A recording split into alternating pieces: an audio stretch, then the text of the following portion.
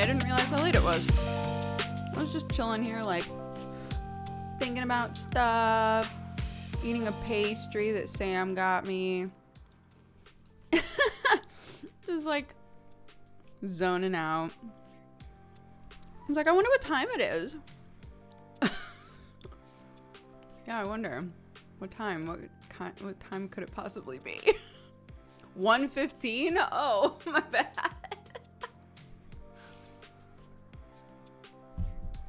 It's one of those, like, raisin roll things. I love these things. They're so good.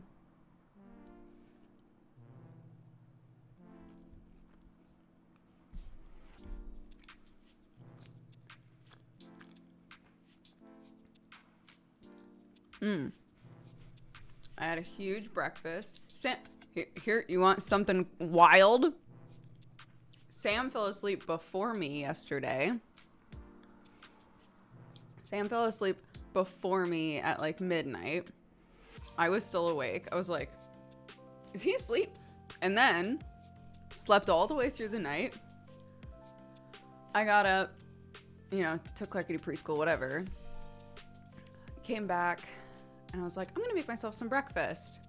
And we have a bunch of potatoes that are like on the edge, right? So I was like, I'm just gonna cook up all of the potatoes and some will be left over, whatever.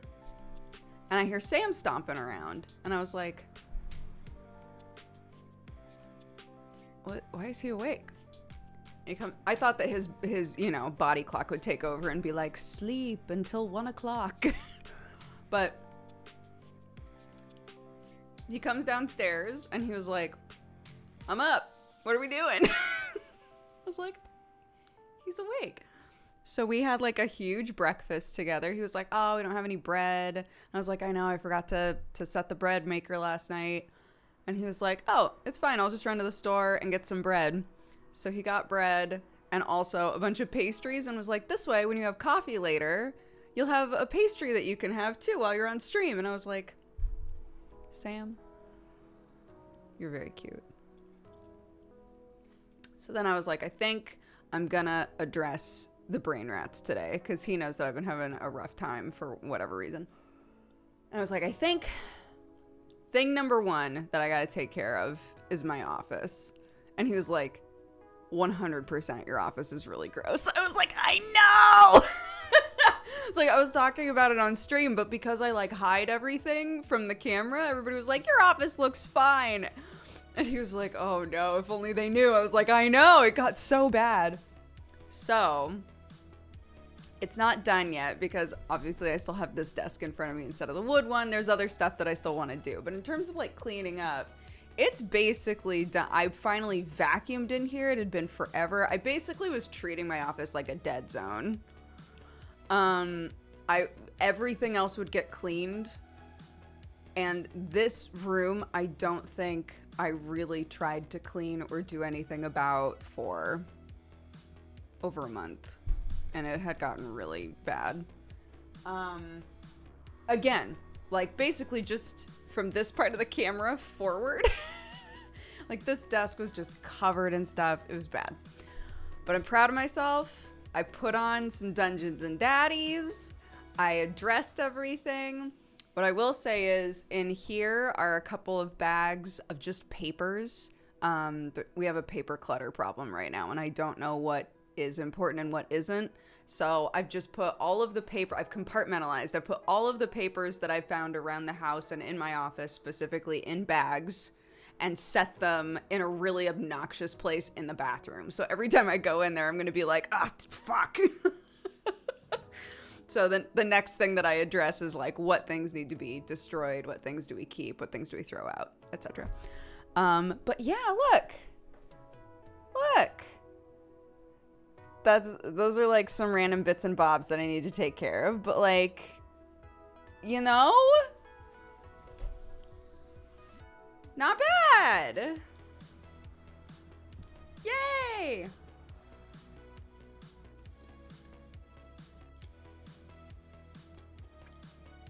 Mm-hmm. 100%. I'm definitely that kind of person where like, if a space that I spend a lot of time in is messy, it feels impossible to do anything in there. It's like what I was talking about with the kitchen, right? I will not cook if the kitchen is messy. I have to keep on top of the kitchen, otherwise I'm unproductive in the kitchen. And in here, it was like, sure, I can stream, but any work that goes beyond streaming felt impossible in here, because every time I came in, I was like, my depression. There it is. Just sitting there. So, first step, done. Nearly done. Almost done.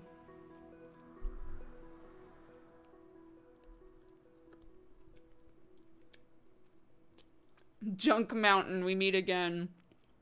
You know? And if you're struggling with a messy area, a messy home, maybe far beyond what it was that mine was, I believe in you. Small steps. You got this. You got all of us rooting for you. We can do this.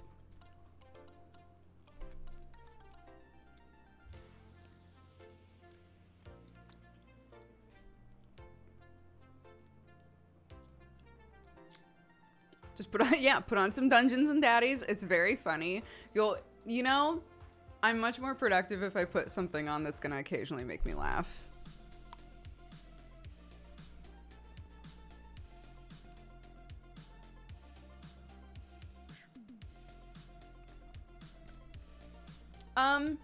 As long as right when I get out of the shower, or actually I don't wash my hair in the shower anymore. I wash my hair in the tub because it's the only way to separate the white bits and the orange bits, and the orange bits are still bleeding orange. So I wash my hair in the tub. As long as I tell it to sit like this, it'll sit like this for the most part. They were asking about my fringe, my bangs. But if I push them back, they'll just stay like that. They'll just stay like that. What is Dungeons and Daddies? It's a great podcast. It's a D&D actual play podcast, so it's them just playing D&D.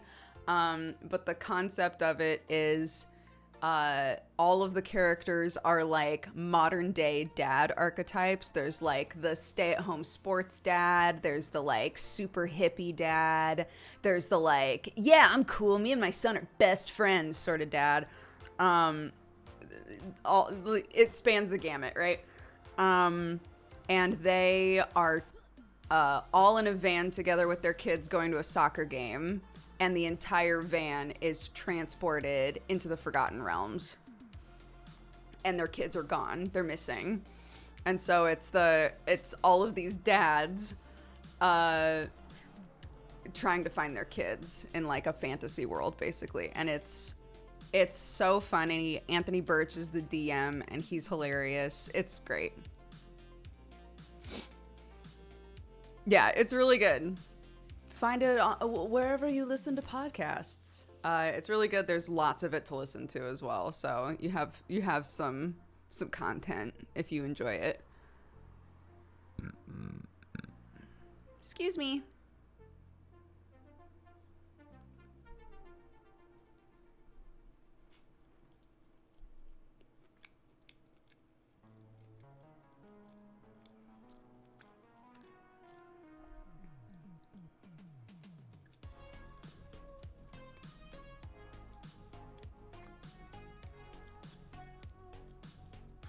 I'm so glad you like Godforged. You haven't even reached me yet.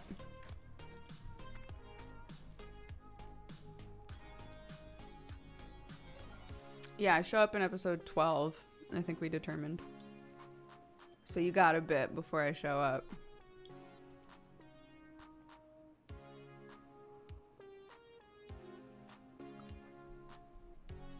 I can never get into D&D podcasts, so I always need something to watch with it. I actually do so much better with audio ones, because I typically want to be doing, like, D&D content is so long. I know that this sounds ridiculous because I'm in so much, like, TTRPG content, and I'm in all of these, like, really long-form visual-based shows, but, like, as a consumer, it's so much easier if it's like made for audio, because I can do other things. Because it like, if it's like 3 or 4 hours long, it's really nice to know that I'm not really missing out on anything, right? There isn't anything visual that I'm missing. So I can do things like clean a room or, you know.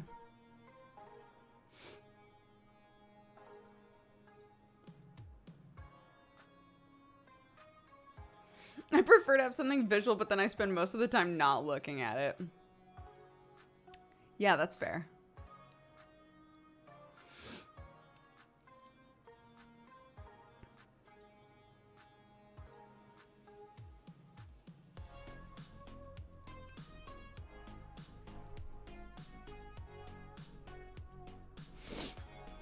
Yeah, Taz has always been hard for me.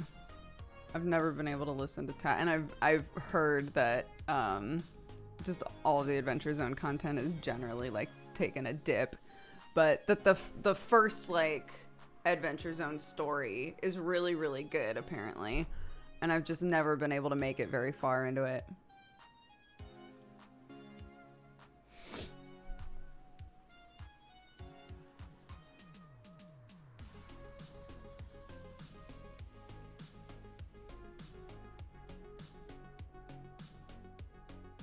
I love Godforge because I can see your faces.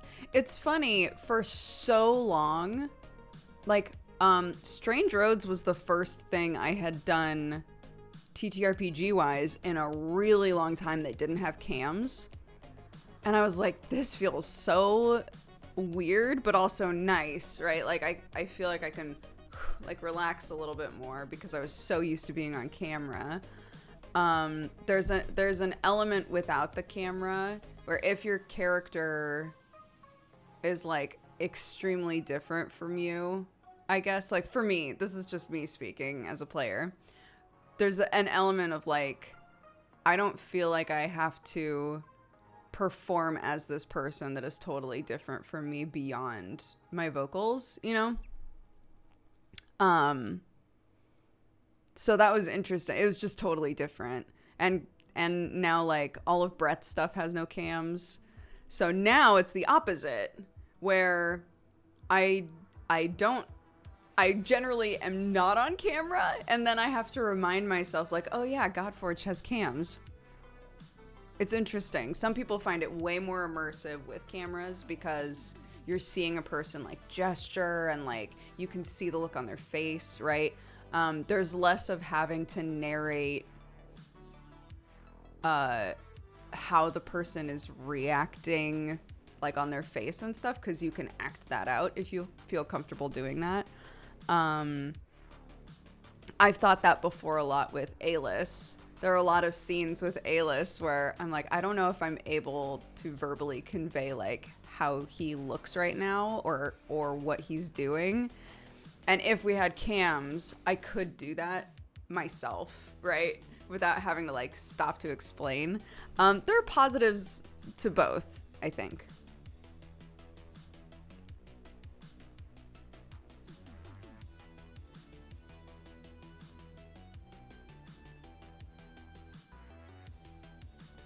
When I chose between starting Misdemeanor or Godforged, I chose the latter because of the cams. That's so interesting, yeah.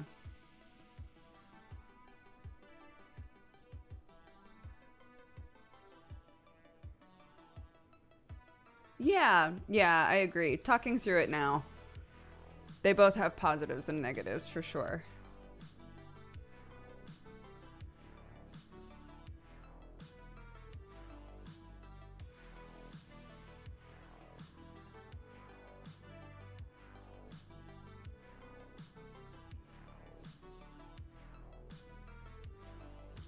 Joe does a lot of theater of the mind in Godforged. Yeah, there's definitely much more of a focus on like the players and less on, you know, here's exactly where everyone is standing, here's exactly what everyone is doing, you know, here's the map at all times, here's the combat, all of that. there's a lot of times in Godforge where it's literally just our cams and Joe sort of narrating imagery and things like that, which he's very good at. So I think it works for him. But yeah.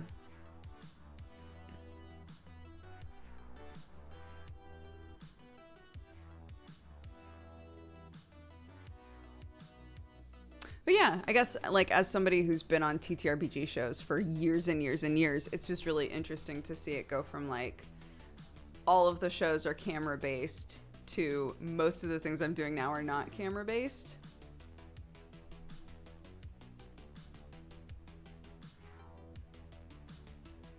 Hi, Nordernier.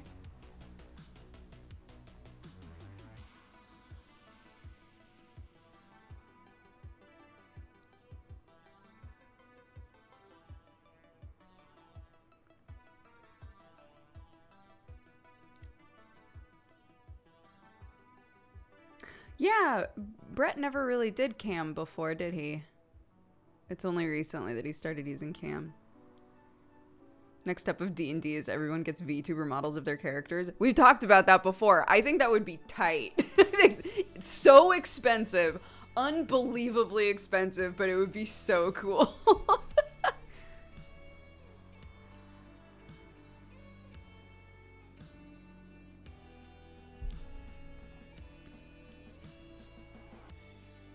Arcadum's doing that kind of. He's doing the PNG thing, right? Like kind of like what we did on Hollow Knight. Well, exactly what we did on the Hollow Knight one shot, where it's like you have a model or a drawing of your character, and when your character's talking, it looks different to like showcase if people are talking.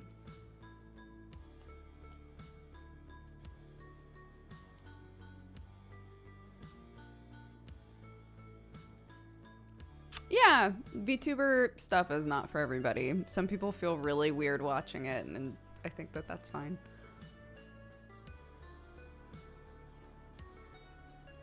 Yeah, if you were gonna do, if you were like, I want to do a really long campaign, for some reason I have just money coming out my butt, I'm gonna pay for everybody to have a VTuber model that like and do like face tracking and all of that. Holy shit, that would be like incredibly immersive. Yeah.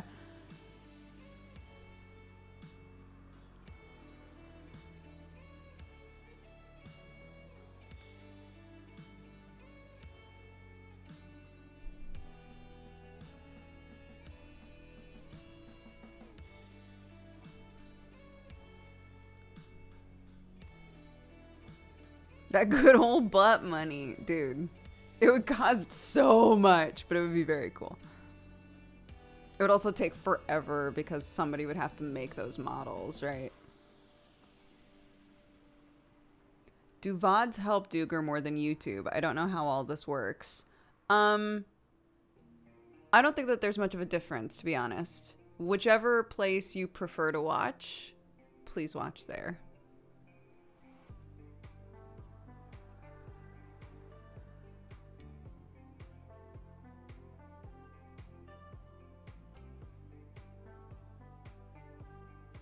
Yeah, I'll just make all of them.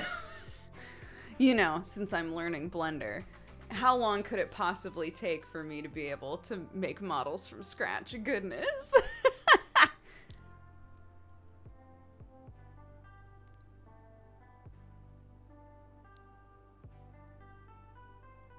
Yeah, I know how to make donuts. You're all donuts. It's a donuts only campaign.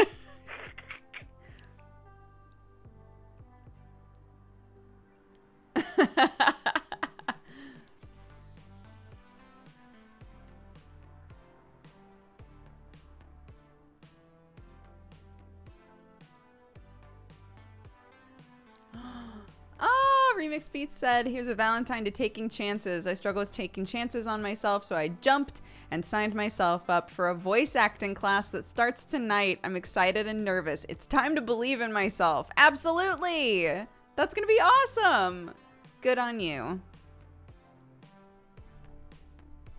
What's the thing peeking from behind the door? This. It's actually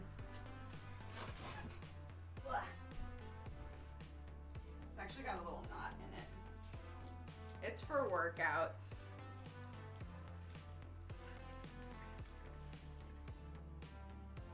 Beep.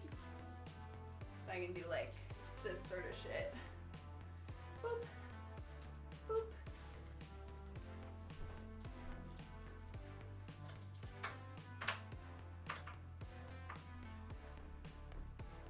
A resistance band.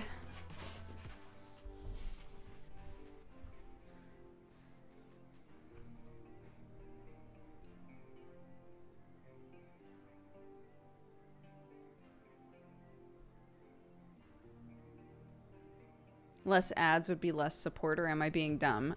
We donate all of our ad money to charity anyway, so don't worry about it. Wherever you would like to watch. If you're able to watch live, that's great.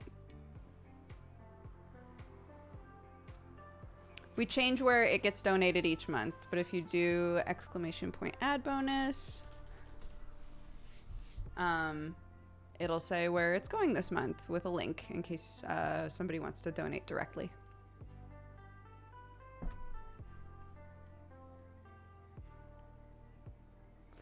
Now you've reminded me I should stop procrastinating on working out. I was like, Sam, you're up early. He called the doctor about a thing. He's so productive, this boy, today. He was like, oh my God, I just realized this is like the first time I'm ever going to be able to just chill while Clark's at preschool. I was like, I know. I was like, you know what else you could do is sign up at the gym, because it feels like every single day he's been like, I should really sign up at the gym.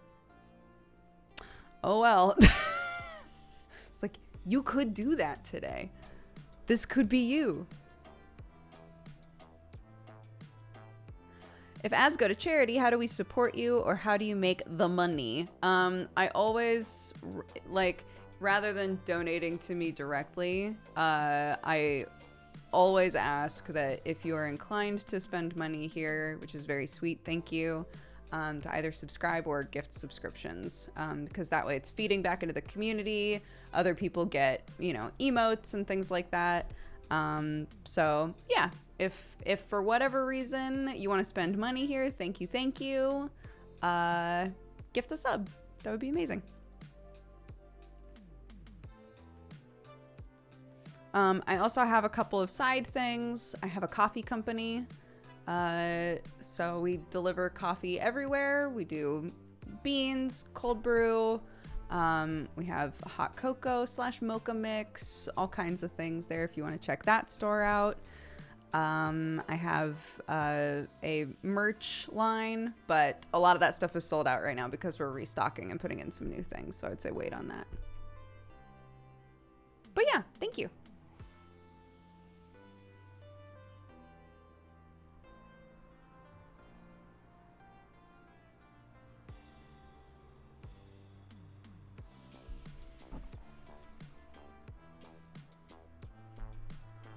I wonder what it would take to convince Dukes to start a Patreon. I wouldn't want to do a Patreon unless like there was something extra that I could give through a Patreon. I know that there are plenty of people who do Patreon and are like, you know, this is just a place for you to like dump support if you want. You know, I'm not offering anything extra, but you can just support me here. But like even in those situations, it'll sometimes be something like, and because of this, I never monetize my YouTube channel, right? Like that sort of stuff. So in the end, there is like something to give back. I just don't know what I have to give back to Patreon supporters, you know? Send a random patron half a dozen eggs. Oh, goodness. Love the hair. Strong 2011 Duger vibe. Yeah. That was the idea. We got the white bits in the front and everything.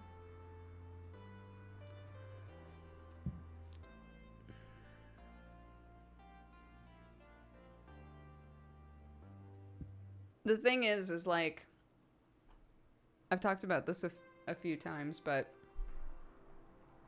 I've talked about everything a few times. If we're being honest, there's nothing new under the sun at a Dodger stream. We all know this. But, I just want to be careful about anything extra that I add onto my plate because currently I'm really happy with the balance, right? I stream a lot. I can also spend a lot of time being a mom.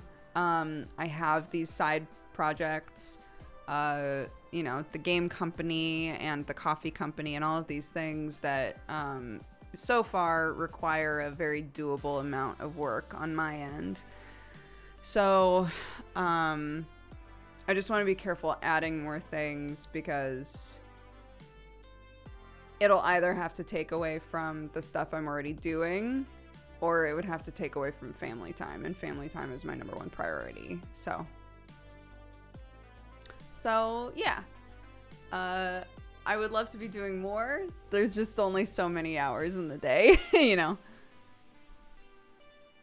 What do you do with the extra eggs? My family had a problem with too many eggs when my dad went through a midlife chicken crisis. I love that though. Sam's family is huge. We live in England, where Sam's family is, and they all love eggs. Everybody in the family. So, we just drop eggs off at people's houses. I hard-boiled, a dozen eggs the other day. But, in my defense, I had boiled 6 of them. I put boiled in quotes because I do it in the Instant Pot, so they're not technically boiling, they're really steaming. They're pressure cooking the eggs. But I had done 6 and I took them out and Clark ate 4 of them. So I was like, I guess I'll do more. So there's just a bowl full of boiled eggs in our fridge right now. And for a full day after I boiled these eggs, every time you open the fridge, it just smelled like eggs. It's like, it's fine. They've been a nice snack for me. It's okay. I can make some of the ramen eggs again because those were so good.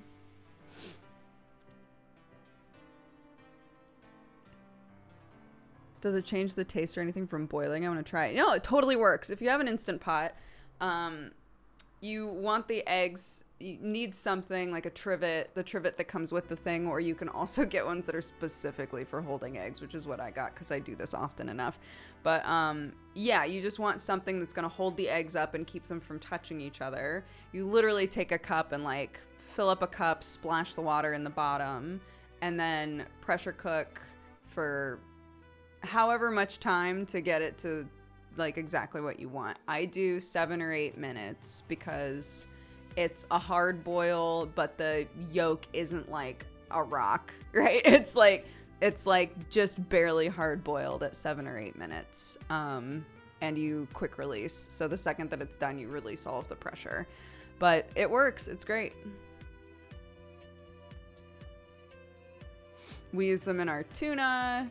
I eat them as snacks. Clark eats them. She loves them. So, how do you peel yours? Sam makes fun of me for how I peel them.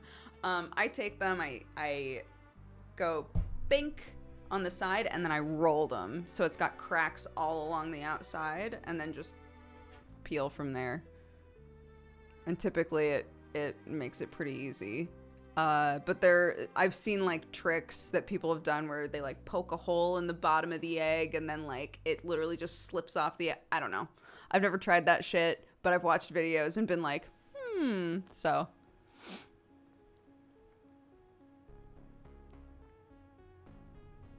I learned that from Gordon Ramsay, the smash and roll. It's a thing? That's so funny. I used to just like crack it once and then I got so annoyed that I just started rolling it because it puts cracks all over the place. So, hey.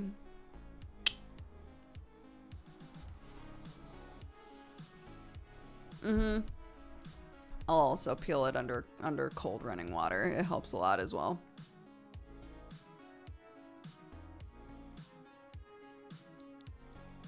am a chef. I confirm it's a thing. Wonderful.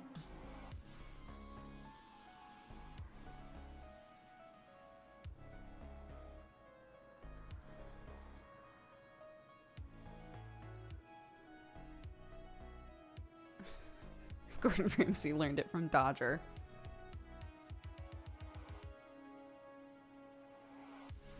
I saw it in an episode of Buffy. What the fuck? This has been a thing for so long and I didn't even know.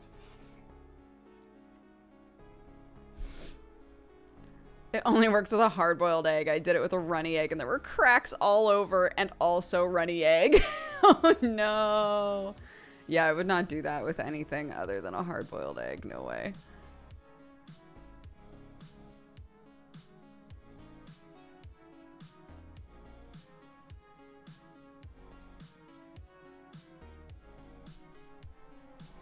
Oh god, poor Ross is never gonna want to see a digital or real egg ever again.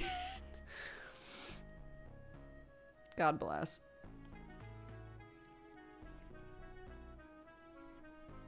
I don't think he's finished yet, has he? It's like 135,000 eggs or something. He's eating a full inventory of eggs in Final Fantasy XIV. It's a lot. He's been eating eggs for like a week straight on stream. It's so dumb.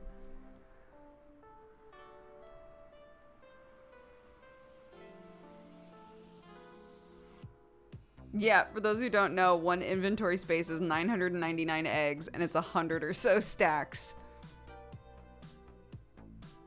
Why? So there's a goof that he did where he had, what was it, 99 eggs? Or was it 999 eggs? I can't remember. In game, in Final Fantasy XIV. Yeah, it was just 99, right? Okay. Anyways, he had a ton of eggs. And he just sat there and ate them all. And for some reason, it became like this viral goof where everybody was like, this fucking guy just sat there and ate eggs in Final Fantasy XIV. So for whatever reason, he was like, and now I will do my magnum opus. I will eat a full inventory of eggs. And it has taken him so long. In game. You would die. What? In game, guys.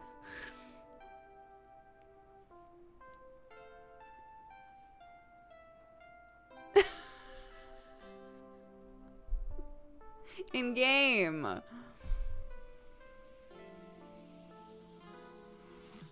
He would die.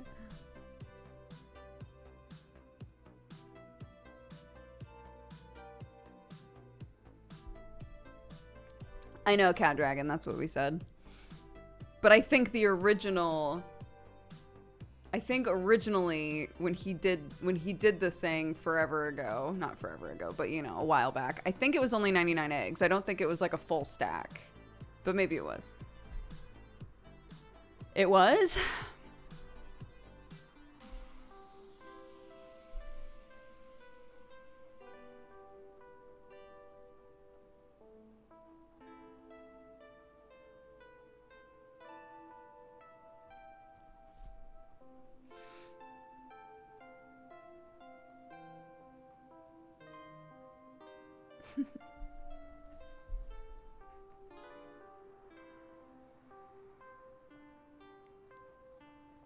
No, thank you. That does not sound fun to me. No, thank you.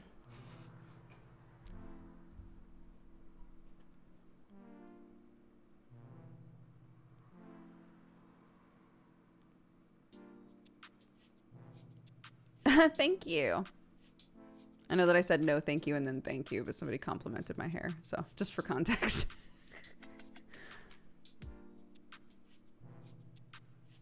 I was gonna clear out my makeup bag today for the first time in like 3 years, but I'm too afraid at what I'll find.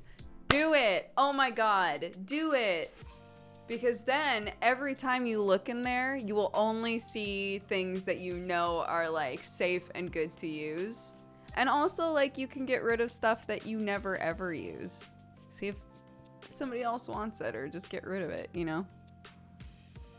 I have a nail polish that is so gross. It is like not like chemically gross. It's the color is just not good on me at all.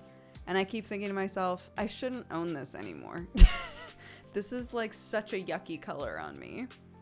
It looks really bad on me with my skin tone, but I just haven't gotten rid of it. Yeah, do it. Yes.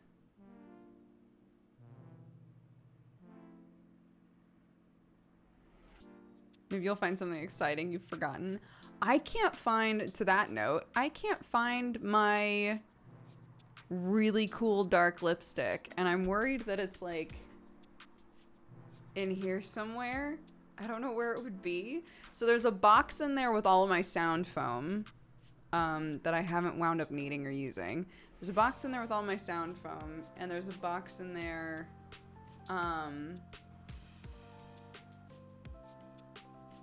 just the one box, right? There's the one box of sound foam and then just bags of papers in there currently. I don't think that the lipstick is in there, but I don't know where else it would be.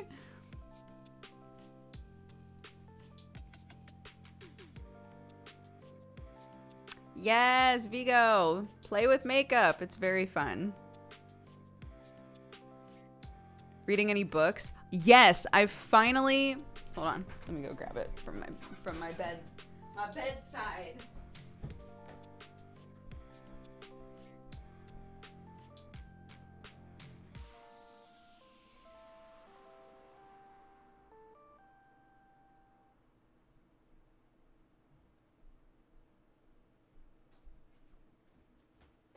I've finally like really gotten into this book. Oh my god. I'm so into it. I'm so into it.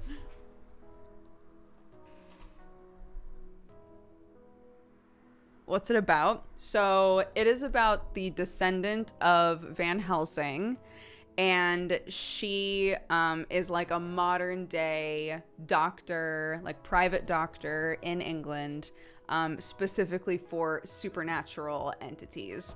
And she gets wrapped up in like these weird kind of like what appear to be kind of ritualized attacks. And it's so far, it's really good.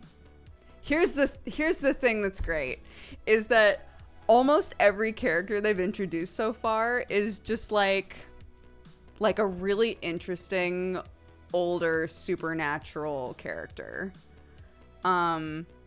So far, I'm only 100 pages in, but so far, yeah, it's called Strange Practice. It's a series. This is the first book though. A Dr. Greta Helsing novel. And they've like made a point, I even highlighted it in the Kindle version, but they've made a point of being like there's no romance here, right? Like these are like father figures or just like people that she cares about very deeply. And I was like, oh, that's so nice. Like it hasn't done like a weird, like, I don't know. It's just refreshing so far.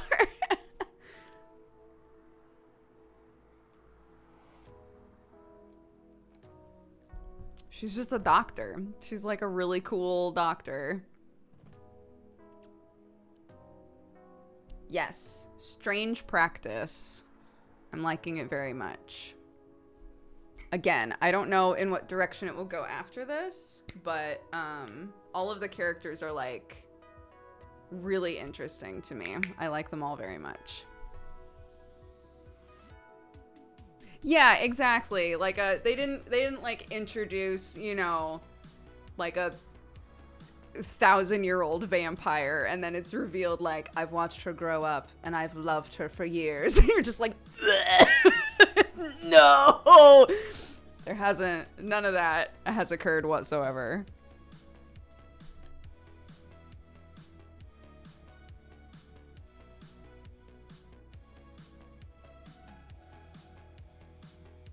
Yet, I know. Yet. I'm really fingers fucking crossed, but we'll see. But so far, the book has like specific passages that have led me to believe that she views them and vice versa in as more of like a paternal relationship, which is nice. Anyways, I don't want to say too much, but yeah. No, this is not Castlevania spoilers. This is, somebody asked me if I'm reading a book currently, and I was showing it off and trying to like explain what it's about. Yeah, we haven't finished Death's Door yet, so that's the plan, to play that.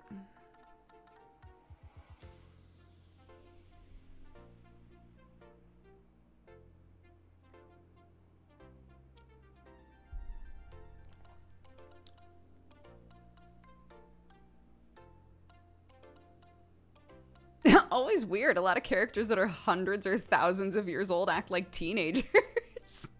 Yeah, what is that all about? Look, I don't care if my body's like frozen. If I was turned, right? If I was a vampire and they were like, you're gonna look like this for 1,000,000 years, assuming nobody kills you, you're just gonna be this forever. I was in high school when I was bit, right? I would not want to keep going to high school. I would just be like, yeah, I look young for my age, right? Like, I would not, like, what? Come on. Can you imagine being hundreds of years old and you just go to high school miserable? Miserable! What? Why do they do that?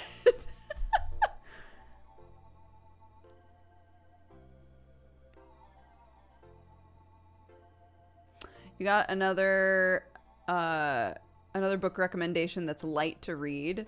I'm still trying to get back through The Hobbit.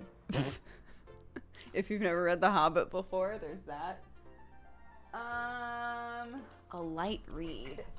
Ugh. Let's see.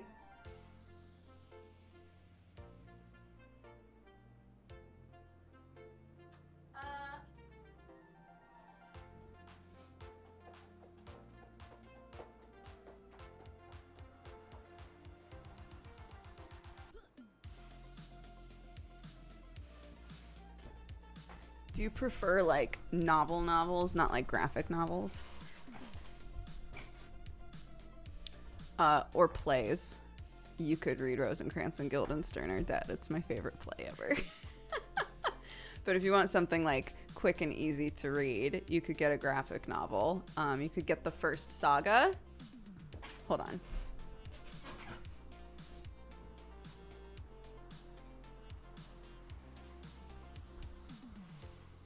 Very good. Adult themes. So not light in terms of like, it's not G rating or even PG rating, to be honest. There's plenty of sex scenes and stuff in it and fighting, but very good. Yeah.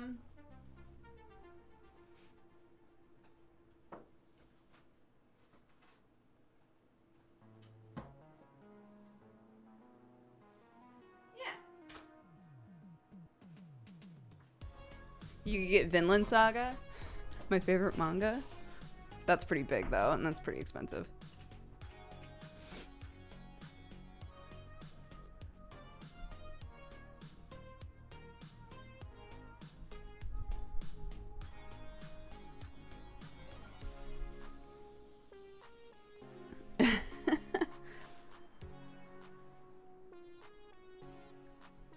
Oh my god, you're right. I'm the worst friend. I was over there like, there's a book that I'm thinking of.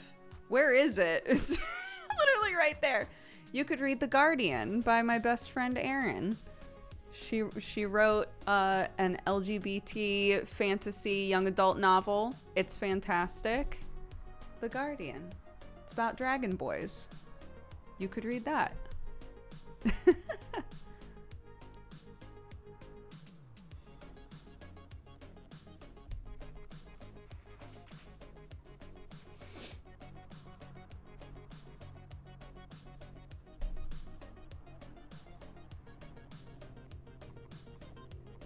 Dragon Boys, sign me up. Who doesn't love Dragon Boys, right? Honestly, it's the best point to sell this book with. Pink hair next. Pink? I don't know.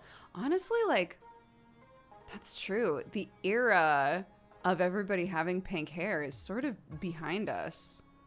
Unless you're Strawberry, who honestly is absolutely crushing the hair game right now. Like, she's just letting her hair be beautiful and curly. It's like hot pink. It's so cute.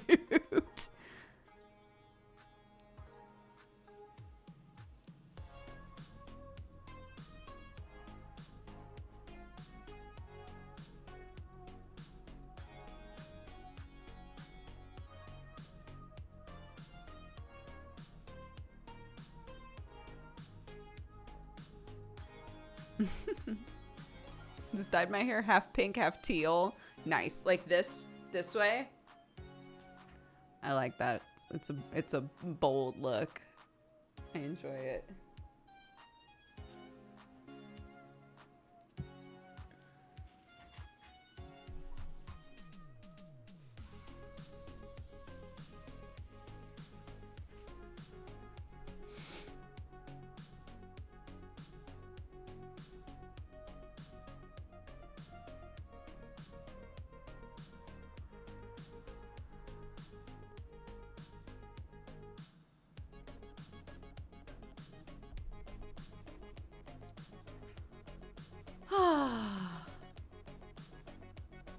I'm so happy.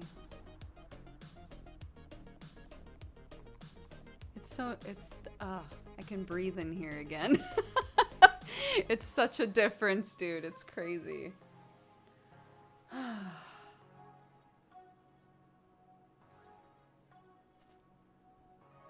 Please show your mug off. It looks amazing.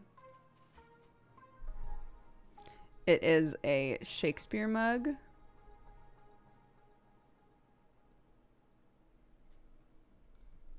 It's covered in Shakespearean insults.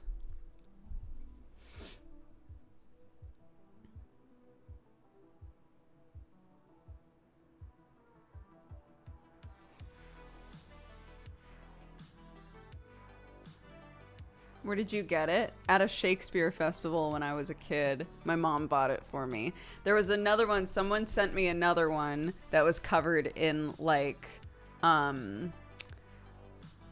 phrases that or like ways that people referred to each other in Shakespeare plays that were like because they loved them. So it was like the really sweet, cute version of this. But this is the one my mom got me. So this is the one that I wound up keeping when I had to like get rid of a bunch.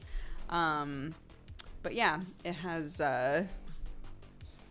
not so much brain as earwax.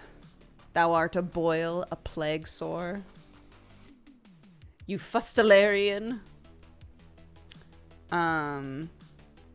All eyes and no sight. Highly fed but lowly taught. All sorts of things. All sorts of things. Yeah, this is from when I was a kid. It was not the Ashland Shakespeare Festival, but I have been there before because that's where Southern Oregon University is. And I was trying to figure out whether I wanted to go to Southern Oregon University or Western Oregon University because they were the only two state schools in Oregon that offered a Bachelor of Fine Arts in theater. So.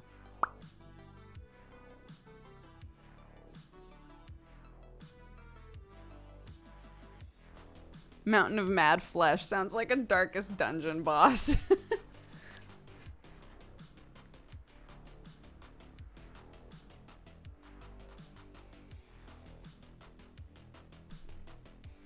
What were some problems you faced having to move over an entire ocean? I mean, just going through all of our stuff. Sam and I had lived together for a few years at that point, off and on, but you know. And so trying to go through everything and be like, what matters enough for us to put it on a ship and have it go across the ocean to another country, right? So going through everything, figuring out how to safely get the cats over here. I was so stressed out about that and wound up using a company, which, by the way, you can find companies to like help you do any step of that for you typically. And honestly, those were the two biggest things. I'm currently still wrestling with like how to do taxes now. One of the many things that I'm like stressing the fuck out about all the time, because America wants you to pay taxes even though you don't live there anymore, which is really great. So I'm having to pay double taxes now. It's no wonder that most people who move away from America and don't plan on coming back are like, I'll give up my citizenship, I'm good. Is the cost by weight or container? It is typically by like pallet, like how many pallets are you taking up? Did weight matter? I'm trying to remember. I think it was generally like how much space are you taking up, because it's going on a ship. But yeah. Moved to England. I live in England now. I've been here for like a year and a half. So my kid has dual citizenship, which is tight. Very happy for her. I am here as a permanent resident, so as long as I don't fuck up, I can be here as long as I want, generally. But my citizenship is to America, and so America will be like, hey, we see you're still making money over there. Can we have some of that?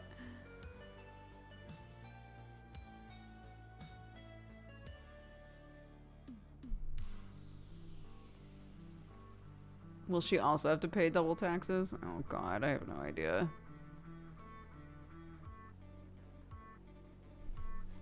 Taxes are like a membership fee, dude.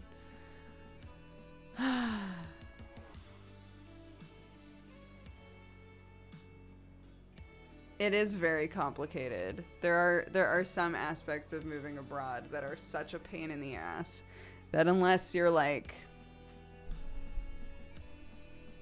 doing it for a really good reason, I do not recommend.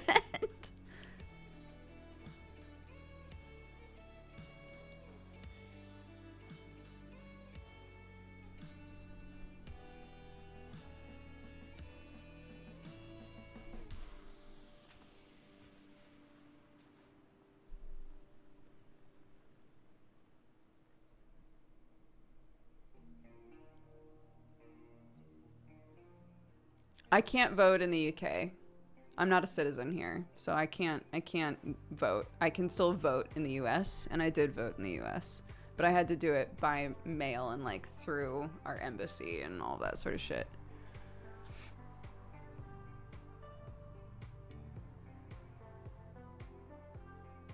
My moving abroad has gone so smoothly. I'm actually suspicious and concerned there's something I'm missing. No, if it feels like you're in a good place and everything's fine, bless. I'm so glad.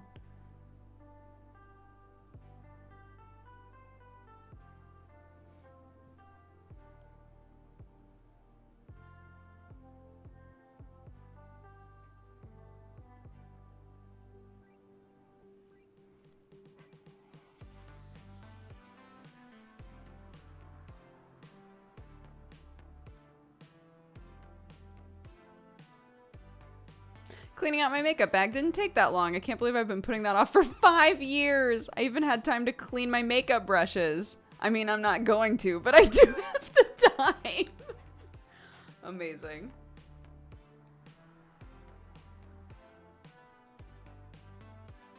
Hell yeah. See? Sometimes there are jobs that feel so daunting, and then once you do it, you're like, what the fuck? That took me like 10 minutes. This is like, I had been talking to my mom. I was on the phone with her and I was like, yeah, there's like these 4 things or whatever that I'm just really stressing out about. And she was like, tell me what they are and I'll help you. I'll help, you know, encourage you to get it done, or I'll help you put it into perspective. I was like, okay. And it actually helped so much. And one of them was literally me being like, there is something that I have not canceled since I moved from America. And for some reason it feels impossible to pick up the phone and do it. And she was like, do it. Hang up with me right now and just do it. It's going to take a few minutes and then you'll be free. And I was like, you're right, Mom. And I did it, and it took a few minutes. I literally called and was like, I need to cancel this. I don't even live in the country anymore. And she was like, okay, you're all done. I was like, I can't believe that I put that off for so long. And I texted my mom, and I was like, I did it. I'm free. And she was like, I'm proud of you, honey.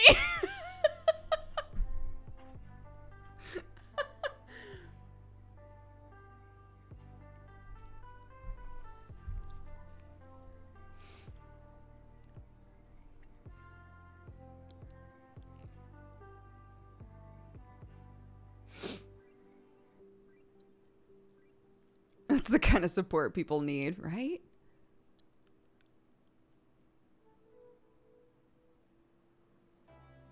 I totally get the feeling of putting something off for stupid reasons. Yeah, I have mental blocks with like specific sorts of tasks. I've accepted that about myself.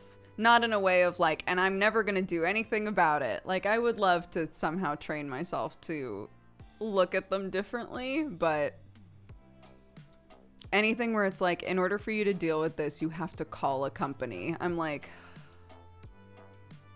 I'll do that in a couple of years. And it never takes long. That's what makes me so mad. It never takes very long, right? It's a rare situation where they're like, you're going to be on hold for the entire day. That's so rare. Normally it's just like, you're number 3 in the queue.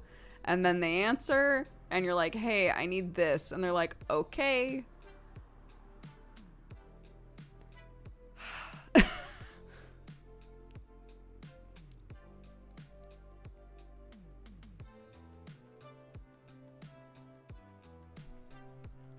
Have cardboard from moving and I still haven't gotten rid of it. I think that's very normal and you're okay.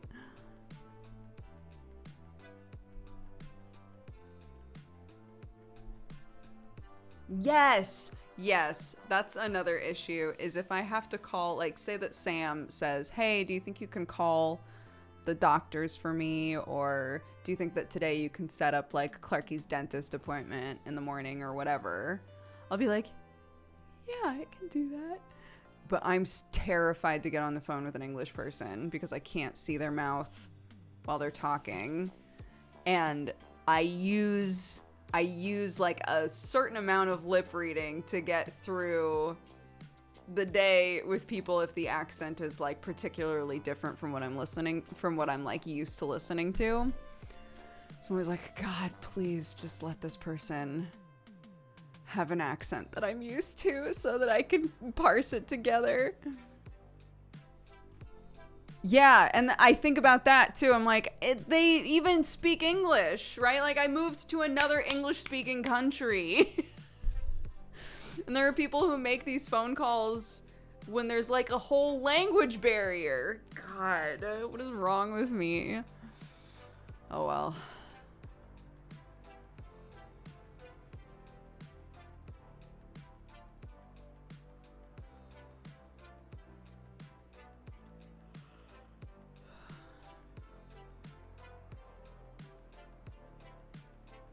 As someone who works in some kind of call center, as long as you're not yelling at us, we just think you're the best. That's so sad, man. It's not your fault, you know? I'll never understand that, like, taking out your frustration on a person whose job it is just to, like, be a soundboard and try to help you.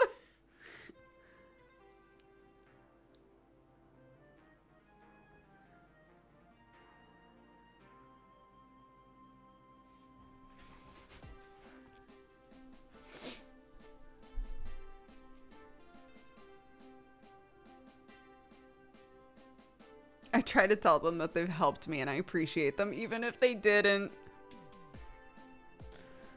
I'm sure I can't imagine, like, right, I can't imagine an entire job that's just people call and you answer and that's your whole job, is like trying to help people over the phone. I cannot bless any of you who do that kind of a job. My niece, I've said this before, but she's literally like a call center, like nurse type person for a hospital in Oregon. And that's her whole job, is people just calling and her trying to like help them figure out who they need to talk to, or like getting stuff refilled, right? All of that. And I was like, I bet the sort of people that are calling a hospital, the sort of people, like everybody doesn't have a need to call a hospital at some point, but like, you know, people get really like anxious and stressed about their health, right? I can't imagine.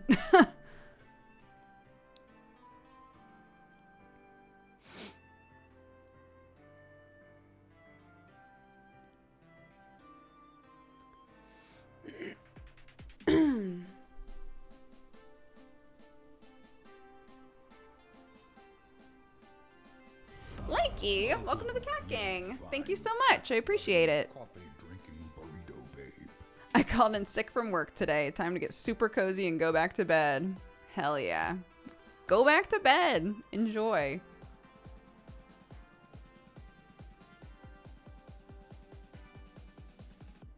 Yes, Amarian, that's a very good tip. I make myself a little outline.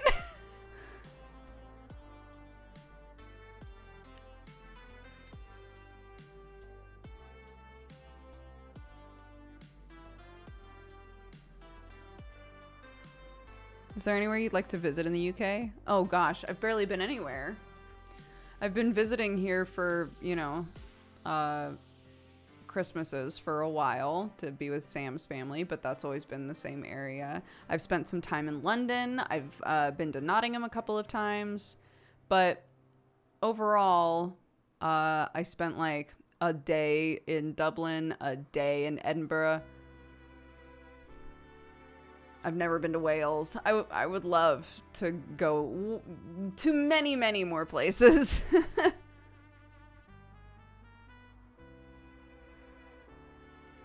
Sure, Telford.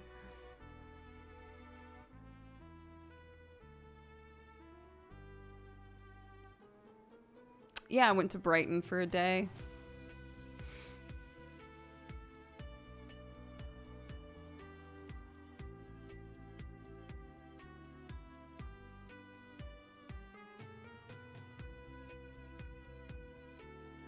It sounds like you need a holiday. Sam was saying that. Sam was like, when we were talking about like, you know, where I'm at mentally currently, Sam was like, you know, do you want to like take a trip? Like, should we like have a vacation? Should we just have like some family time? And I was like, I mean, yes. I don't like, yeah. Yes, we should. Not necessarily because of brain rats, but just like in general. I think, yes, we should be doing that sometimes.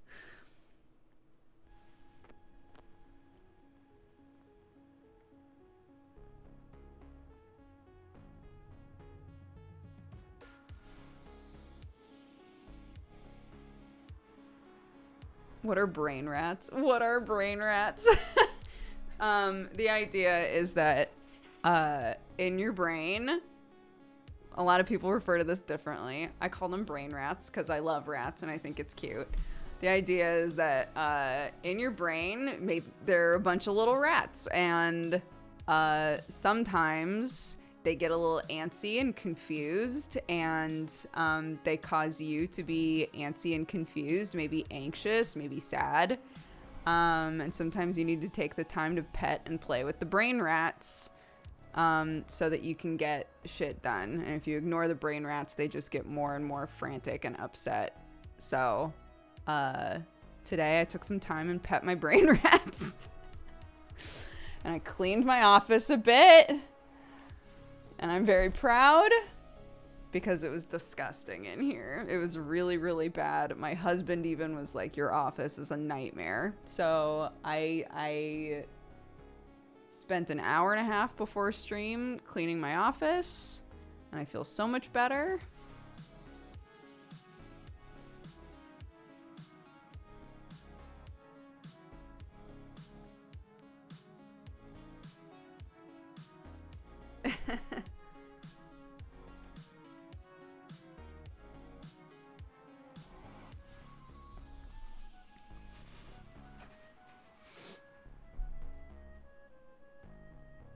Do you pet the brain rats by cleaning, or does petting them enable you to clean? Asking for me. In this situation, it was like the like when you have rats. For any of you who have had pet rats before, they thrive when they have someone to play with, which is why you normally have more than one rat. They thrive when they have someone to play with, and when they get a lot of like time to exercise and like do stuff, right? So for me in this analogy, it's you do something that is beneficial to you, right? In my situation, every time I was sitting here, I was having trouble doing anything because it felt like the whole room was like gloomy, you know? So it was just a disaster all over that table. It hadn't been vacuumed in forever. It was just yucky and depressing in here for me. So for me, it was, if I can get this room clean, my brain will be so much happier. And it is. So the activity of cleaning the room was like playing with the rats. Brain rats is such a parental allegory. Shane, how are you? Shane Hawk in chat. Lovely friend. He plays Timmy on Godforged. What's the BSL for brain rats? What a great question.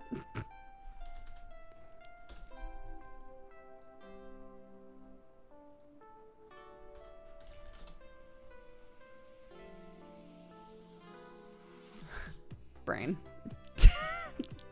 I'm not surprised.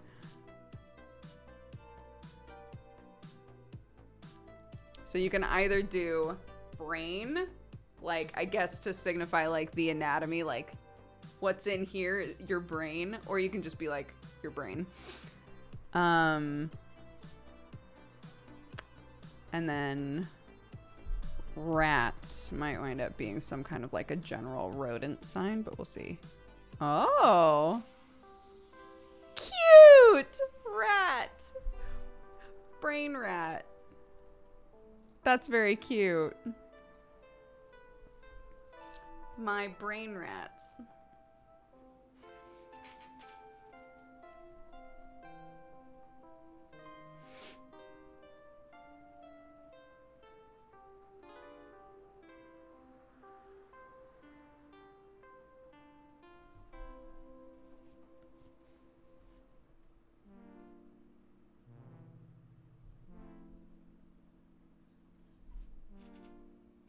What is think?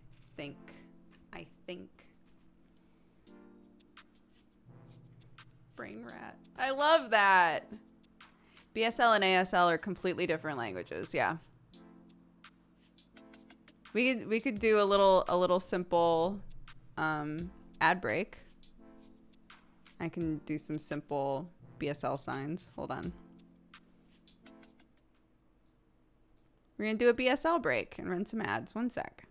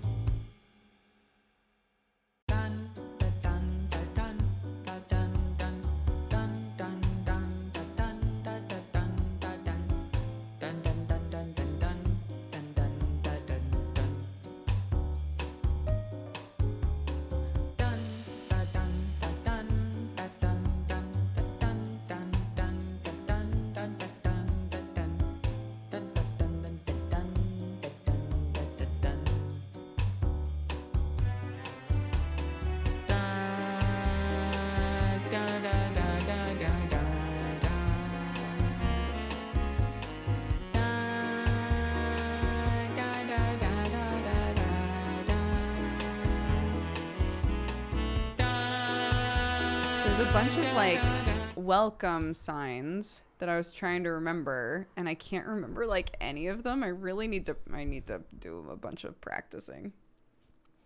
I could have done like some family signs, but basically the sort of stuff that I was saying was like hi, it's nice to see you, or nice to see you.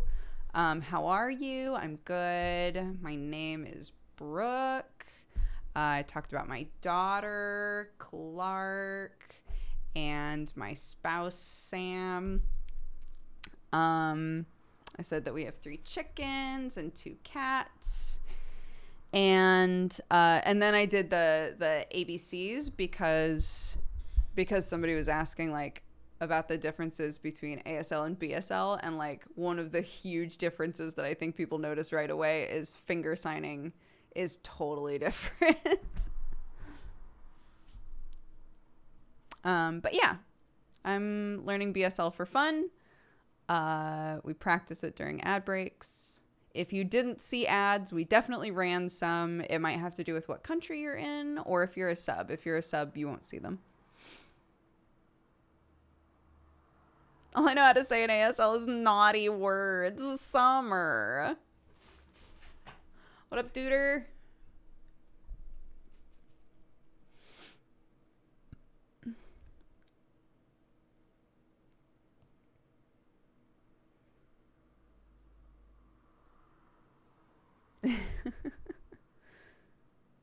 Do you know poop?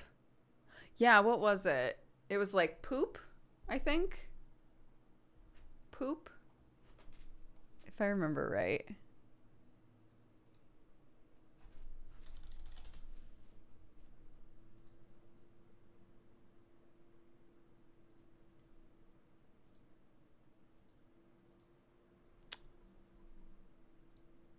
I'm pretty sure poop.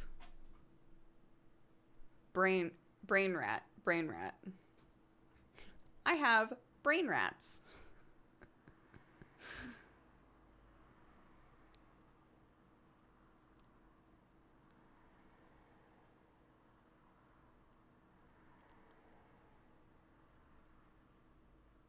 What is a brain rat? I literally just went into this, so I'm not going to do it again. But it's basically just like a metaphor, an analogy that I came up with for when my brain stops working properly.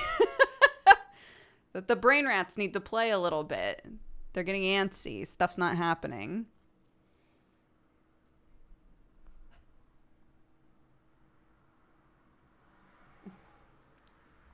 Thank you, Nexio. Oh, let's turn our music back on.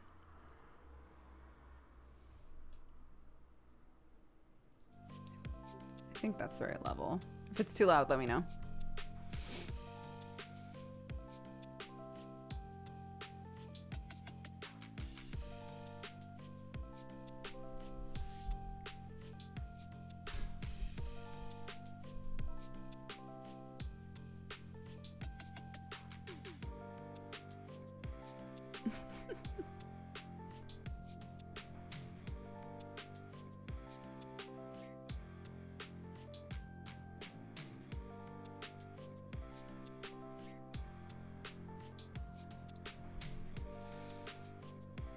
Yeah.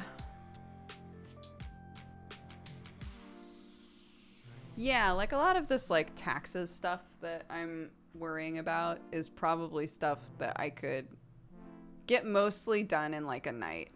You know, I could just take a night. That was the other thing that Sam kept saying is he was like, why don't you just like take tomorrow off, tomorrow being Tuesday. Like, why don't you just take tomorrow off? You can do the stream with Thierry in the evening, but just take tomorrow off and just try to like whatever it is that feels like the thing, like the big thing right now, just try to commit and do that and get it done. But I'm really worried that even if I set aside time to do it, I'll be like, yes, I should do that.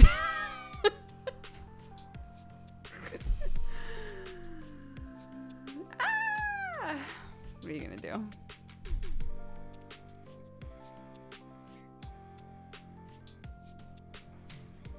I think probably what I'll do is Wednesday. I think I'll stream like normal. today cleaned my office. Really good first step, right? Tomorrow I'll try to like choose another like thing around the house that's been frustrating me. Something that I can maybe do with Clarky and try to get that out of the way and done. I finally cleaned all of the couch covers. Oh my god. It's like a new couch. It's amazing. She even Sam gave her ice cream and she took it into the living room and like got ice cream stains all over it. And even that washed out. I was like, God damn, this is the perfect couch for parents. Holy shit. Like, I cannot believe how good this couch looks when it had as many stains as it did. But yeah, I think Wednesday, when she's in preschool again, I'll probably just be like, let's fucking go. Let's do it.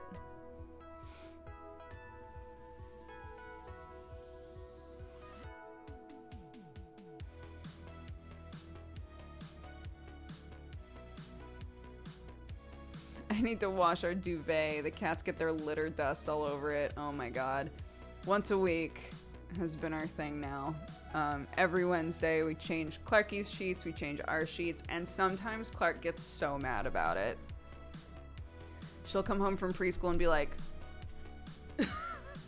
So we've started like stripping the bed together basically. So we'll wait until she gets home, and then as part of bedtime, we'll like put new sheets and things on, because if she comes home and the duvet is suddenly the bunny duvet cover instead of the star duvet cover, she's like, where are the stars at? Where's the star cover? And I'm like, well, we changed sheets today, so the star cover is not on there. It's the bunny cover now. And she's like, so. Oh yeah, somebody was asking what the couch was.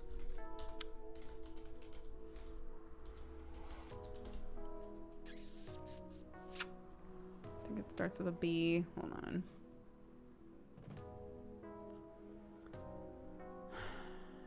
Which one is it? Yeah, sure. Yeah. Sure. Except the cookies.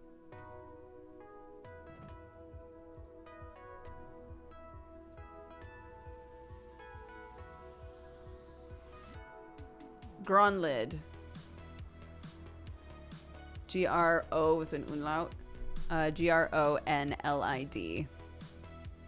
They're modular, so you can get pieces and like put them together in whatever configuration you want.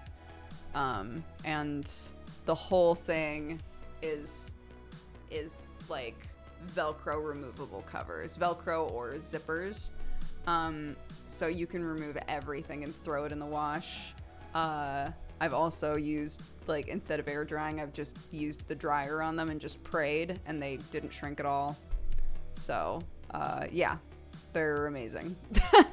It's amazing. Holy shit, it's the best couch.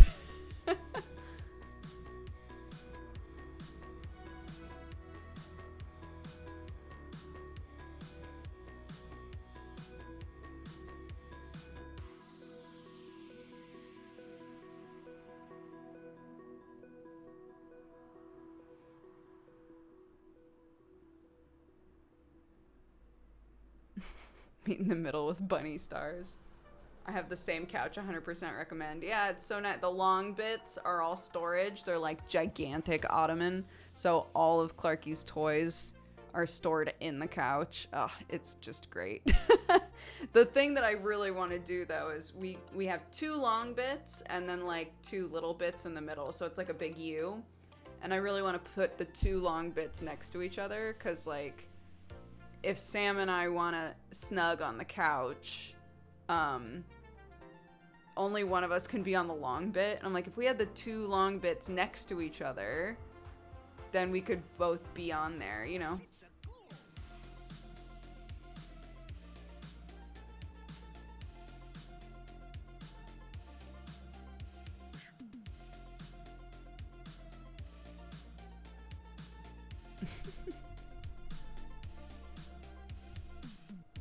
Ah.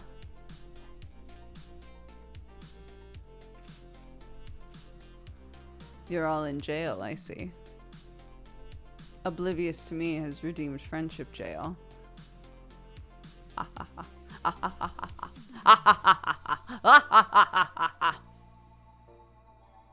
This is friendship jail. Welcome.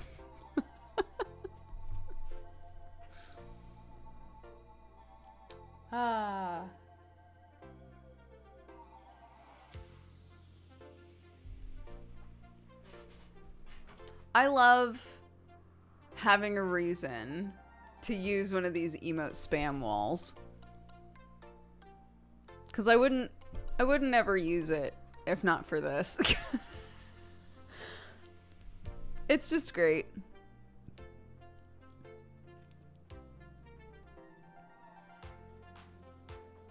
Yes. Yes. Hello. Yes. Look at all these cute emotes. Look at all these pridaloons. Oh my god, can I tell, since you can't talk, can I tell you all another Sam story from this morning? Is I was like, okay, so I'm gonna, cause we made breakfast, right? We ate this huge breakfast, and I was like, okay, I'm gonna go upstairs. I'm gonna play a little Isaac, drink my coffee, and then we'll do the cleaning. And he was like, okay. I was like, but you have to be my accountability buddy. You have to be my accountability buddy. Don't let me sit here for longer than like half an hour. He was like, okay.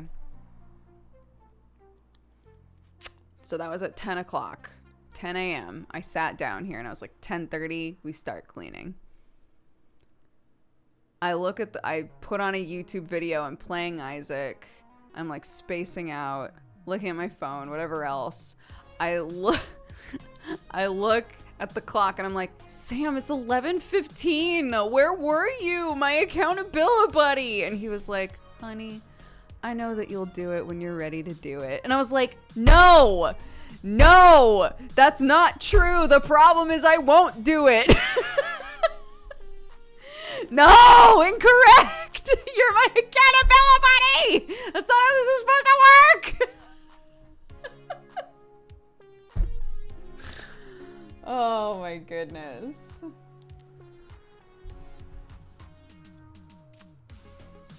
So, there you go.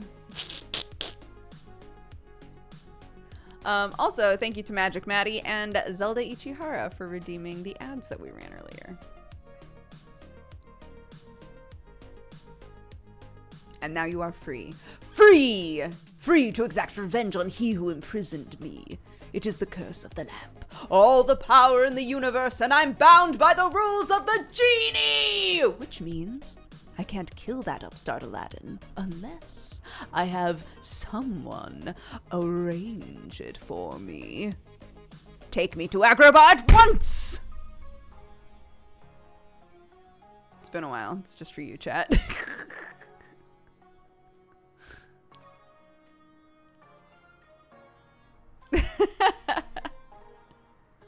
Yeah, I had to be Sam's accountability buddy.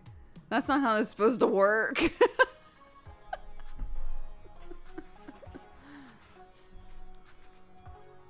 He's stomping around. It's my favorite bit. I'm glad. You never know it's gonna be a good bit on stream.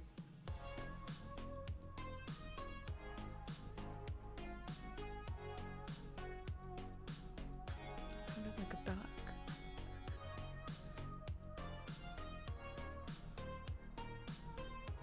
It sounded like a duck.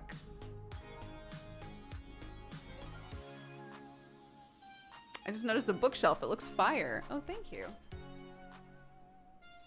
I also like it. Yeah, you know, there's just a duck outside. So normally I don't let the chickens out until like midday, right? I've told you guys that before. This morning, Sam and we did like half of the couch cushions last night. So they were done this morning, and put the other half in the washer, and we were putting the clean cushion covers on, and Sam looks outside and he goes, "Why aren't the chickens out yet?" And I was like, "Oh, I normally actually don't let them out until like midday." And he was like, "Why not?" But I don't know. When we first got them, I wanted to make sure that, you know, they were always laying their eggs in their coop, and, you know, I didn't know, like, I was a new chicken owner, and I didn't know how dangerous it was to just, like, leave them out all day. And he was like, "They must be so bored in there. You gotta let them out." And I was like, okay. There are so many mornings recently where I come downstairs and the chickens are just out. He loves them. It's so cute. No, he, like, a lot of the times before he comes to bed now, he just started just, like, letting the chickens out in the morning before he comes to bed. So he just does that and feeds them and stuff.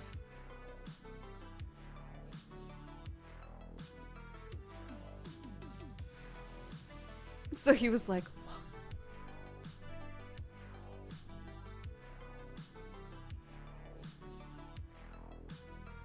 "Have you and Sam bought property in the UK together?" We have not. But I've basically been told, because we tried to get a mortgage, and we were basically told that, like, my info probably would not help or hinder. It would kind of, like, not matter. Like, Sam, as the UK citizen, his finances are more important than mine. For whatever reason, so.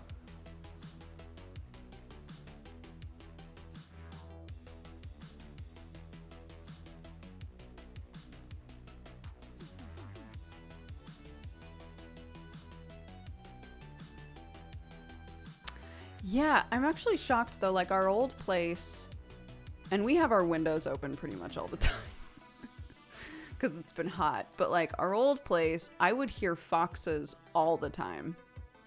I have not heard a single fox since we moved out here, which is so bizarre to me. I hear all kinds of animals. I have never once heard a fox.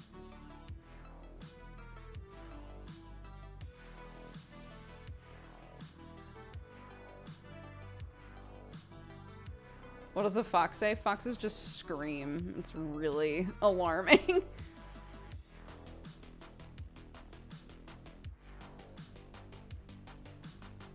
Move up north when you want to buy. Unfortunately, the whole point of moving out here was to be near Sam's family, and it's kind of counterintuitive if we move too far away from all of them.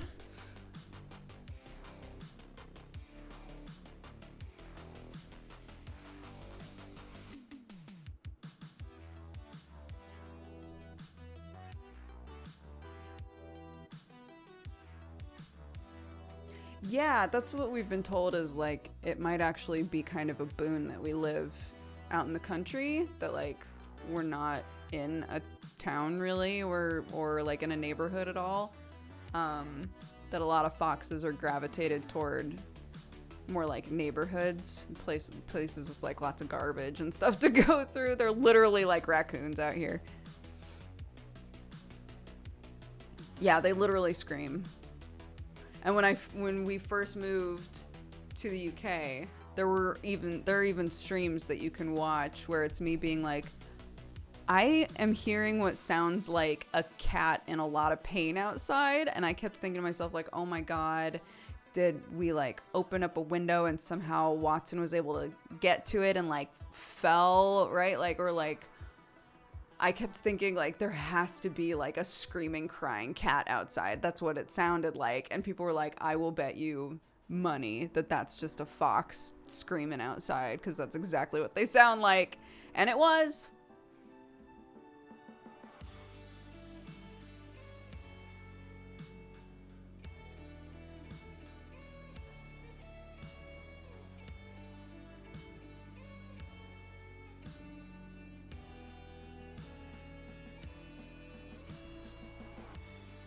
Hi, Unfussed. How are you?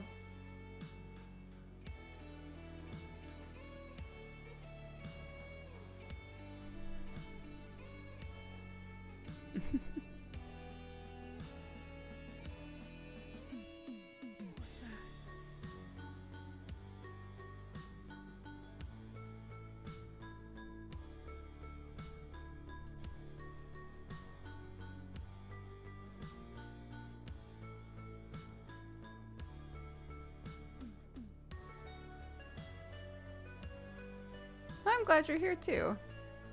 Hopefully we can all have a good stream together.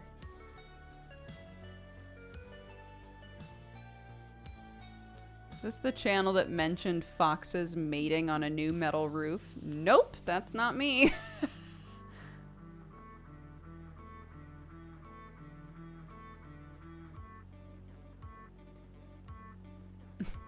Actually, it was you? What? When? What? Foxes mating on a metal roof? What metal roof?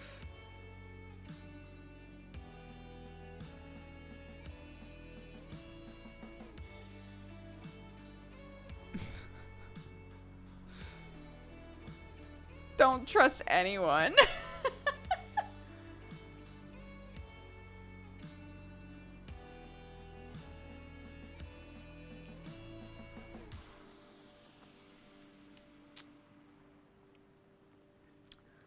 Oh, goodness.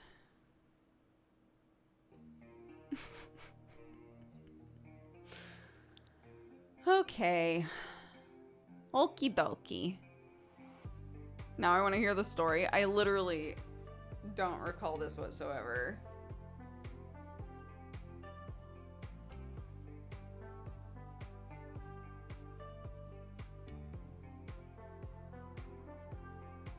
There's a viewer that told the story about it happening at their place, but you read it out. Oh. If I read something that somebody else said, then maybe?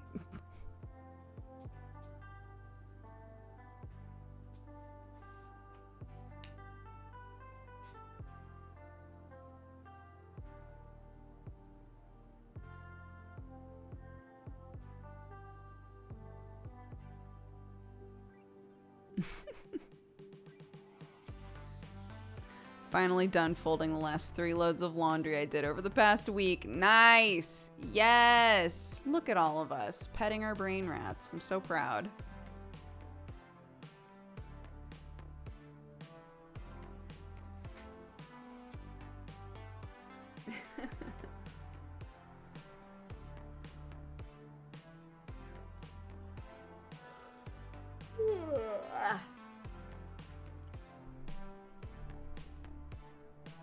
I also am really glad that I did this because I had told myself I wasn't going to set up my drawing tablet until the room was clean. So I can finally set up my drawing tablet. I've literally just had it sitting here. Just ready to live a life. And I was like, no. Because the second that I have it out, it'll contribute to the clutter. So I'm leaving it in the bag. I'm leaving it in the bag until I can actually like give it a home and treat it with respect instead of being like, here, sit amongst the plate of a thing that I ate a couple of weeks ago and also whatever that is. Yeah, I got an XP pen one. There was a deal for it to come with a little stand, so I got a little stand as well, which is great. So this is nice. So it sits up like that, and then you can just like set it on there. So that's nice. I'm very excited. I think the size is like perfect. So very jazzed. My first Duke stream in 3 years? What's up? How are you? Would you consider doodle streams? Yeah, I definitely want to do art streams again. I think that would be very fun. I almost bought one of those recently. If you want to wait until I've drawn on it a bit or we do a stream together with it, I can let you know how I feel about it. Keep in mind that I am a very, very, very much amateur artist. And so my opinions on it won't be reflective of like, you know, somebody who's using it professionally, but art collab streams. Do you want to do an art collab stream, Jossum? That would be super fun. I would love that.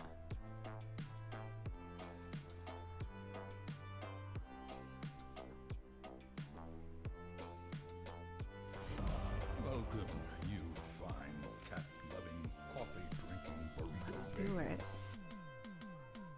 Jossam is a very, very talented artist who streams. Didn't you have a Cintiq tablet? We still have it. Yeah, of course. It's gigantic.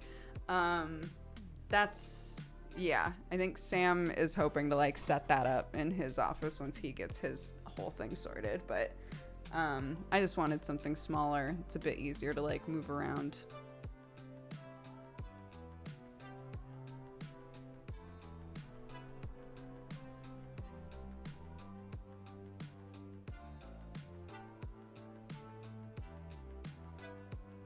Because I got really used to drawing on the iPad. The iPad gave up the ghost, so I just got a little tablet.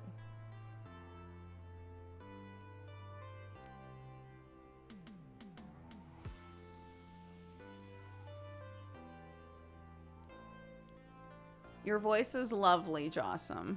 That is Sherlock. Sherlock!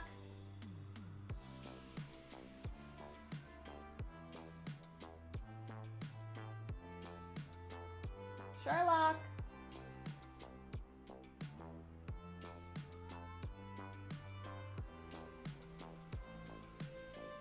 He's walking around with socks in his mouth.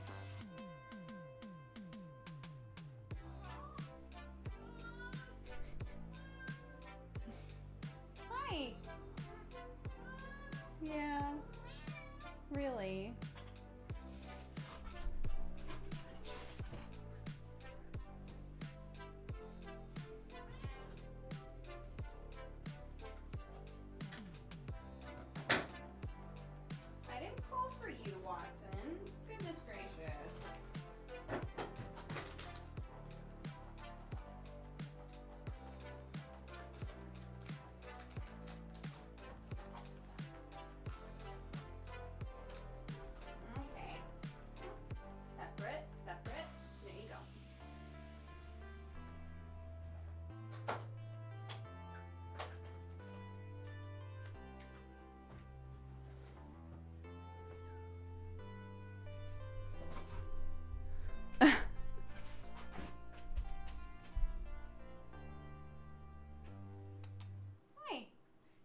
You guys want to say hi? This is Watson, the white one, and the chunky black one is Sherlock.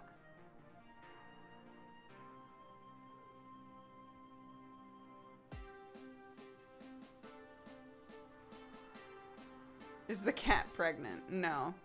He's just a thick boy.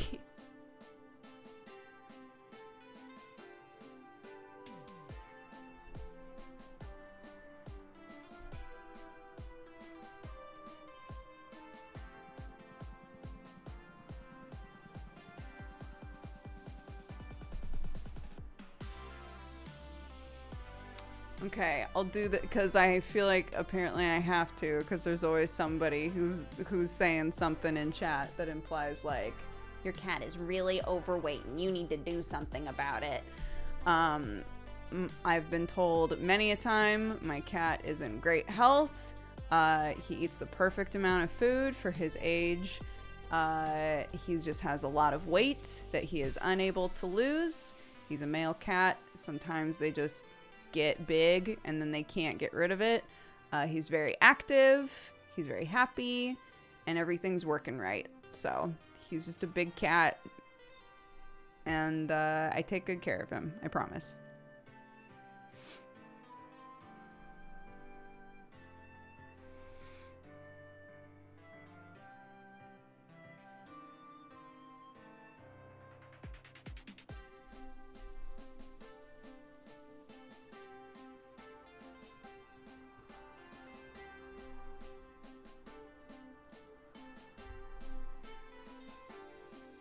How old are they now? Watson is 7, I think we realized, and Sherlock is 12-ish.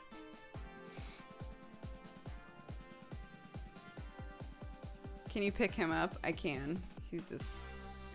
If I pick him up, everybody's gonna be like, holy shit, that's a big cat.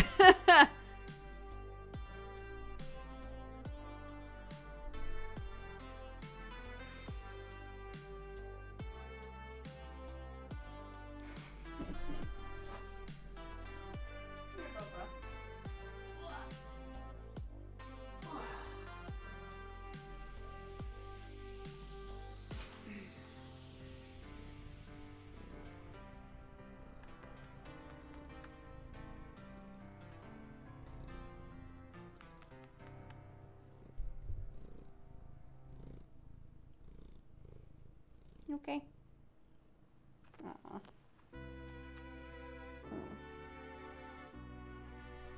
Mwah.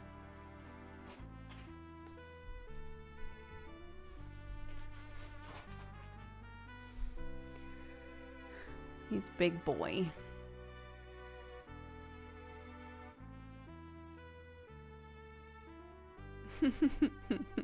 Yeah, he's like not in an aggressive way, but he's definitely like a one-person cat. He's never really warmed up to Sam. He likes for people to pet him, but in terms of like who he wants to hang out with, he only really wants to be around me. Hi, sweet boy.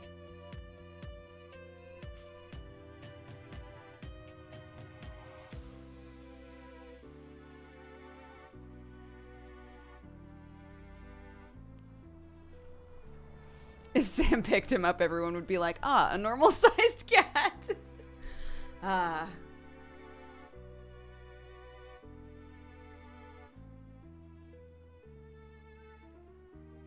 Does he like Clark? Honestly, Clark and Watson have been like buds lately. Watson wants to hang out in Clark's room all the time. She like rubs up against Clark, like hangs out in the bathroom while she has a bath. Like they're just buds now, which is so crazy considering that Watson avoided the shit out of Clark for the first like year and a half that Clark was alive. Sherlock has always been kind of like passively interested in Clark. Like when we first brought her home, if she would cry, Sherlock would like pace around in her room meowing like something's wrong with it. like weird anxious things. But honestly, like Watson and Clark are a lot closer than Sherlock and Clark.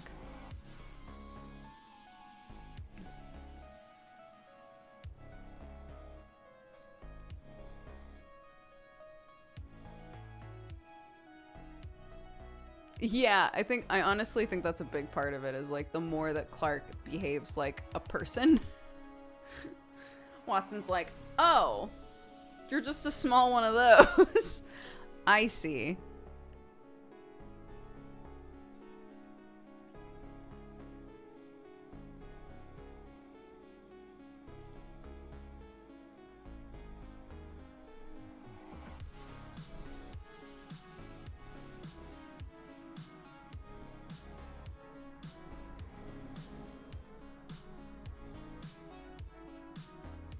It must be lovely to see your fur baby bond with your actual baby.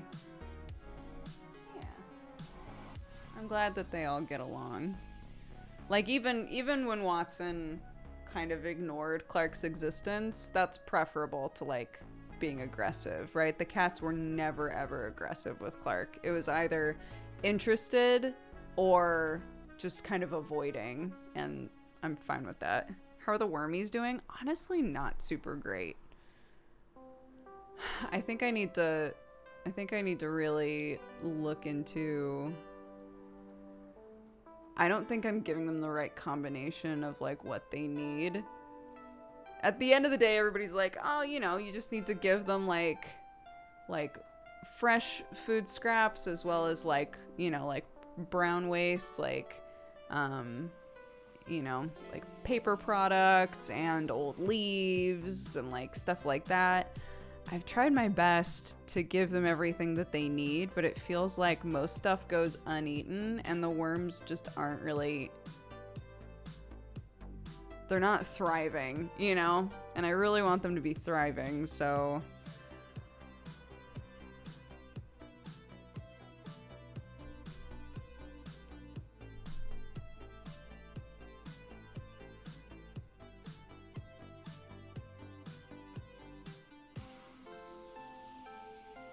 They are indoor cats. Sherlock goes outside occasionally. He gets along pretty well with the chickens currently, so that's nice. And he's also too big to go anywhere. He can't leave the backyard, so that's fortunate. But I don't let Watson out, and honestly, she doesn't have much of an interest in going out, so that's good.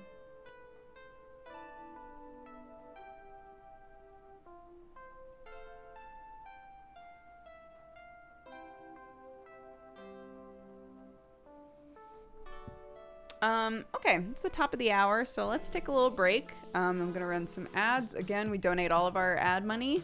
So, ooh, a burp, sorry. So if you want to find out where we're donating it, please do !ad bonus. Your eyeball money is going to a good place. I promise. I have the hiccups. I'm gonna get something to drink. Goodness gracious. I'll see you in a minute.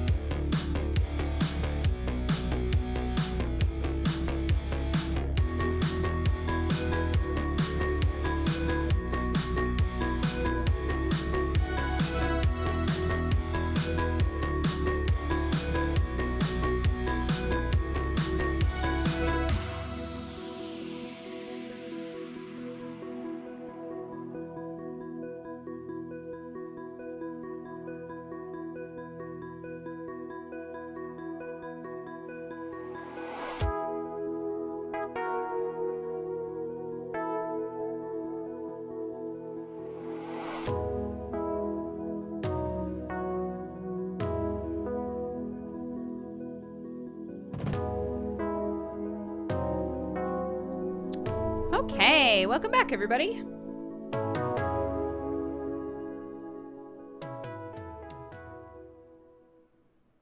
Let's pop open Death's Door and do a cheers.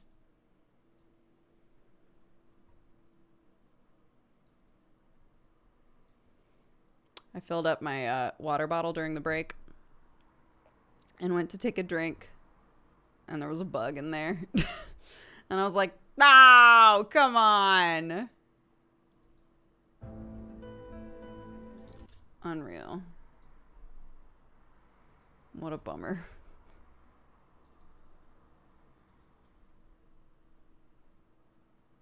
So I had to clean it out. You know the drill. Out of the things I could be drinking, yeah. Bug juice not on the list, really.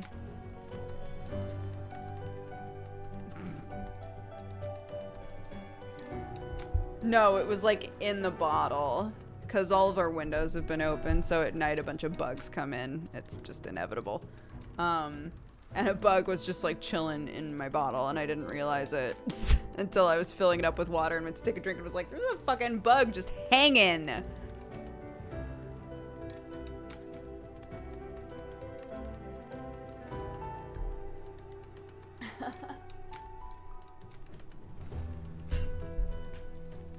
Okay. We've got our controller. All of our metadata has been changed, I believe. If anything's wrong on there, please let me know. And now we can do a cheers. Guys, thank you all so much for being here. We're gonna play a bit more Death's Door. I don't know how much is left of this game, to be honest, but I've been having a blast with it. It's very fun. If you're having an amazing day, I'm so glad you're here. Thank you for spreading some of your joy. If you're having a bad day, if you're dealing with some brain rats of your own, maybe you'll feel inspired to tackle a thing today. If not, it's perfectly fine. I'm so glad that you're here. I hope that we can at least be a positive part of your day. And yeah, let's have a good rest of our stream. 3, 2, 1, cheers. Boop.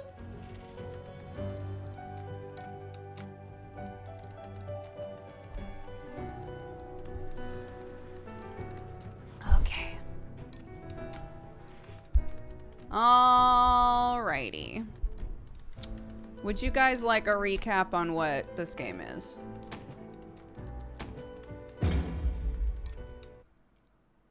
Yes? Okay. This game is called Death's Door. In it, we play a little Reaper. In this world, all of the Reapers, all of the people who go to get souls once someone dies or it's their time to die, are all crows. So this is sort of like the underworld, sort of play like your hub world, basically. But it's a little like Zelda-esque dungeon delver. We have our little sword and stuff. It's very cute. But in this game, basically, at the start of the game, you are assigned to get a really big soul, which either belongs to someone really powerful or someone who has lived for a long time. We go out to get this soul. We do this big battle. It's our first fight in the game. And right as we're about to grab the soul, an old-ass bird, a really old crow, shows up out of nowhere, bonks us on the head, and steals our soul. And we're like, what the hell? So we follow him through the portal that he made to get to us. And when we meet him, he's basically in like, I don't know if it's meant to be like the end of time or like a weird pocket dimension or what it is, but it's basically a place that the underworld can't see. And it's where this old crow had followed the spirit he was assigned to. But the spirit he was assigned to went through Death's Door, which is a door, a huge floating door that is not meant to open. So this old crow, because in this world, a Reaper cannot return and like get a new assignment until they've completed their old one. So this old crow has been desperately trying to pry the door open with stronger and stronger souls, but eventually got so old that he couldn't really do the job anymore. So he's like, yeah, I know it's kind of fucked up, but like I took the soul that you were getting so that I could use it to pry open this door. And now that you can't get the soul that you were assigned to, you're kind of locked into this with me because you also can't get a new assignment. Messed up. So he explains that there are 3 different pretty strong entities that are hiding in this like pocket dimension end of the world sort of area that he is in with Death's Door. So far we've gotten 2 of them. One of them was like this big toad king that was hiding underground, and the other one was a witch who was trying to live forever. And so now we need to get the 3rd one. I believe that, yeah, we can't get anything. These are our giant souls. Earn Witch, a powerful witch driven by her maternal instincts, consumed by her endeavors to outwit death. She filled her life with a passion for magic, reanimation, potions, and pots. And then a bold and fearless leader who rose to power over the past few centuries while these isles were untouched by death's hand. And the last one, which we have not found yet. I've only found this one other weapon at the beginning of the game. I've never found another one. There's a lot of stuff. Yeah, and I've only found a few shiny things. There's definitely a lot of stuff that I'm missing so far, which is fun. But generally, I think we had just, if I recall correctly, I think we had just beaten the Frog King at the end of last stream. So we haven't moved on to the next thing yet.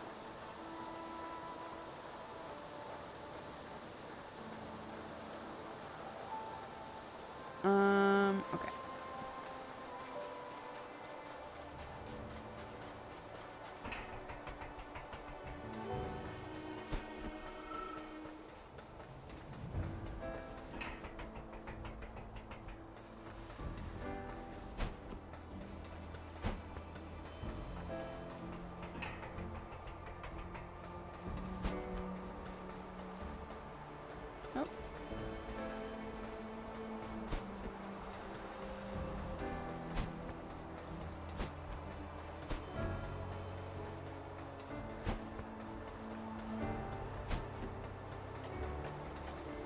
Honey.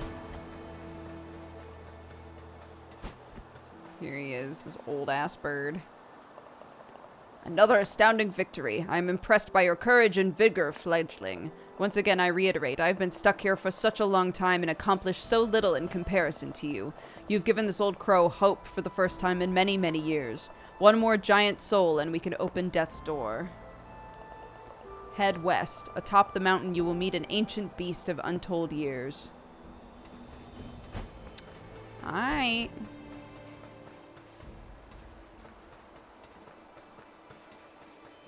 Part of me wants to go back to the witches area, though. Over here. Because, like, I think there's so much stuff that I couldn't do in here before. I know, you guys are like, no! Backtracking! But, like...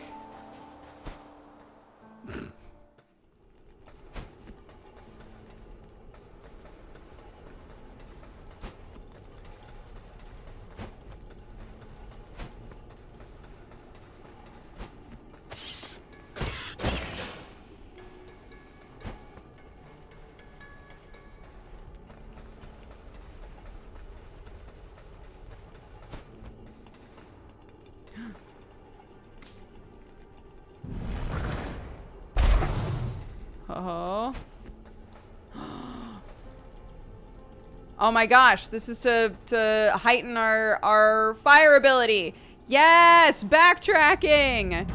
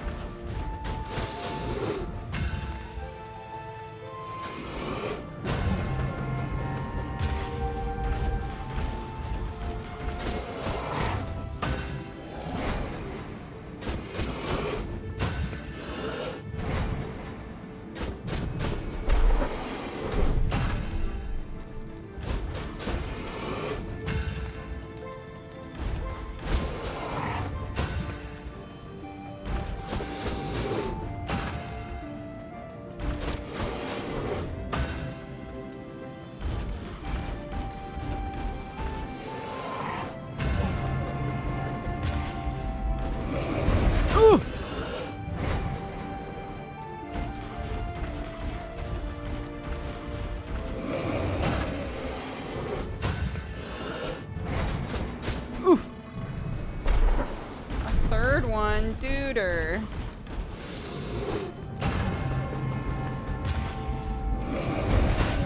Oh my god. Ow.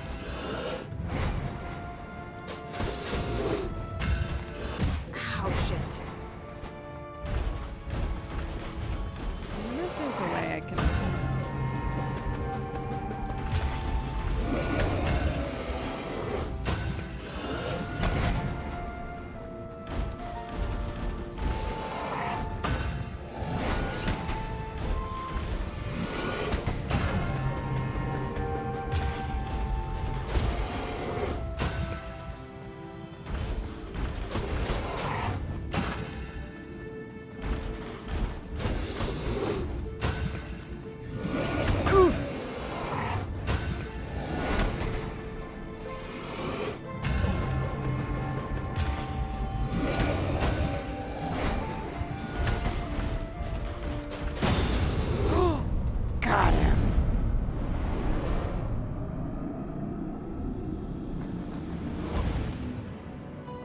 A silent servant has been vanquished and their soul power is added to yours. Your fireball spell now burns enemies for extra damage over time. Tight!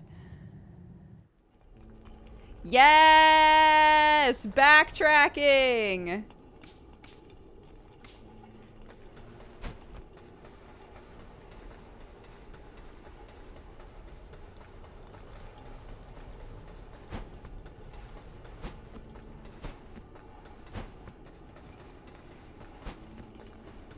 Right?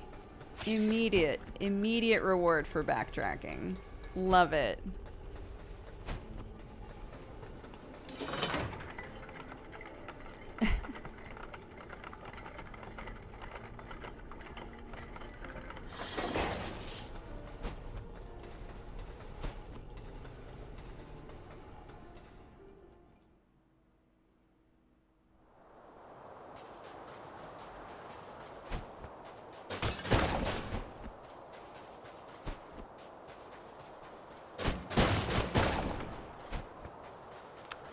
I wouldn't call it a Metroidvania. I don't know, like, what the specific things are that would make you call it a Metroidvania, but for me, like, there's no map. The game doesn't have a focus in exploration, really. It's pretty linear in terms of what it wants you to do when, you know.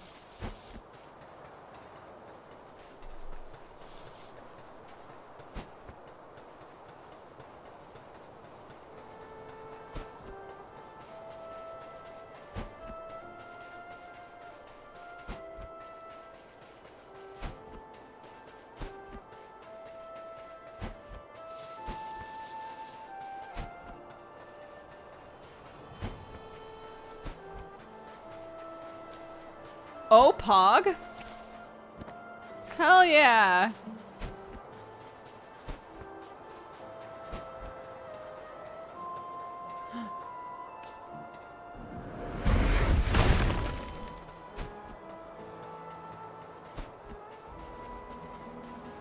Yo, what's over here?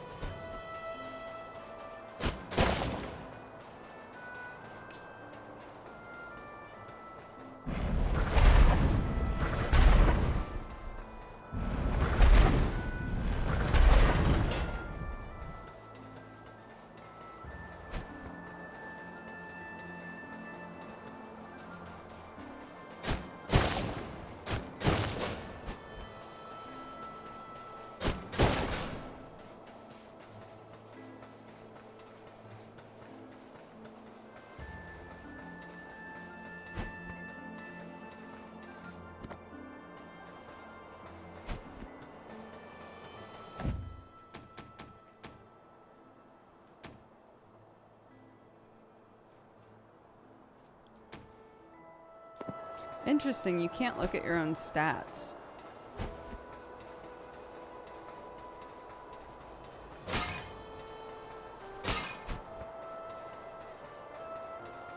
The pink orbs are souls.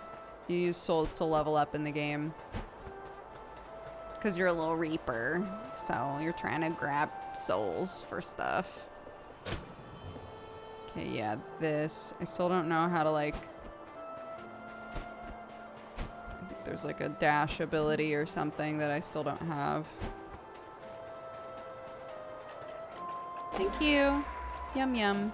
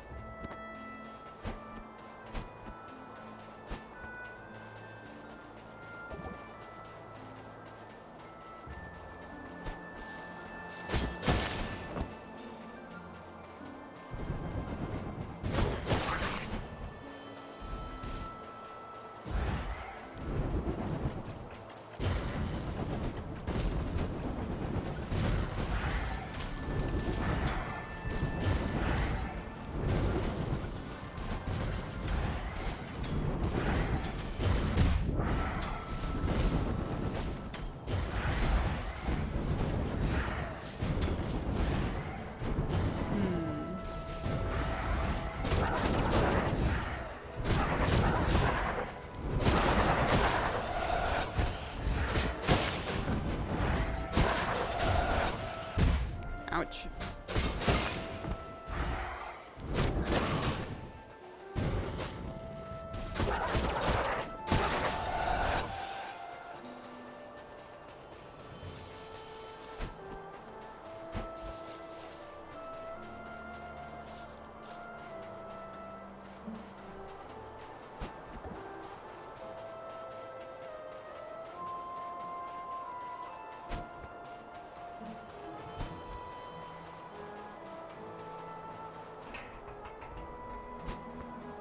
Thank you.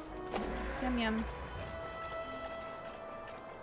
Those things, these like gray things, I don't know how to use them yet, I don't think. So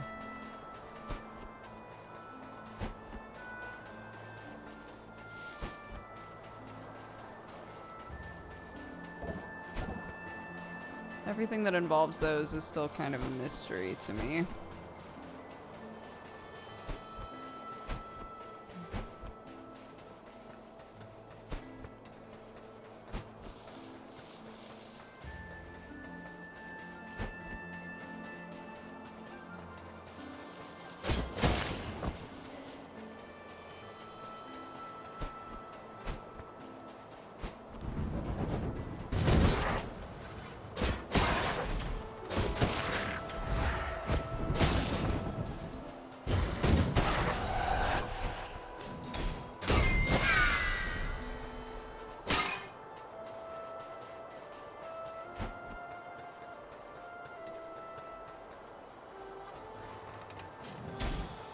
I already did all this.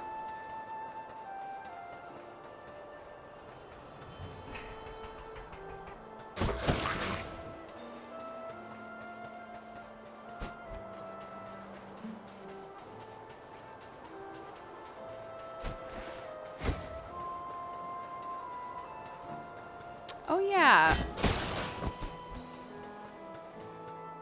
This whole thing was weird, wasn't it? I never figured this out. What did this say? The family tomb. Maybe it's like if you can destroy them all before they come back. Oh! Some of them aren't coming back.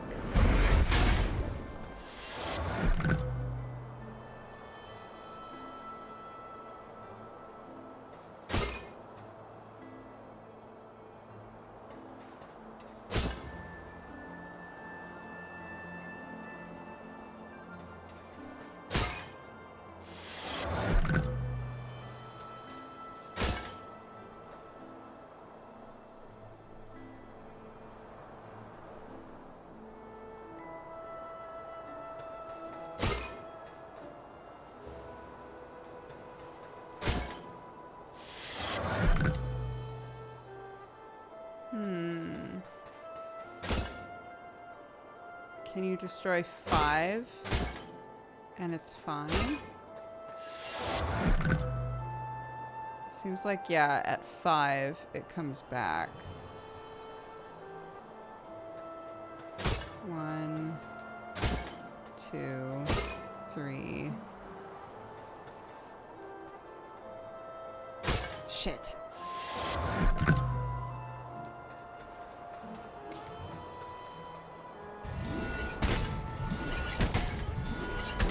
Oops.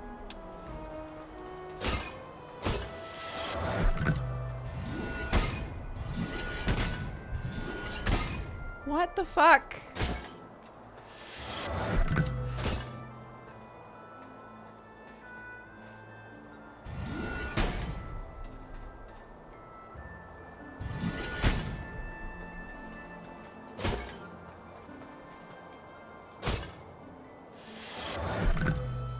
It's like a T? Okay, what do we see around here? The family tomb. Oh, 1, 2, no, because that's not the same. Unless, well,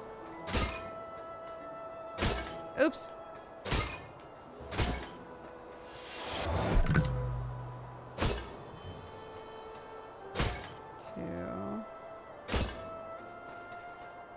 That looks like 6, though.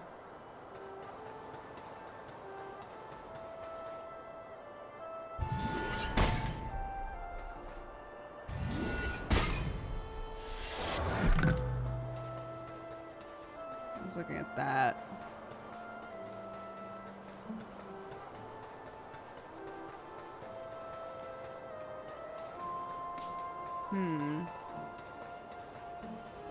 Oh! The Garden of Love.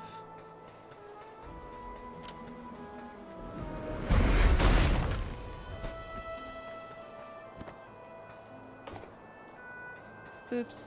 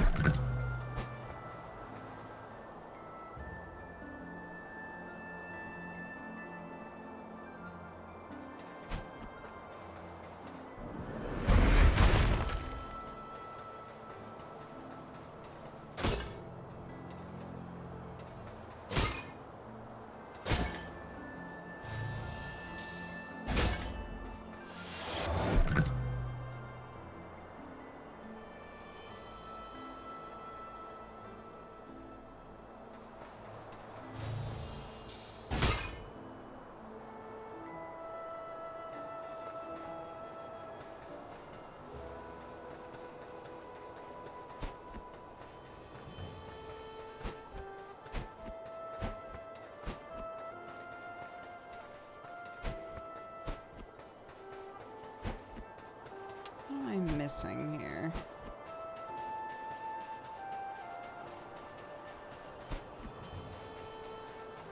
Definitely something.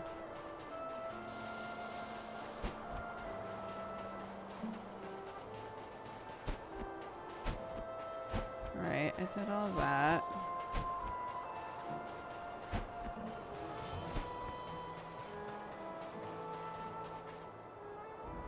Oh, yeah.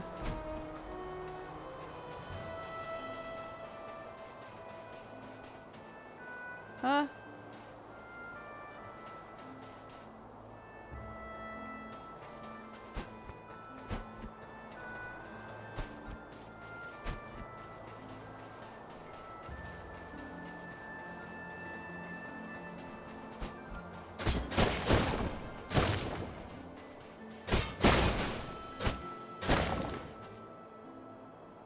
There's a big boy there.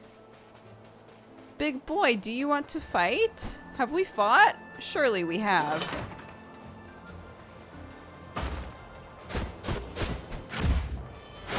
We've definitely fought. Ow.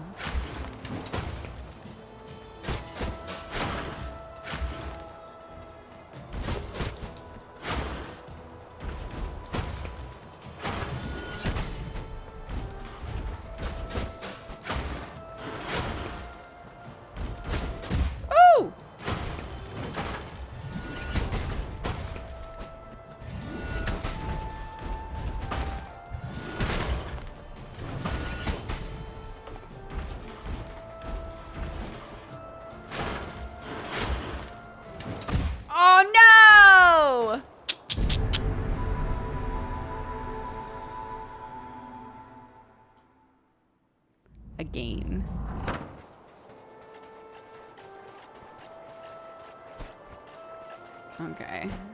Set back a little bit, but honestly not by much. At least it doesn't seem like it's by much.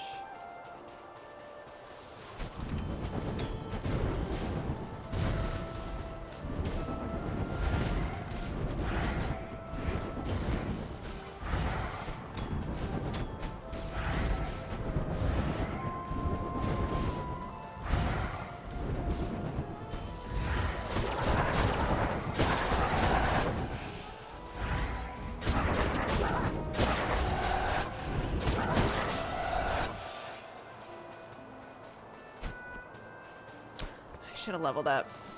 Oh well.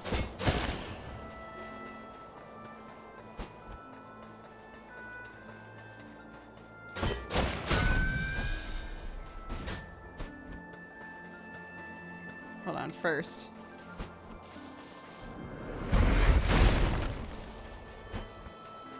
Hell yeah.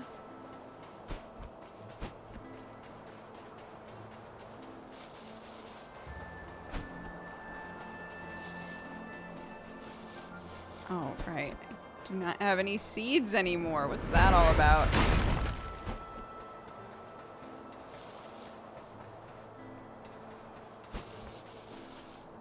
Can't get over there without whatever that jump ability is. Same.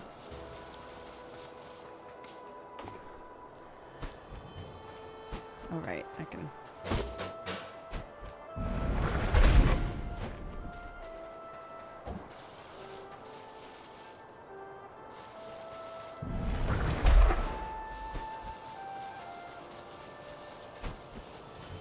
Oh.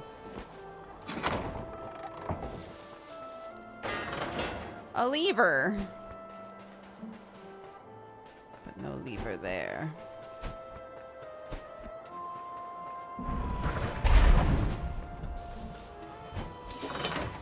Oh, all right.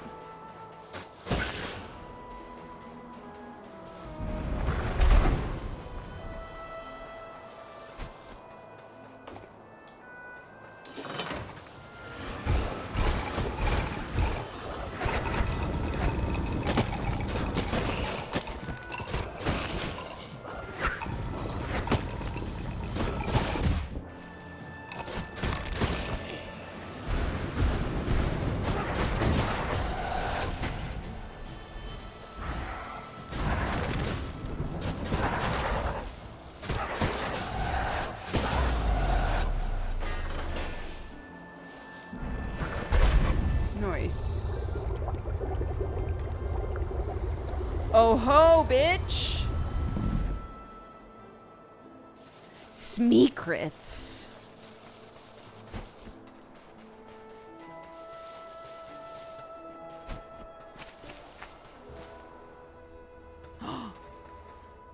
I pray, please. Gimme greenies! Yum yum. Sick.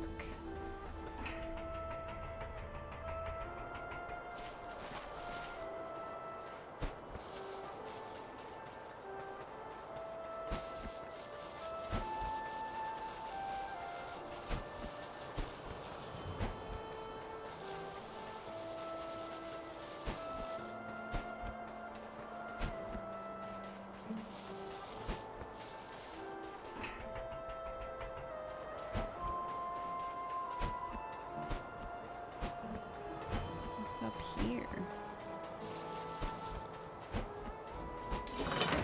Oh my goodness.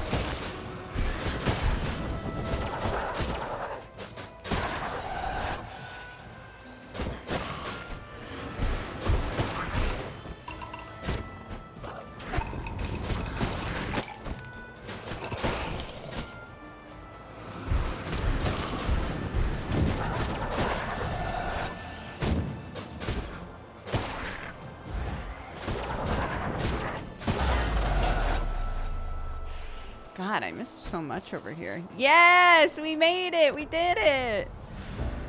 You found rogue daggers. Oh, I thought it... Did anyone else think that that was a cat head trinket? I 100% thought that that was a cat head. Okay, great. I was like, ooh, a fancy trinket over there. Nope, it's a weapon. Okay, interesting. I was just saying that I have no weapons.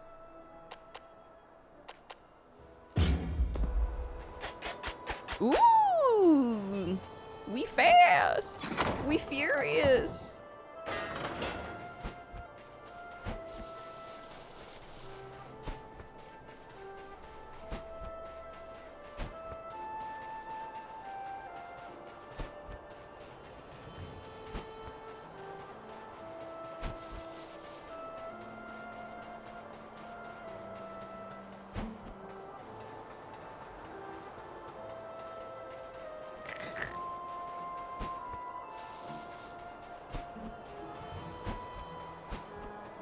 Remember how there was a point in this game where I was like, oh my god, we get it. Thanks for all the fucking seeds. And now I have no seeds. And I'm like, I really wish I had some seeds. come on then.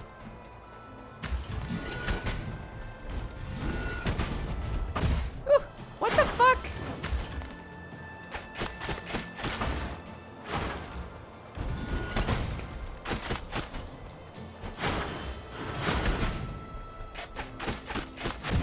Oh, fuck.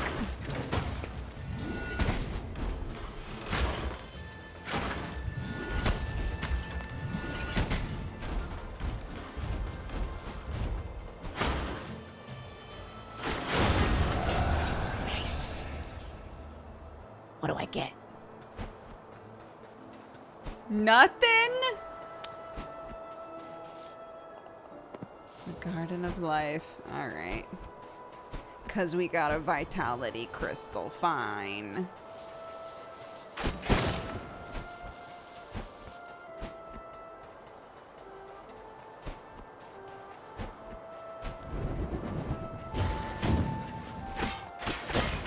Oof.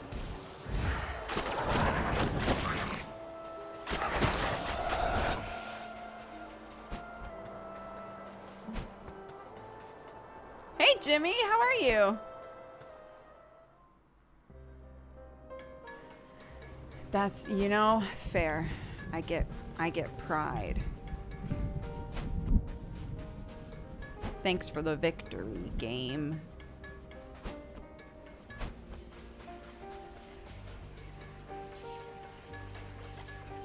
Yum yum.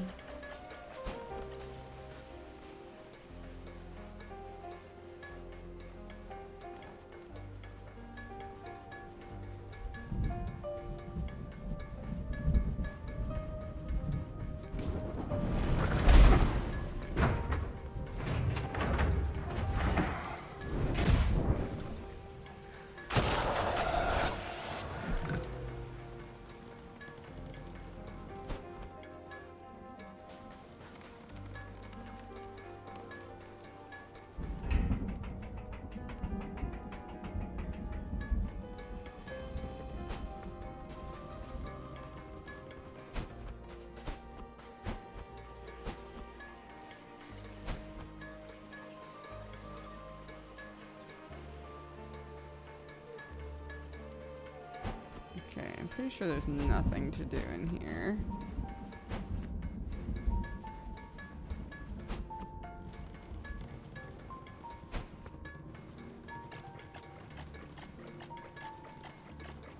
Hello, babies. Mwah, mwah. Oops. Oh, Lord.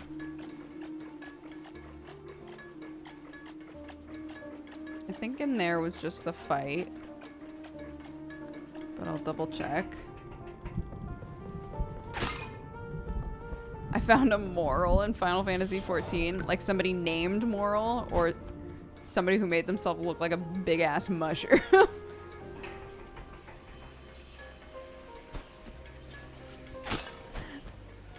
My friend. I will forever think the story is sad.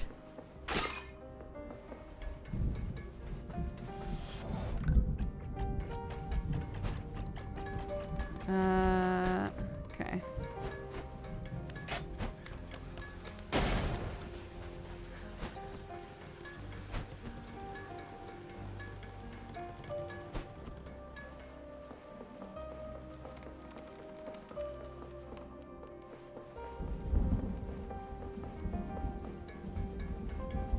Can Birdie fly? We cannot fly.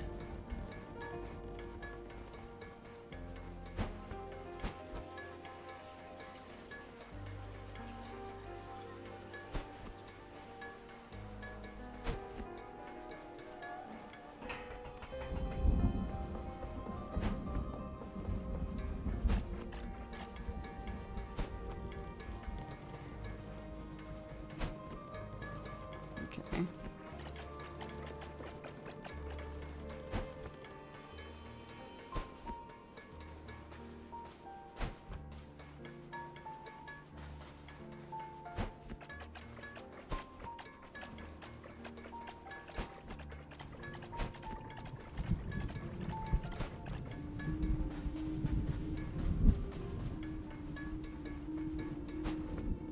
We're backtracking currently for anybody who's like, what is going on?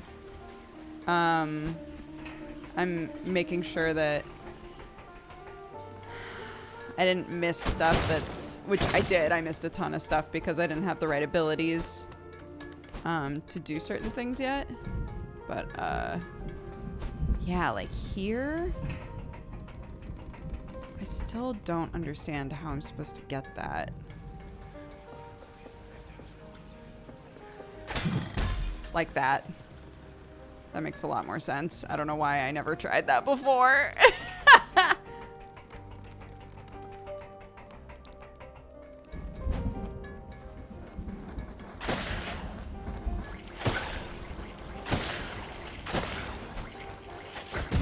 Ow.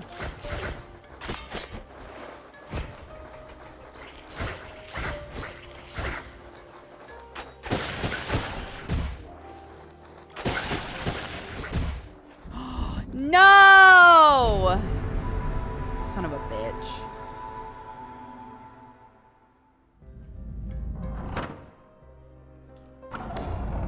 Hold on.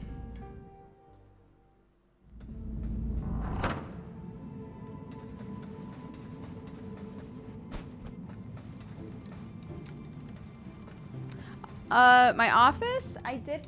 How did they climb the wall? They were flying. I don't know if you could tell. They're like little flyer bitches. Yeah, I cleaned my office. It's not totally done because I still want to like swap these two desks and stuff. But in terms of like dealing with what was making me anxious in this room, I've dealt with it. So, air orb is gone. It's right here. It's just next to me. But yeah. Food and plates and all of that is gone. I still have to do the dishes, but they're out of this room. Yeah, vacuumed. Got rid of all the trash, all of that, so. Big difference. The cat stand is gone. It's right there. I would like to increase my combat abilities, please. Increase speed. That would be good now. And now we wait until we hit 800.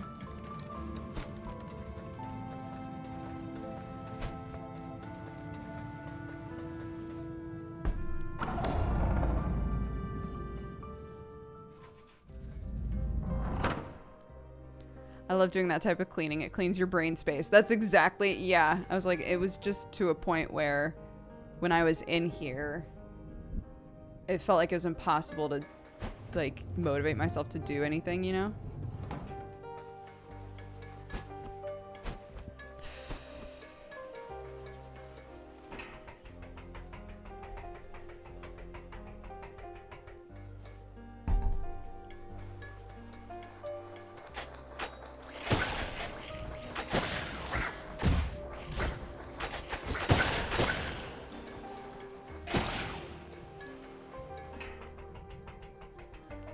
What's up here? Have I been up here? Yeah, I must have. I must have found something right there. An orb or whatever.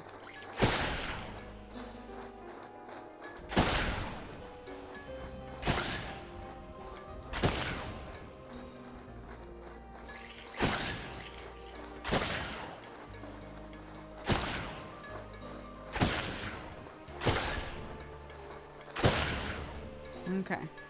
Oh! Oh my god.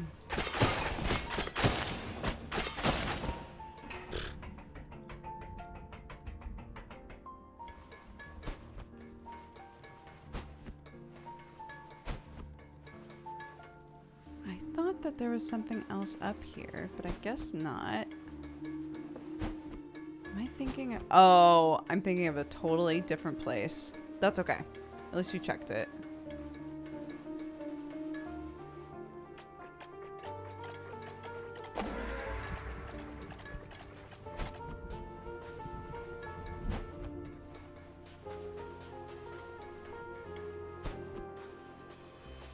Okay, so that's all 4 major areas, I think. So now we can go down below. And this is where I know that there's a thing I missed. Because you can see a shrine down here. But the problem is I'm not sure if I can get to it yet. Because again, there's all this stuff that like obviously requires like a little leap. And I probably don't have it yet, but I'm not sure.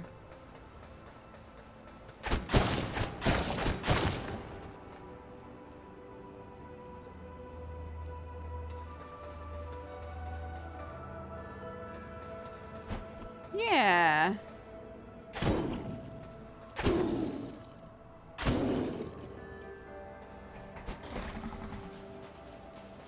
Yeah, if you're able to do even just a little bit of like just pick up the plates, just get rid of some of the rubbish, like just do like little bits. Sometimes that can be so helpful. Yeah, those freaking things.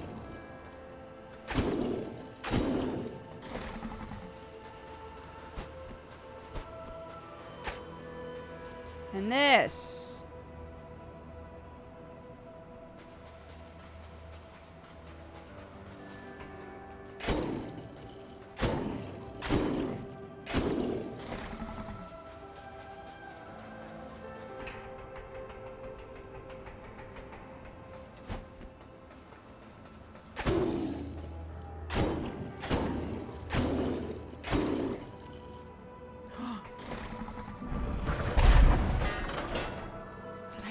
What the fuck?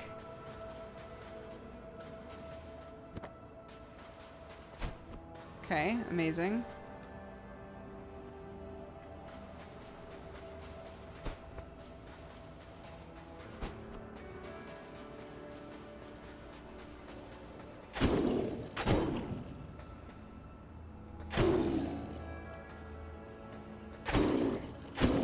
Oh my gosh. Yeah, if TikTok has taught me anything, it's that people love watching another person clean.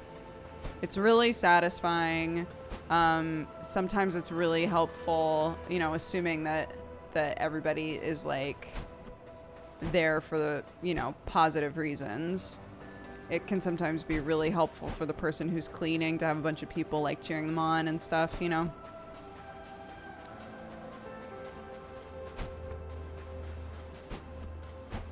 So yeah, I say, if you feel like you want to stream the process, that would probably be so satisfying to watch.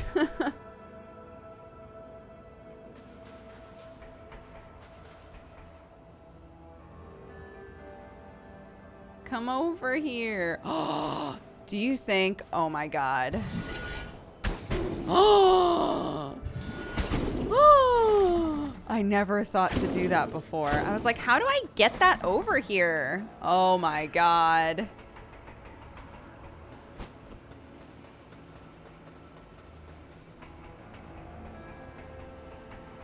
Yes!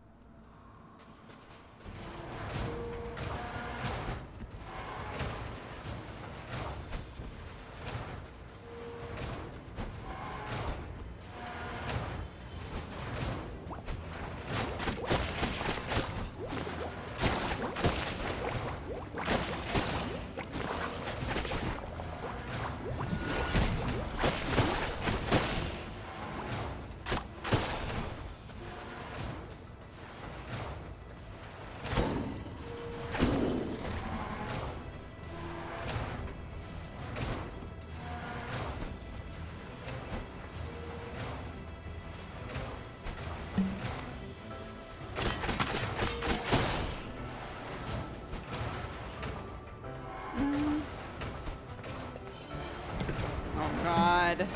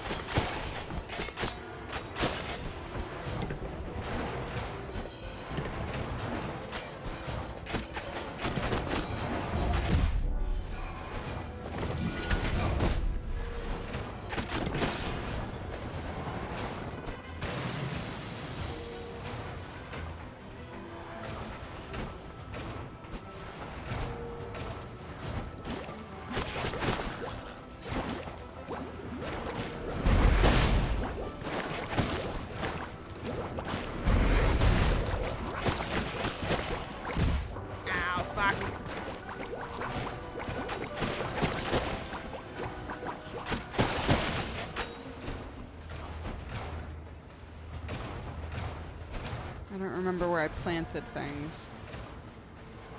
Haha! Right here. Mwah, mwah, mwah, mwah, mwah. Thank you, babies.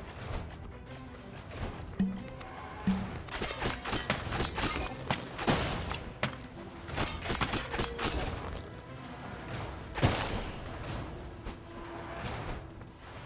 think I already did this. Yeah.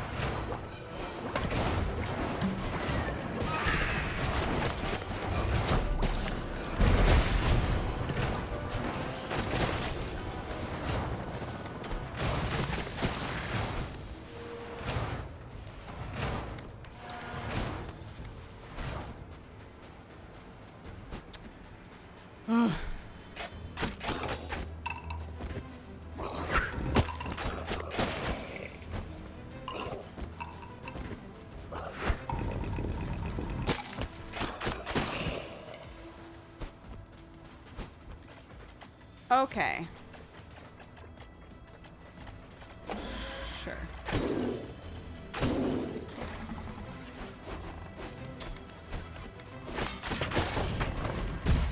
Ow.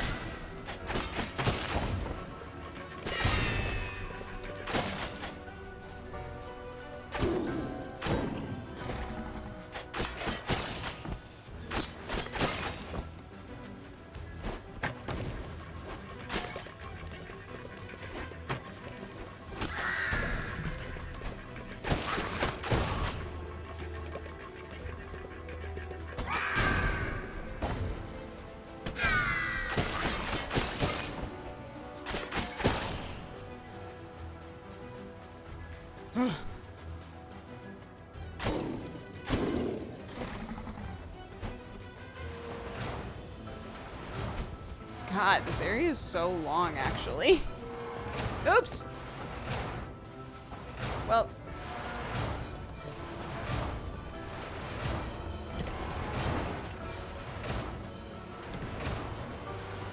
Bye, idiot.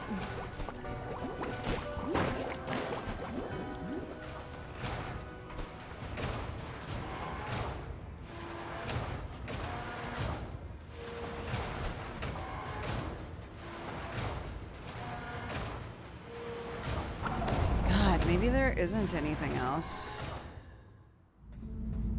At least for now.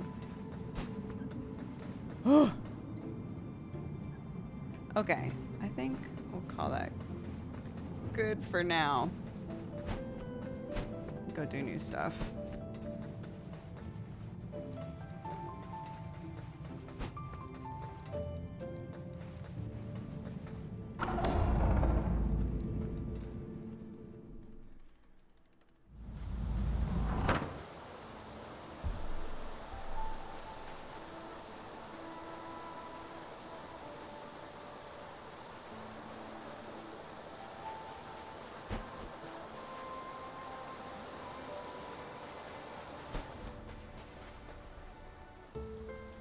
So this is where this thing was, and I'm trying to remember what we got stuck on, but I don't think that it had to do with bombs. Because I think we had... Maybe not? Oh my god. I might as well look.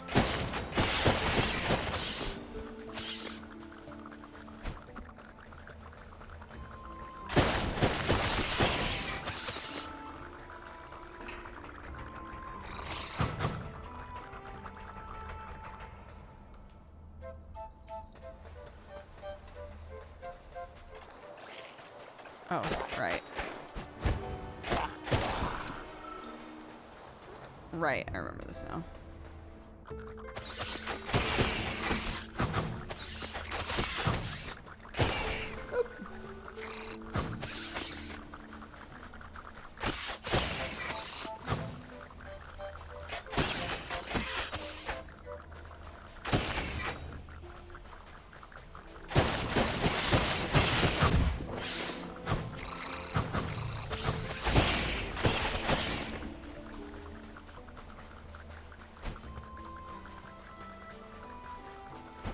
Through here. And then through here? Question mark?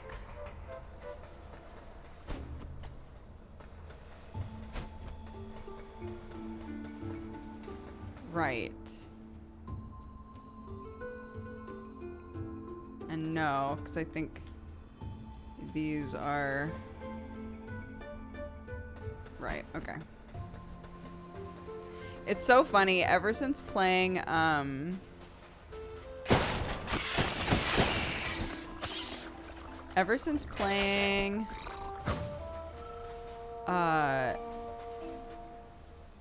Lilies, I keep being like, cool, well, I'll just hop out of there.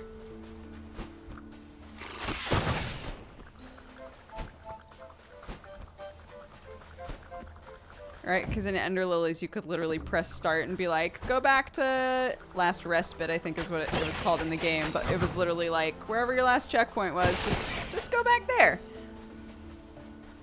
And it's really odd to like not be able to do that anymore. To not be able to be like, oh, well, this was a dead end, but it's cool. I'll just hit the go back button.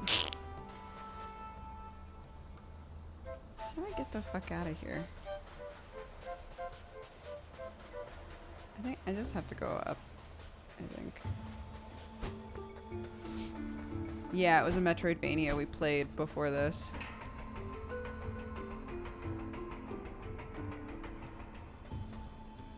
Thank you, Vero. Oh my god.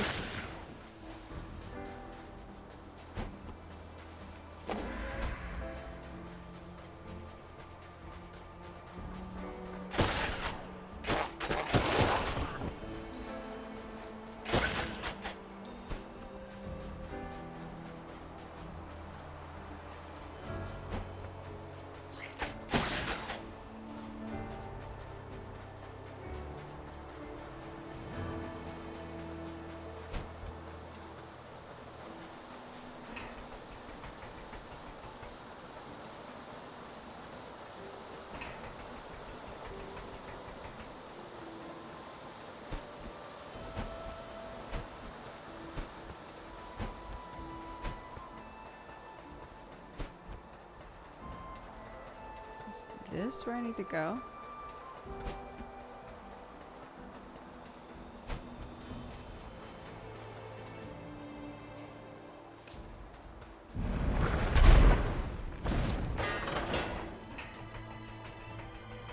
Oh wait, wasn't there something weird in here? Hold on.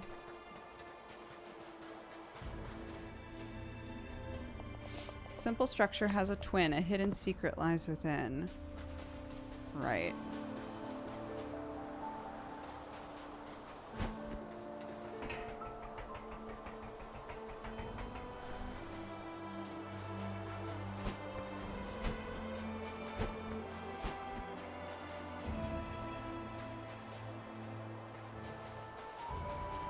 Oh.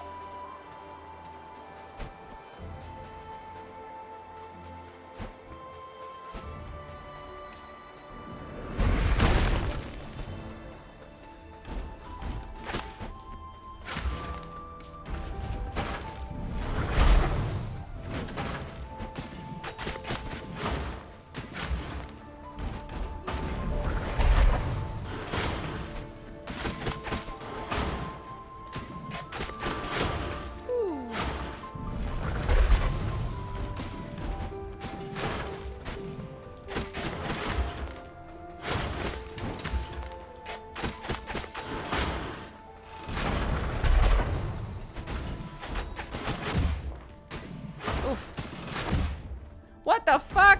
Ah!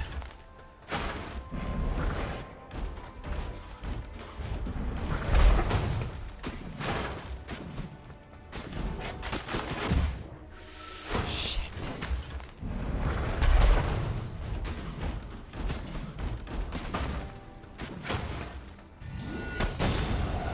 Whew.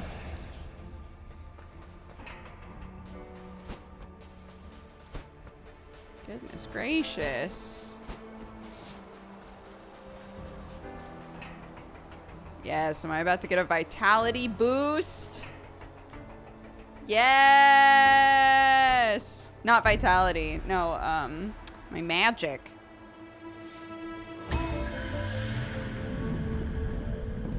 Yum yum. Aha! Yeah, look, now I've got 5. What a delight.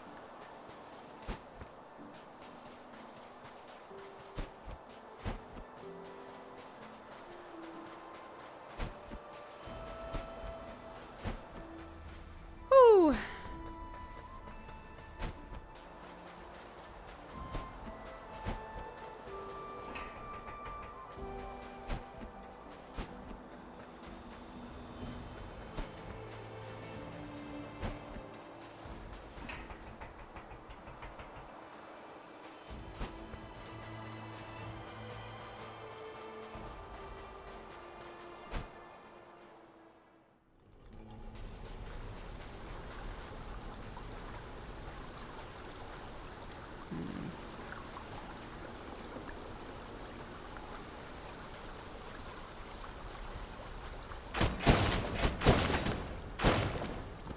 Oh, a seed.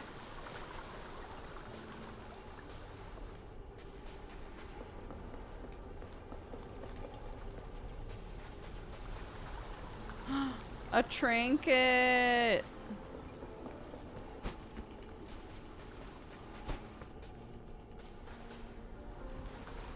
Like, look at these bitches. These have to be how you get across things. They must be.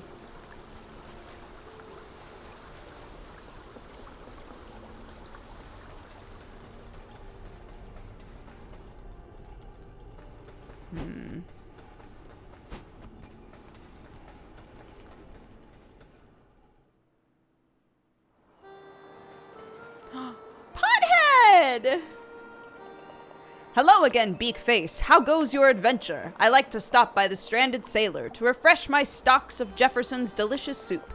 He's an odd fellow, but a great chef. How did you get here? I had to use bombs. The fuck?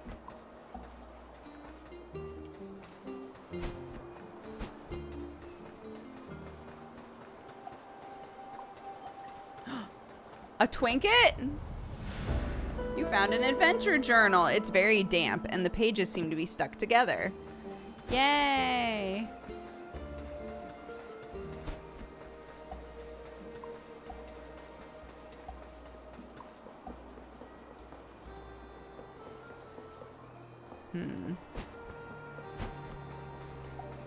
Seems that once I know what to do with those giant swords, the world will open up to me. Sure, let's go back, get our health back. The stranded sailor.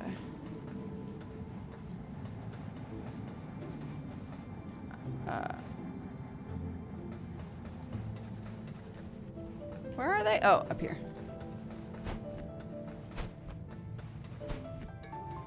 Look at all my things. I didn't notice until we opened the game this last time, but in the intro screen, our character is sitting here with whatever trinkets you've found so far, just kind of sitting around them. It's very cute.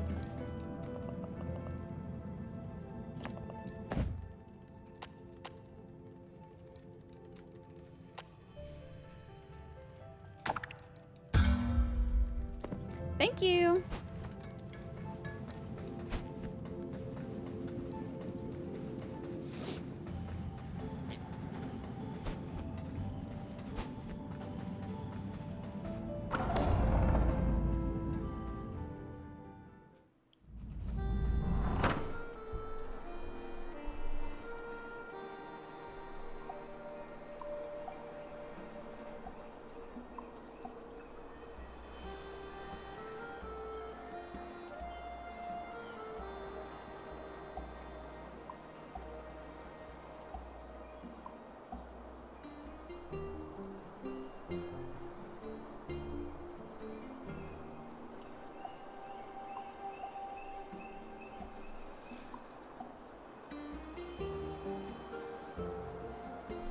Oh, your hair is adorable. I haven't been on Twitch in a while. This is my first time seeing it like this.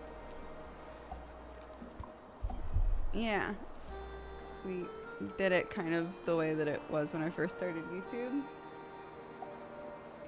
The color is fading a bit, but the colors are very pretty. I'd like to re-up it. But it's been fun. Fun change. I've liked it, so thank you. I'm glad you like it too.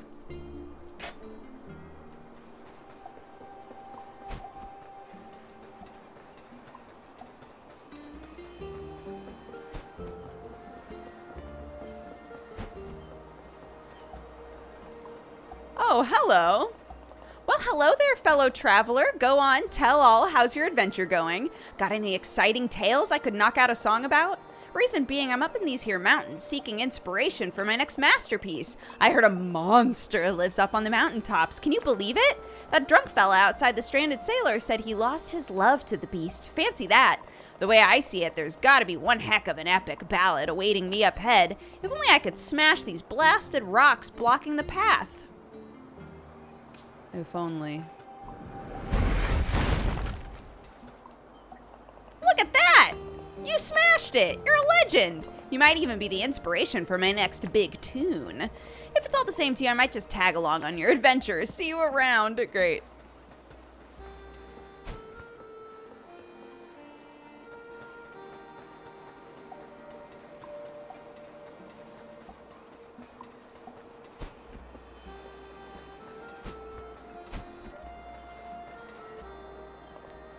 Wah, Betty, my beautiful Betty.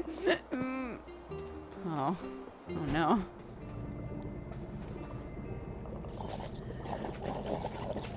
Greetings, fellow biped. My name is Jefferson, a humble bartender and seafood enthusiast at your service. Could these human hands prepare you a delicious meal today? Absolutely, Jefferson. Great! One delicious meal coming right up. I sure do love preparing food with my multi-digited mammal hands. I concepted this area? What? Amazing. Now, let me tell you something whilst you ingest the nutrients. You look like a sprightly young biped. I'm sure you could get down through a sewer grate, right? I've heard there is a secret through a sewer pipe in the overgrown ruins. I heard there is a cracked wall deep in dank dungeons with a secret behind. Perhaps applying a large force to the wall might open a path. Since the Frog King flooded the lands to the east, many old structures are inaccessible. One such structure can still be reached by firing an arrow into the distance through a stone arch. And that's all I have for you. Oh, God. Great, thank you. He made me a delicious meal. What a bro. That guy was pretty cool. Okay, so he, like, gives you secrets, I guess. Things that might not be obvious right away.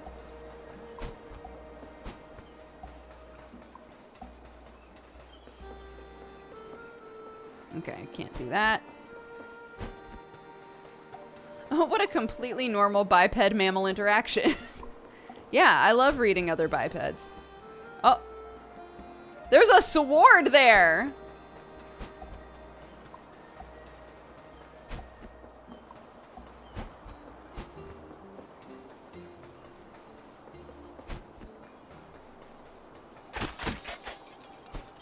Oh, interesting. Oh no.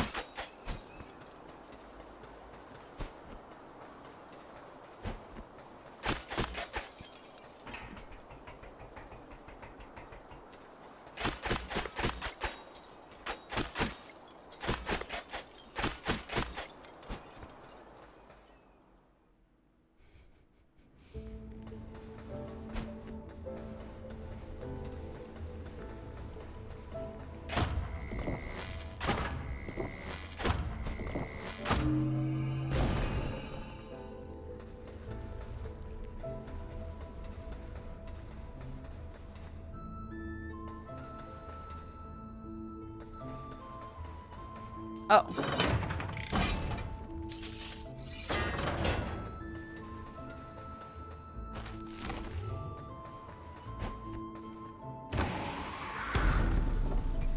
Okay. Hey again, pal. I hope you don't mind me tagging along. Seems like we'll need to find a way through the old fortress if we want to get up to the mountain. Well, I say we, but I mean you. I'll just hang around here and work on my lyrics for my next bangin' tune. Let me know if you find a way up. If I don't tell you, I think you'll find out anyway. I have a sneaky suspicion.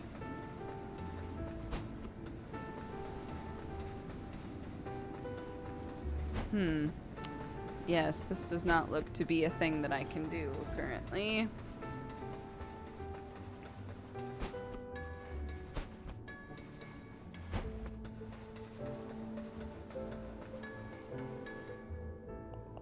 Living Reaper, bring me energy.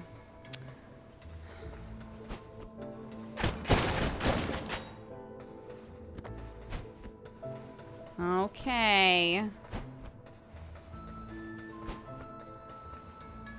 What happened this time? Were the doors shut or did they all freeze to death? Either way, it's sad.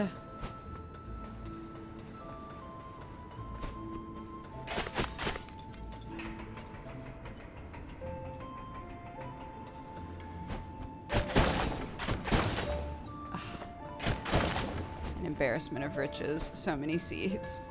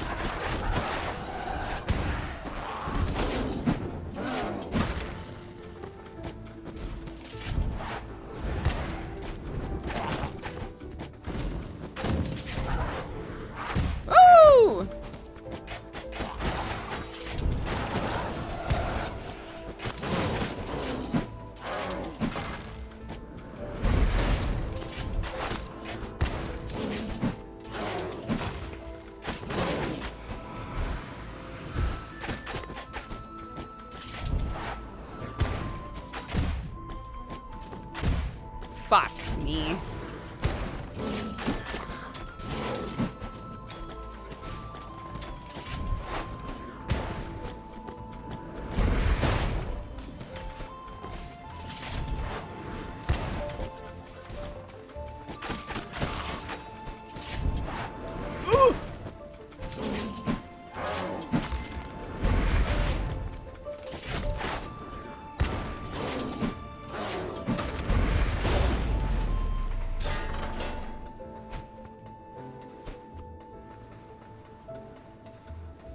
Excuse me. Thank you. Hi, honey bunny. Entombed alongside the old lords. I suppose some would call it an honor. I would call it a tragedy. I appreciate Barb's honesty. Yeah. Just being like, what? You're not doing anything.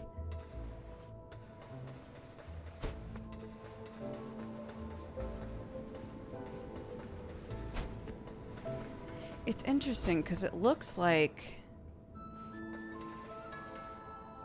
Here lies Lord Lockstone, the first Lord of Doors to make a deal with death. Their legacy is inestimable, and their reign absolute. A cold ruler concerned with law and order, who consolidated power and would go on to build the foundation of the Hall of Doors. Interesting.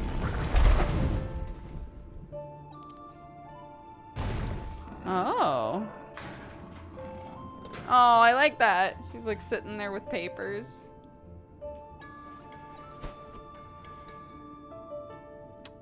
Well, okay. Oh! This is the resting place of we, the Lords of Doors. I am Lord Lockstone, for whom this crypt was named. We Lords of Doors were an anomaly, a mistake of the universe, some might say. But is that not an apt description of all life? A mistake of the universe, one which grows and thrives. Existence born into consciousness, and to preserve that consciousness is the most important and noble goal.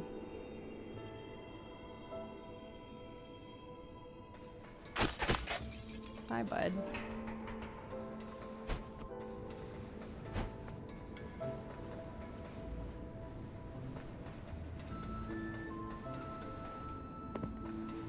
Have a key.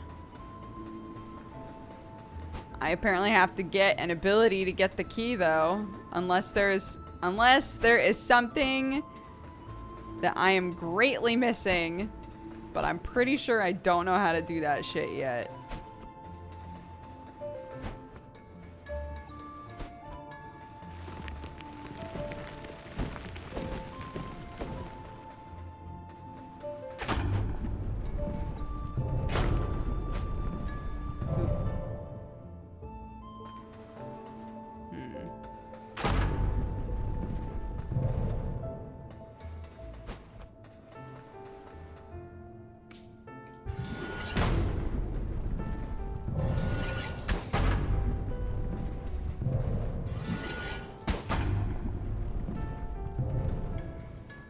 Aw, come on, man.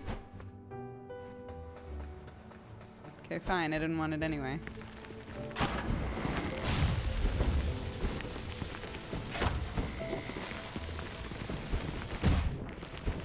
Ah.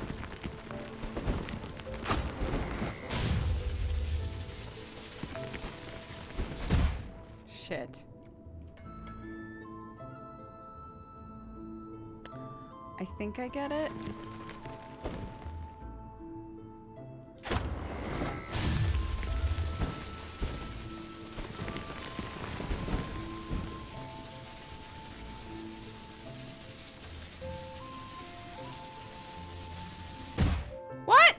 Aw, what?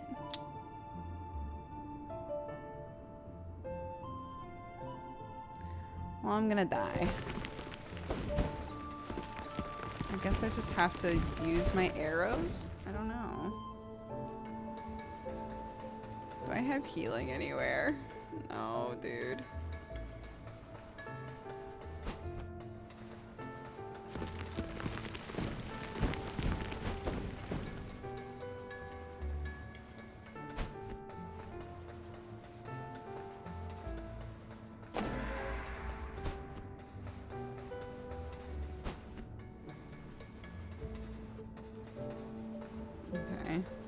everywhere I can.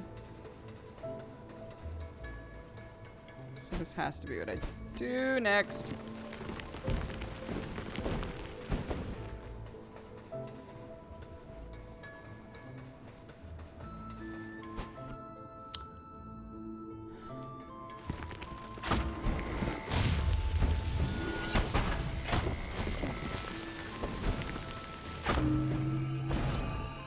Whew, okay.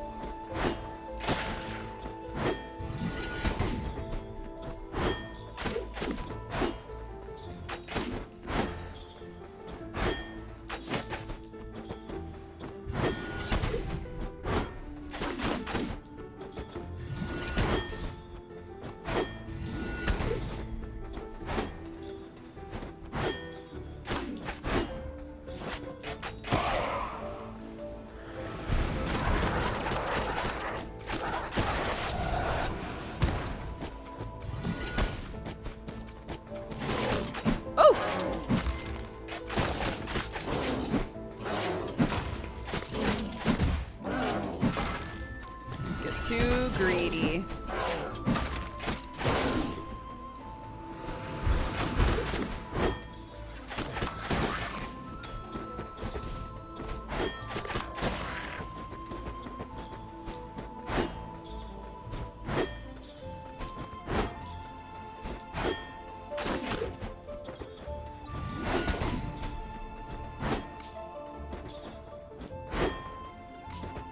Why? There we go.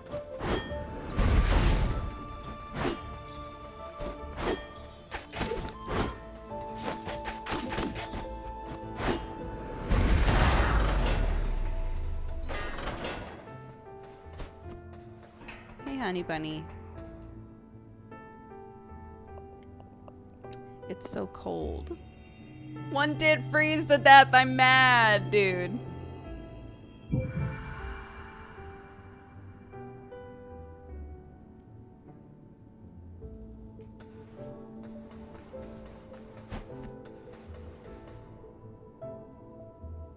Oh, we're back in here. Interesting.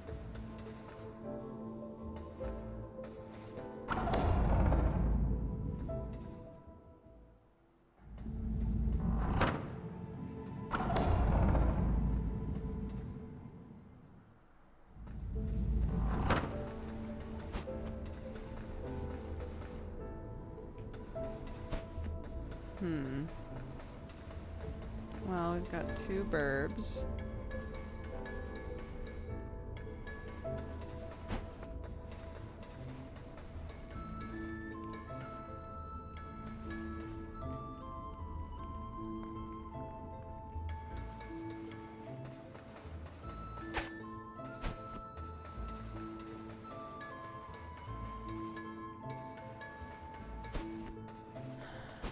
Yeah, we play a Reaper.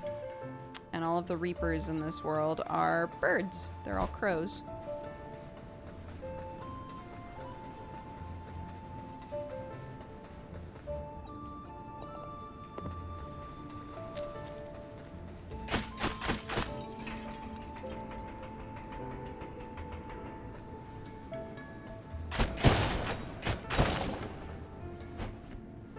No! Oopsie doopsie.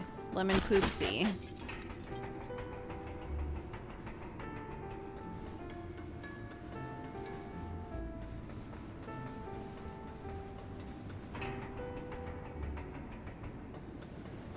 Yes, and this leads to this. Yes.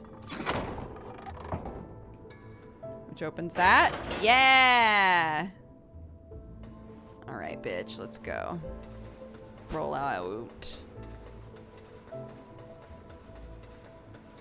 Autobots. Roll out. Oh, goodness. Uh-huh.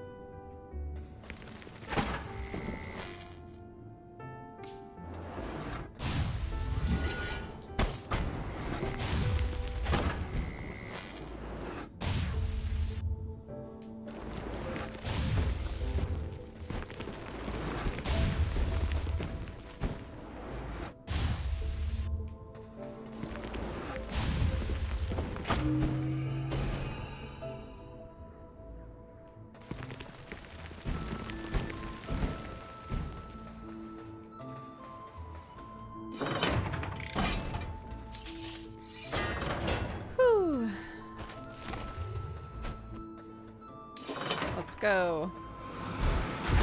Where are we dropping, gamers?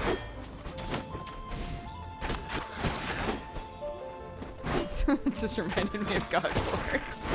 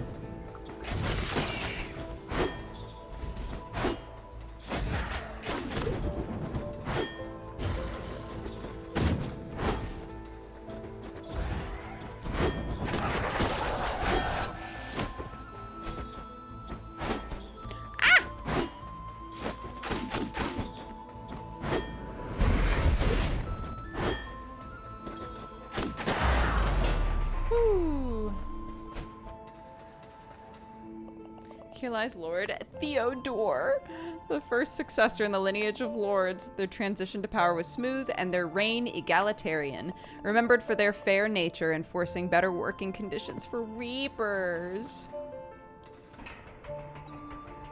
Hi, BB. My life is ending, but this lord plans to live forever. It doesn't feel fair to me.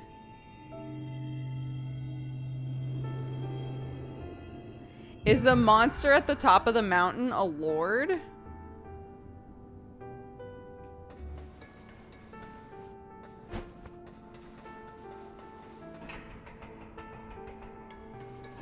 I mean, we know something weird's going on with the current lord, but I don't think that's who they're talking about right now. I don't think.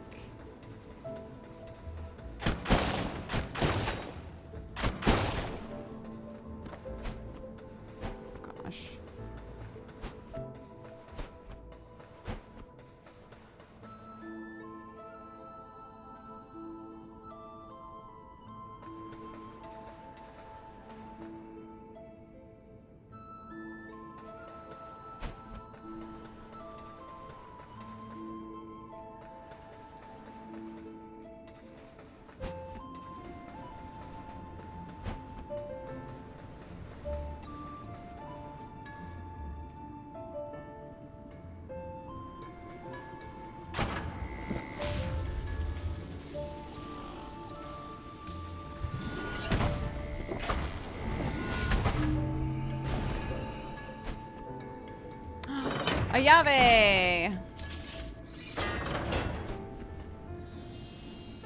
Thank you. What a delight.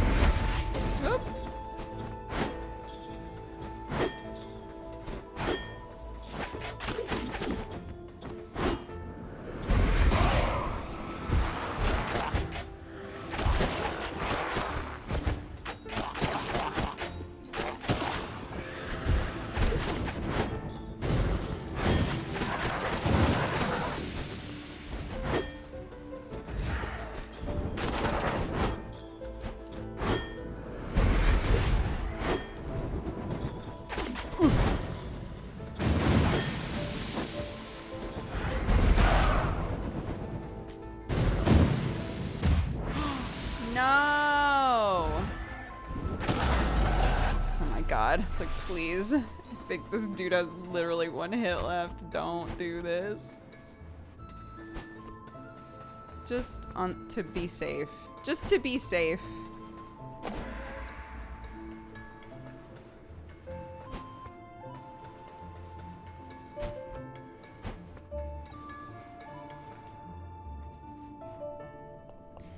Posted in this fortress, I've learned a great deal about the old Lords of Doors. I still don't much care for them. Dude, there's a lot of Lords of Doors hate going on.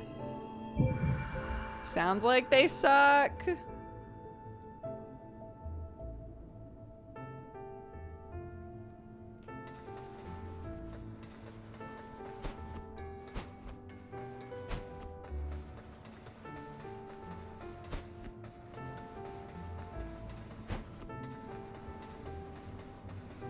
All right, teach me how to use these giant ass swords. So that's definitely what we about to learn from our crow brothers. Be careful, Living Reaper. I'll do my best.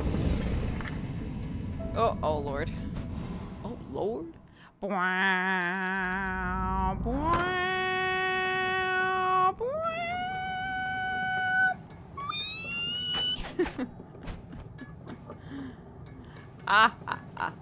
Okay. If you're not on TikTok, that was that wasn't even a goof, it was a non-thing.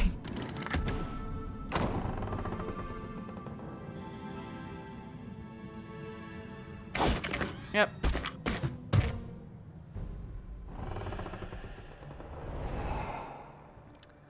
Let's go, bitch!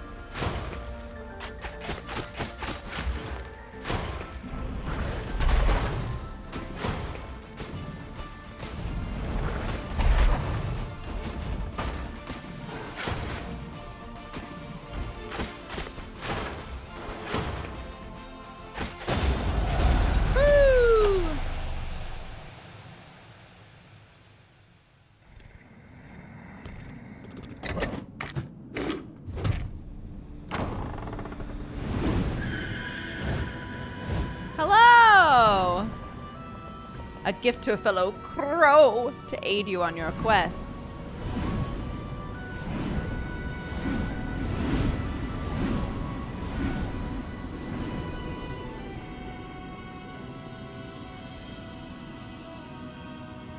Boop. Hookshot. Oh, yes. Oh, yes.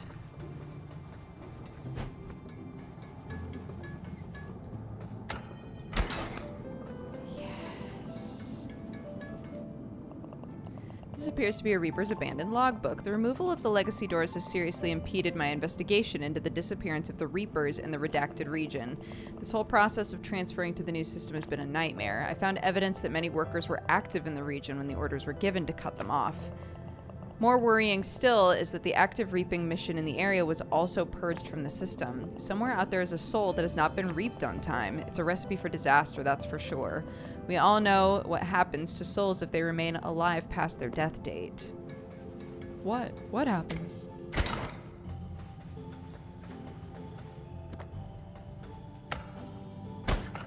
Oh.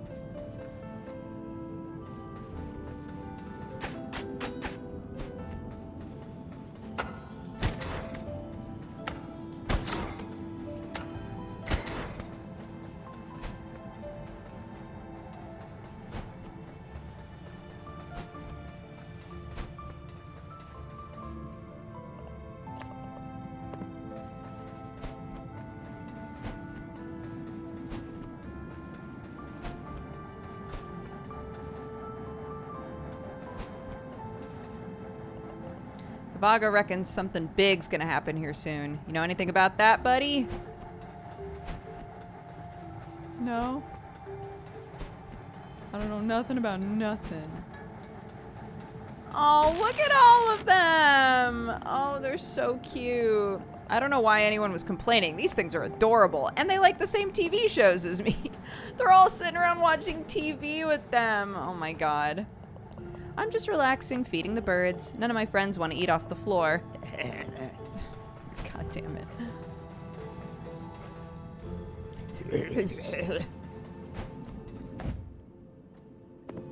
Okay.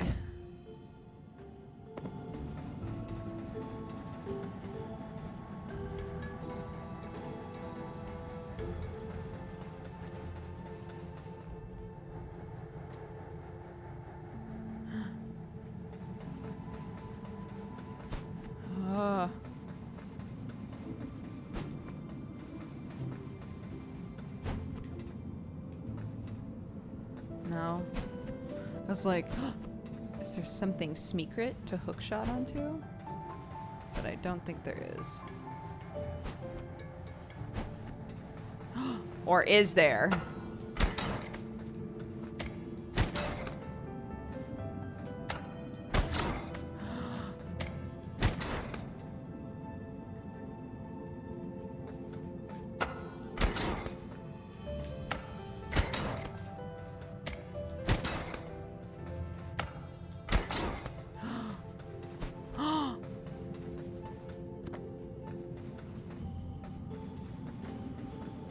Another little door? Scale model of a Reaper door. Another one. Interesting. This appears to be a Reaper's logbook. I'm done with this job. I found the notes from the investigator looking into the events around the disappearances of Reapers, the closures of all those active doors. This Lord of Doors doesn't give two shinies about any of us crows, so what is it all for? Myself and a few of the other Reapers I've convinced to join me are heading into the Forbidden Region to see what we can find. I hope we can start a new life without the commission. A new challenge awaits us. Interesting. Oops.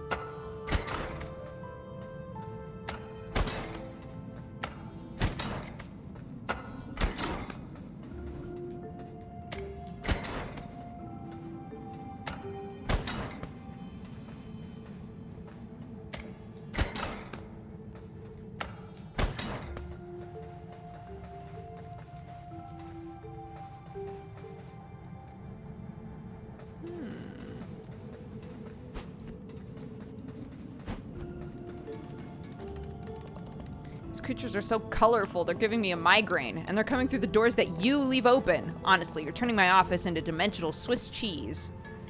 But aren't they cute? Oh, why is there a black one? My little friend got into my ink, the poor dear, although she doesn't seem to mind. Maybe she just loves the smell of ink as much as I do. You You guys are pretty cute.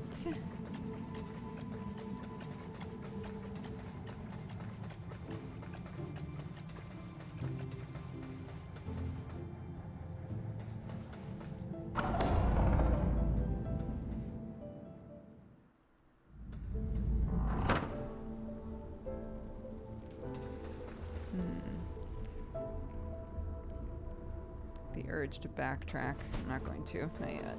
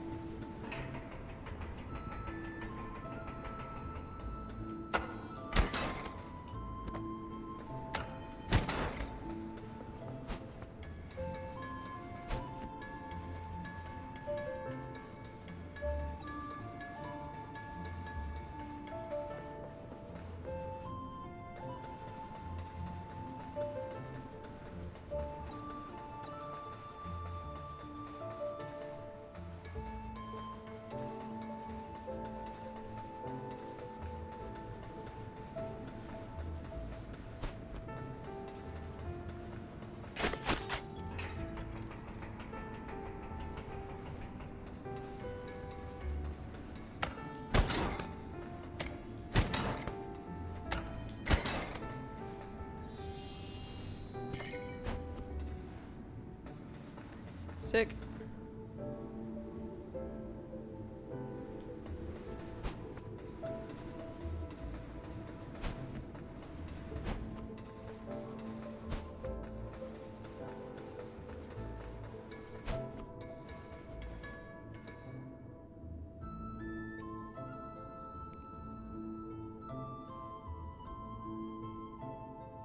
Didn't we do everything there was to do that way? Or am I a silly goose?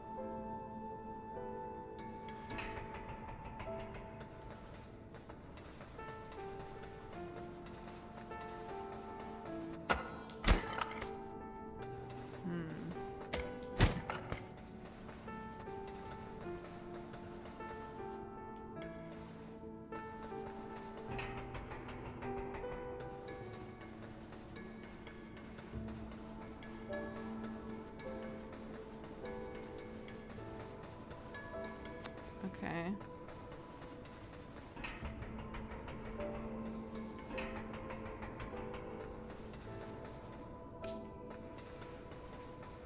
These are things that you light this way, right? No.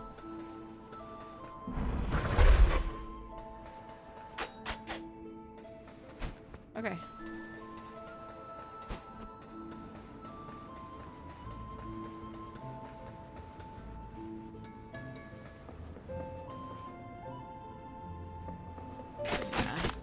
Did all this.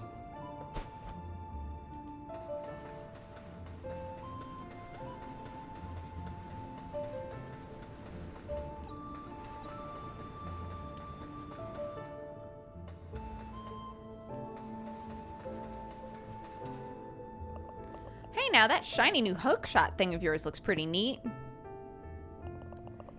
Do you think it could help you cross that gap? Oh my god.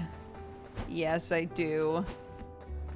You absolute brilliant bitch. I can't believe it. I'm so offended that I didn't think of that.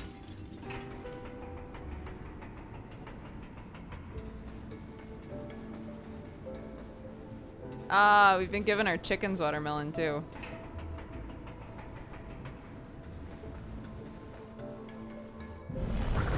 Oops. Incorrect.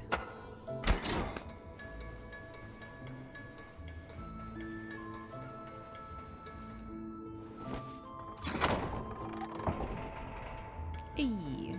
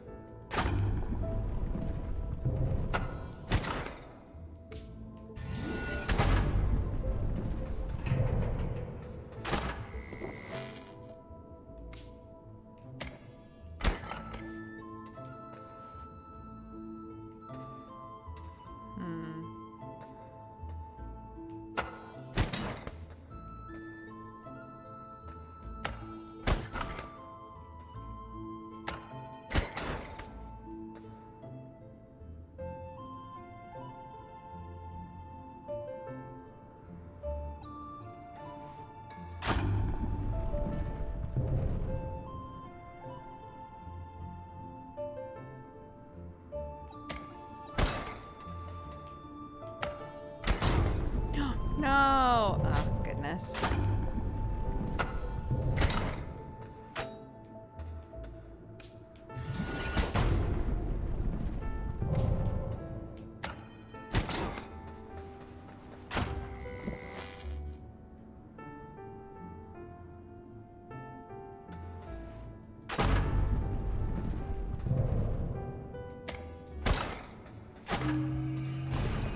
Okay.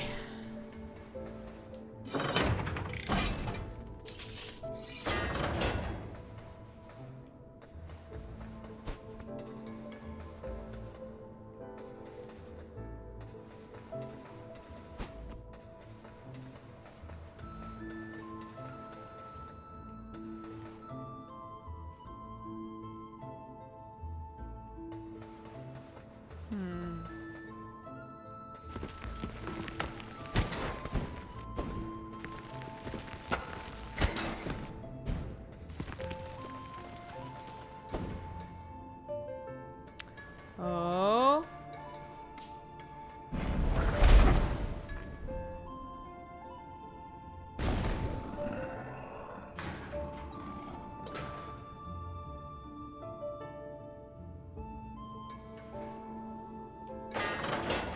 Wait, who were you? Lord Deadbolt, the fourth in the lineage of Door Lords. Their rule was dark, but produced efficiency among Reapers. An overbearing ruler concerned with keeping order and funding research into other sustainable forms of life extension. So we're like going after all these people who have like escaped death basically. And the biggest perpetrators of trying to escape death are the Door Lords. Are you kidding? My life was not easy. The balance of the universe was my duty and mine alone. The Lord who created me had grand delusions about fate and purpose, but fate did not bind me to death's door. Duty did. No other could take on the task of controlling life and death, so I bore the burden. I bore it for as long as I could, even extending my life beyond the bounds set by the pitiful anachronism that is death. When my life finally drew to a close, my successor paid no heed to my teachings. I fear their reign may have destroyed the balance I tried so hard to maintain. What a bitter disappointment they've been. Greatness is seldom free, Crow. True greatness may even cost you your soul. Damn. Okay. Thanks.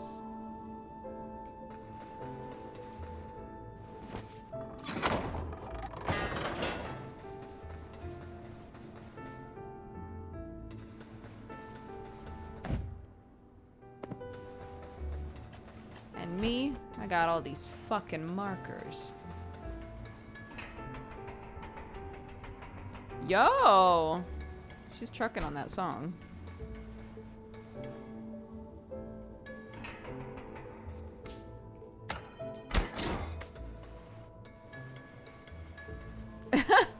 I'm just a crow, dog.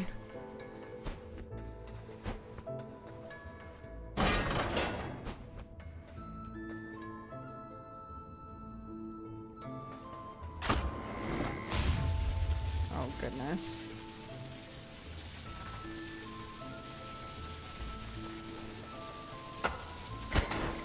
Oh!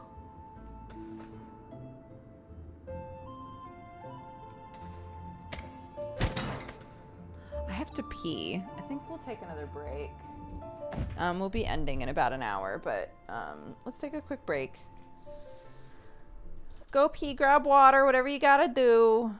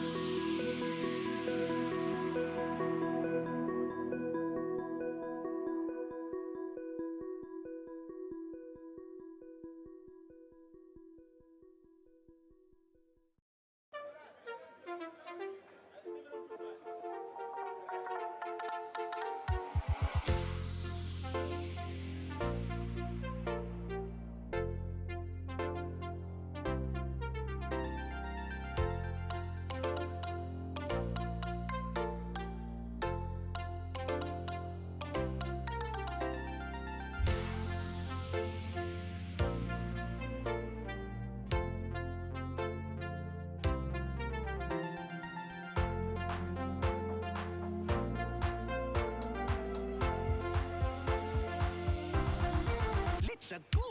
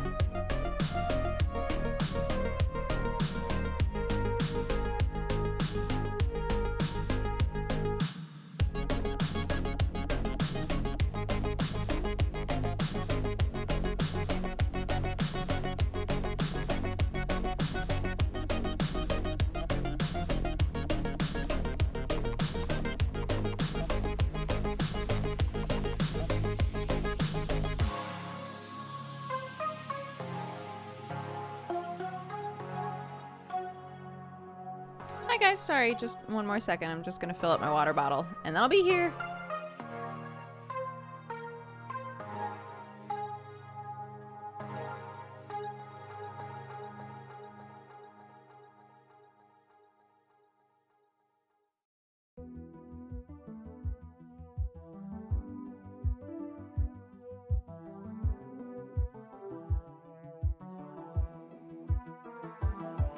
Okay.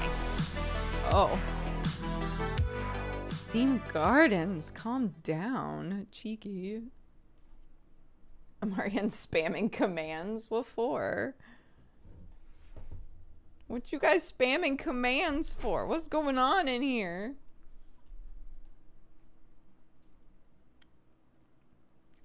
Oh, he made a new command. Gotcha. I was excited. I see. Bum bum ba da da. Dun da da da da.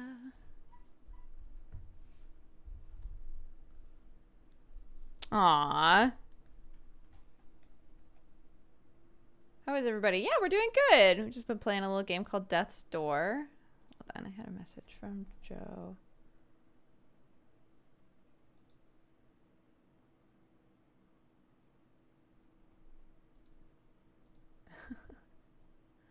Okay.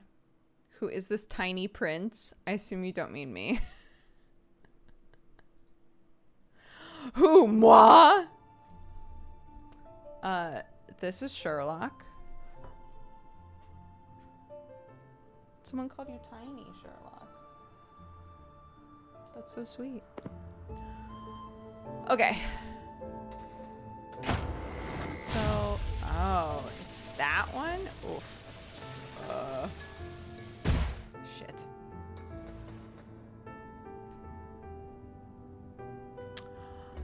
Oh, I get it.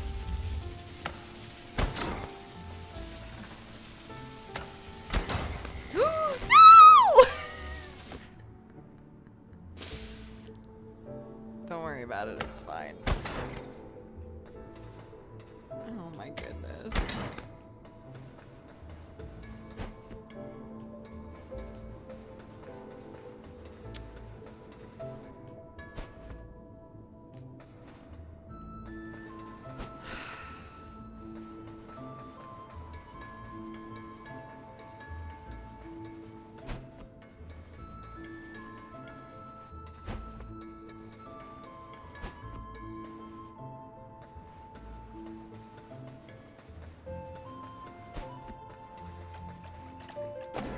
Hi, darlings.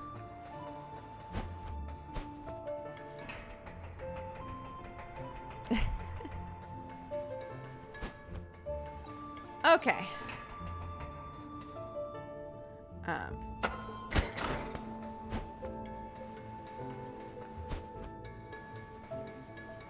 understand what to do. I just need to not panic. Don't panic.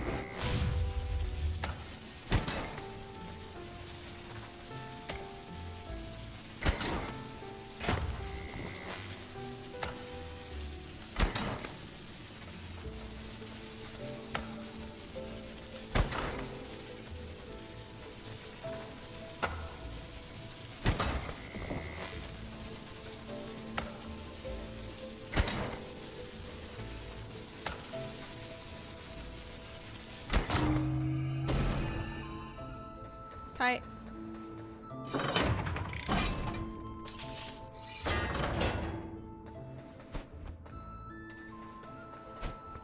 Ho ho. The speech.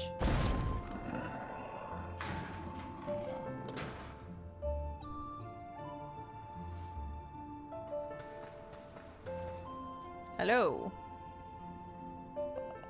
Sweet child, look at what has happened to your life at the hands of our chaos. I was never sold on the idea of preserving the course of life and death. Each lord creates the next in succession before their death and teaches them the Lord's path. My creator, the Lord before me, bound me to their system. All I could do was try and balance the world as fairly as I could. I tried my best to do right by the living, especially the crows, recruited into something they had no business in. If opportunity presents itself, child, ending this cycle would be what is right for the universe. My lifetime was too short to come to that ultimate conclusion, but I remain hopeful that others will reach it on their own.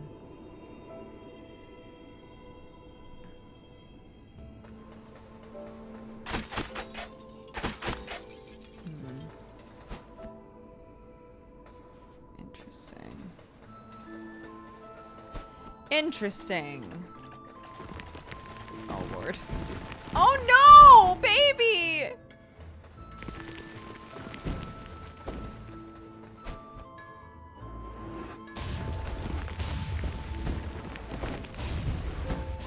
Why am I going through here? What is happening? Okay. Okay. Where have I not gone?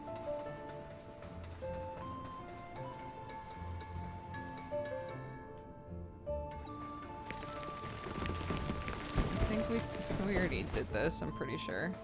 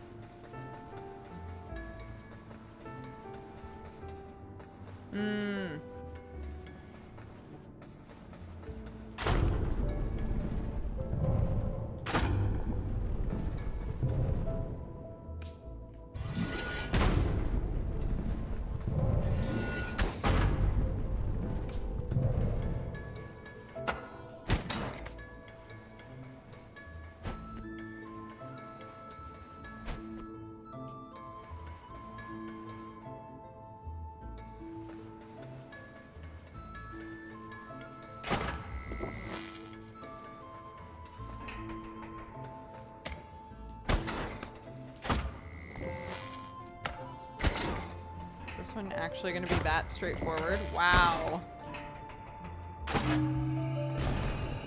Okay.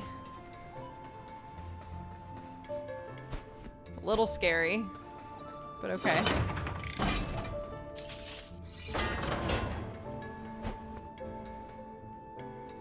The last one. Here lies Lord Opengate, the third in the lineage of lords.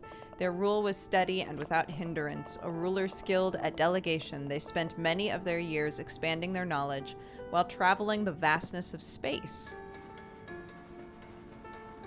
Interesting. The final one. She's like, oh, sick.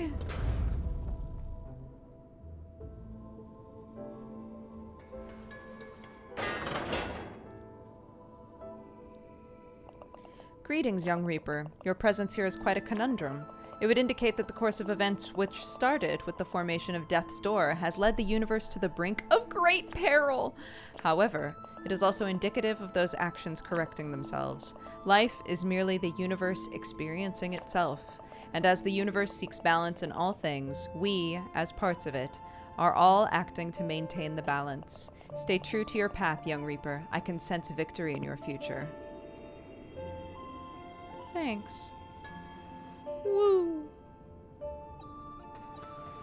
Okay.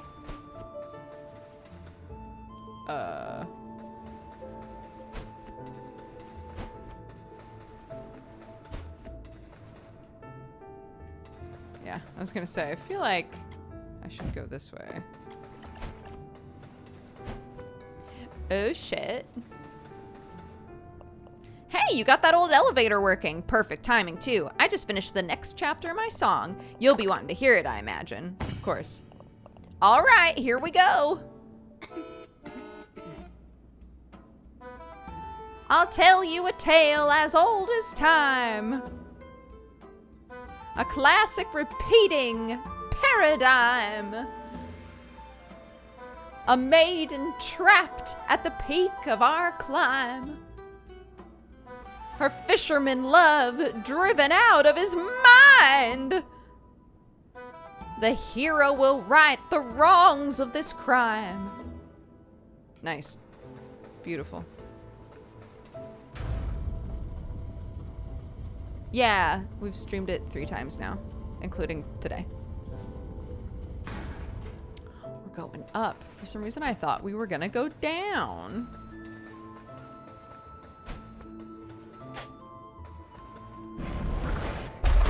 Oops. I mean...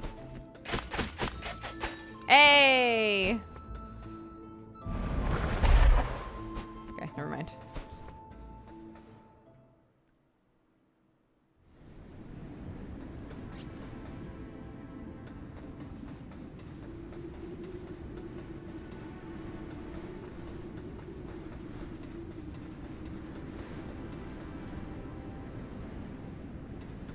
Yeah. From the Lord of Thor's house. This way to our camp. See you soon.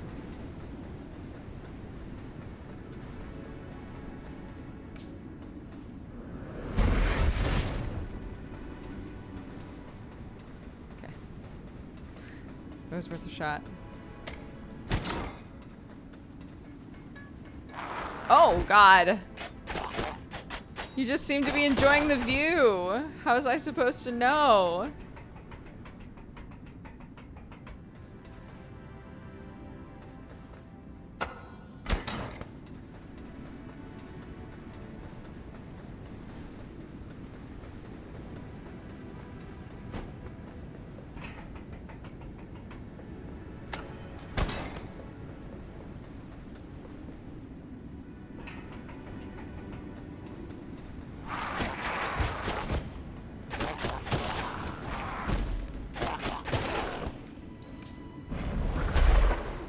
Oh, no?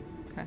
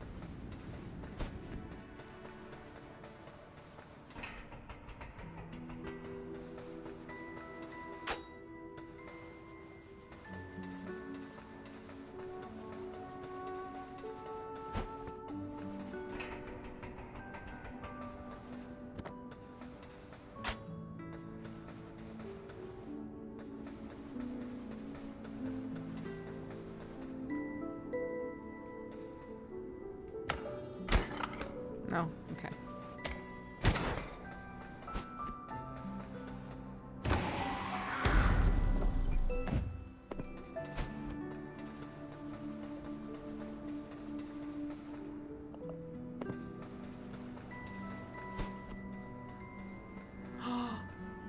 Oh my God, it's the crows!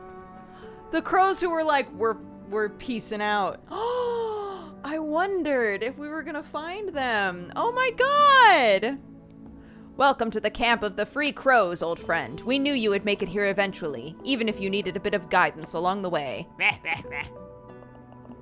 We are a group of free-thinking individuals who reject the ideas of the Lord of Doors. We do not want unnatural immortality, if it must come at the cost of our lives. What is the point in living forever if it is to be a slave? We choose to live free and die free, so go, climb ever higher, defeat the beast at the top of the mountain, and claim its soul. Oh, but make sure you're well prepared before you head onwards. Remember, you're welcome here anytime you like. Aww. How nice.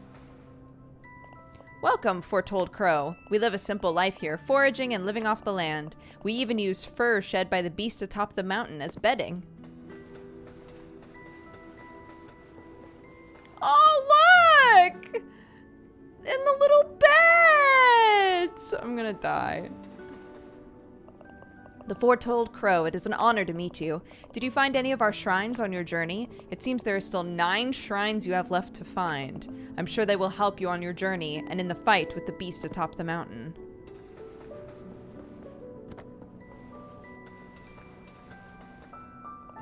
We all abandoned our assignments, which means our life now ticks away. However, we're happier for it. This is the way it should be. Without death, new life cannot grow. Right, I remember one of the other crows was like, yeah, it's fucked up the way that the world is working now. Like, there aren't really any souls to reap because no one dies.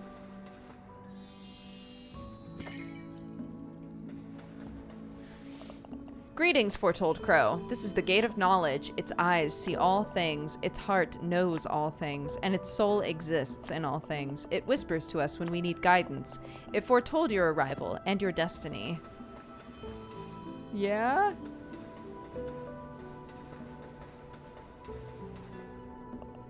Make sure you're well prepared before you head onwards. Remember, you're welcome here anytime you like. Okay, so this is the game being like, maybe go back and try to do some other stuff.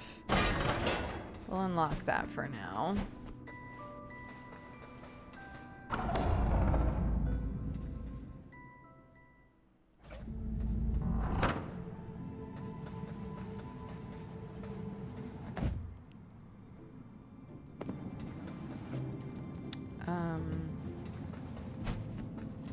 And I guess...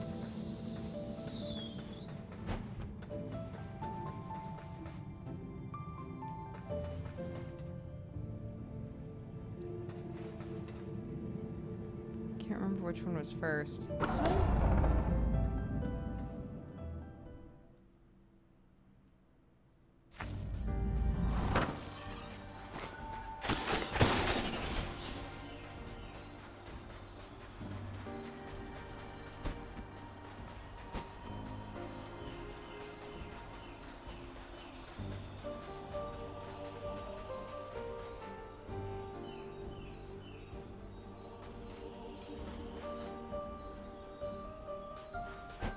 What's up with this shit?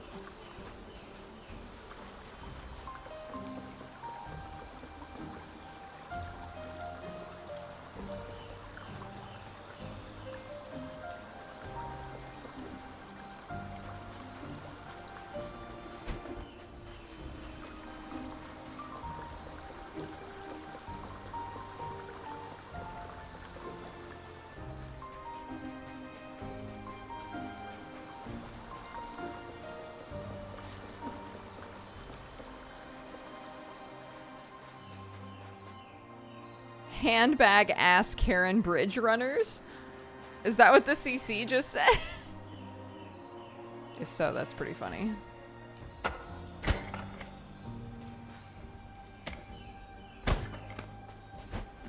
There's gonna be something.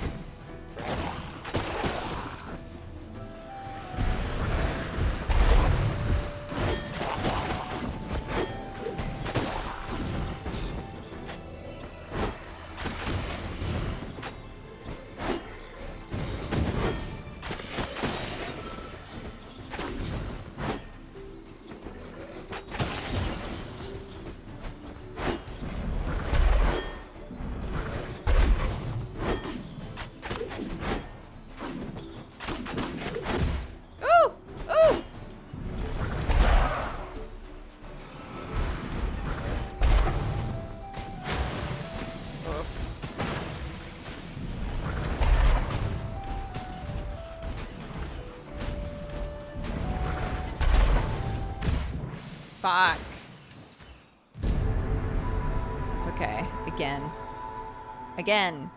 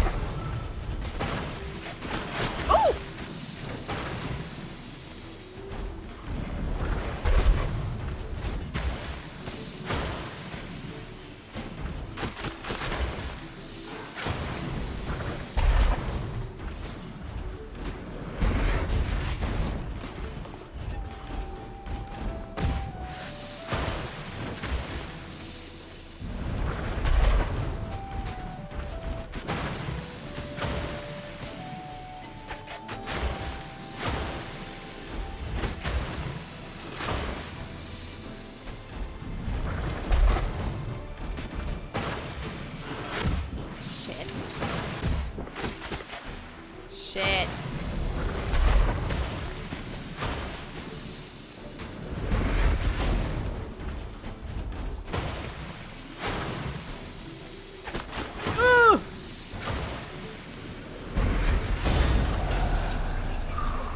God damn.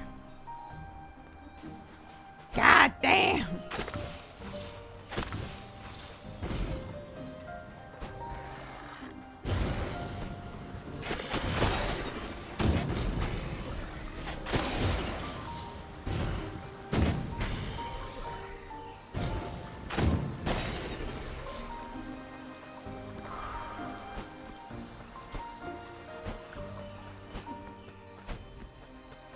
Is there a shrine up here?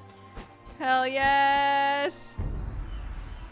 I think pretty much any time I fight one of those, like, big boys, it's to get to a shrine. Man.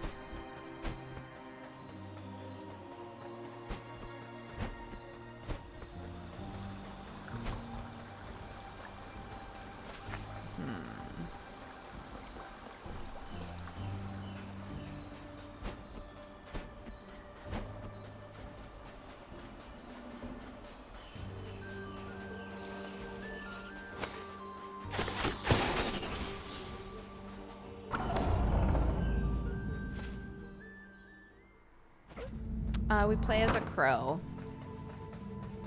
All the reapers in this world are crows. Look at all of our little bubas.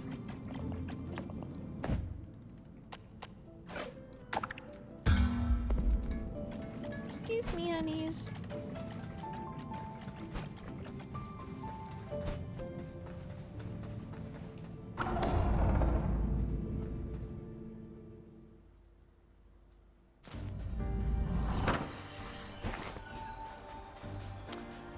Brain rats are what I use to refer to when my brain isn't like operating the way I would like it to, if I've been more anxious or sad or whatever.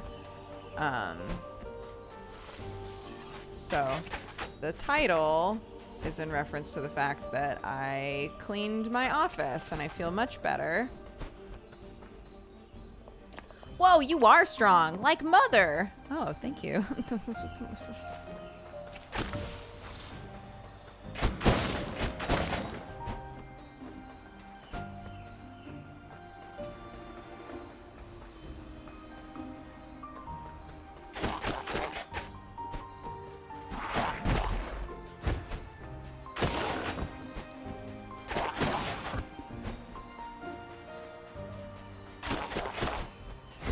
When I was talking about it earlier, somebody was like, I'm glad that in the analogy you don't kill the brain rats. Of course not. Number one, I love rats. Number two, you know, they're part of your brain.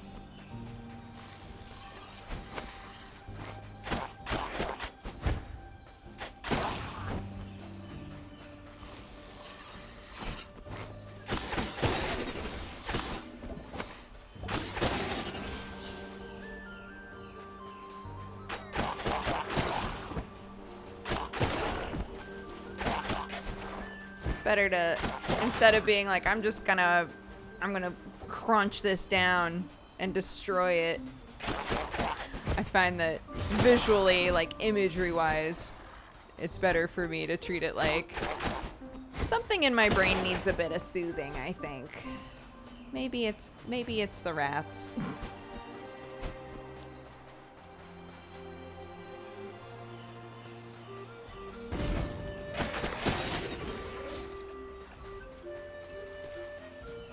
Oh my god, yeah, somebody was like, you know what helps me is just pretending, because I'm definitely this sort of person as well, just pretending that I'm at someone else's house and that they like really need help cleaning.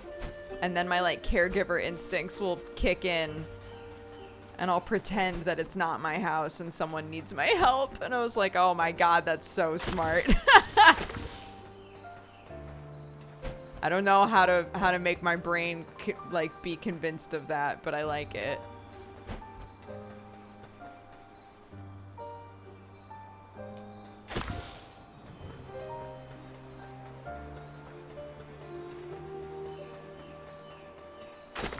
Oh, wait.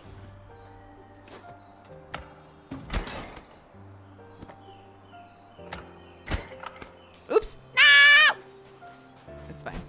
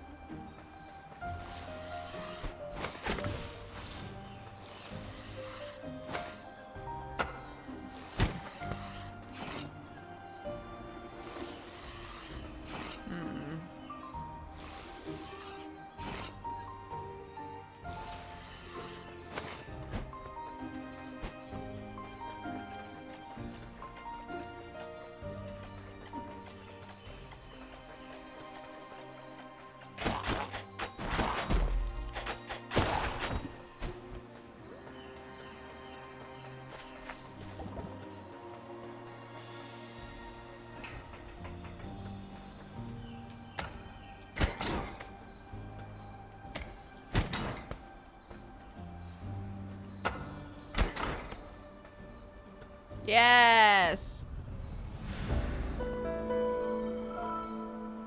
A malformed seed. It appears quite rotten. Is that a shiny? It must be, yeah. Oh yeah, wait. Does it say what the difference is between these two doors? Oh, ancient door and a modern door. Oh, I see.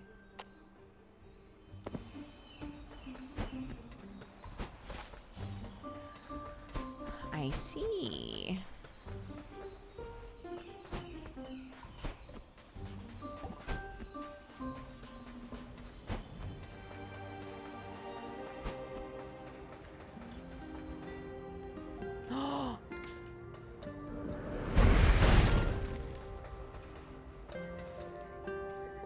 Little bird save Grunt. Grunt be forever thank little bird. It's called Clever. He's called Clever Grunt. No problem, bud. Oh, he gone.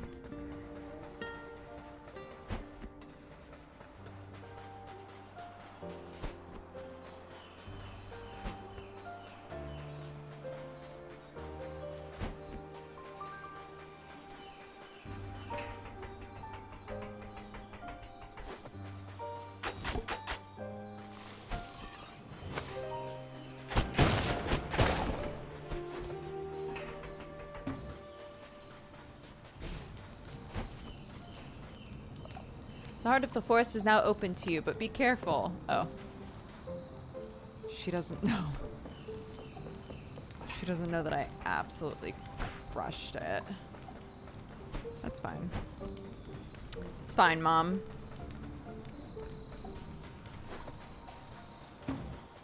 I'll just continue to crush it until you notice.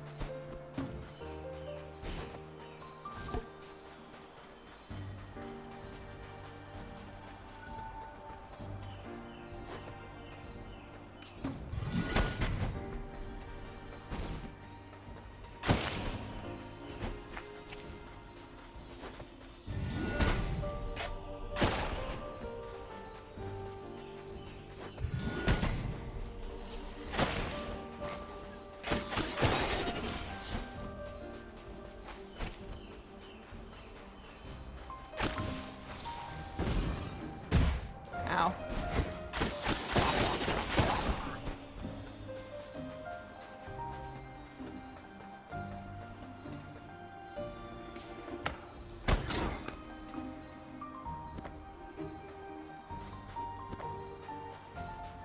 Nice.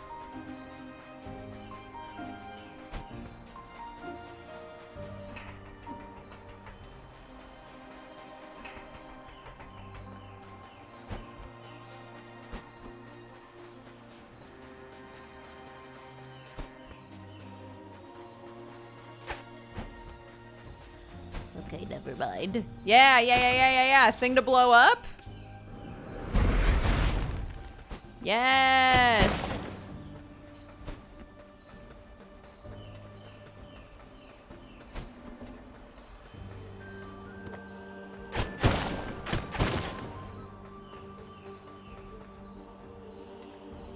Nice.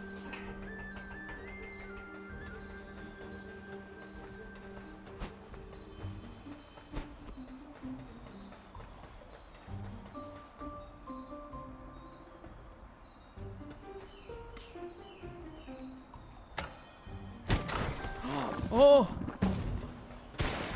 Holy shit, it worked.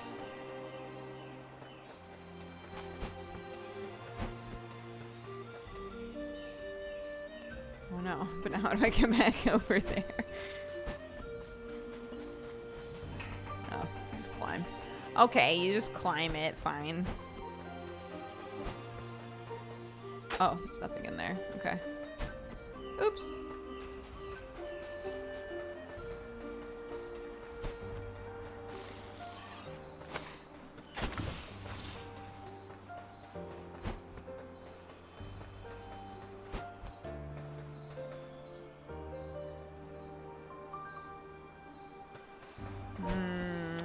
So those have the symbol that's in the door manner. And I'm wondering if that means that, like, they pop up either once you've defeated the Lord of Doors. That seems like a lot of stuff to, like, gate behind finishing the game, unless that isn't finishing the game, which is also very possible.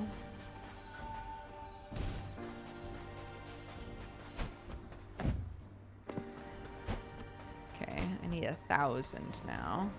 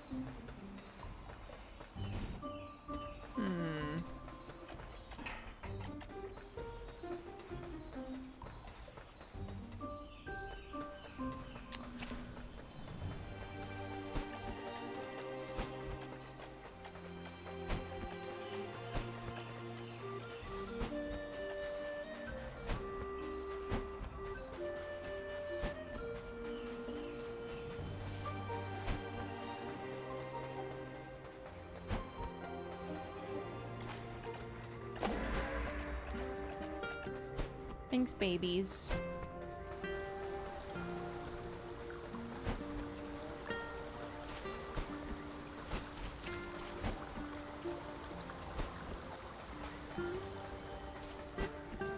feel like there's definitely stuff I'm missing, though.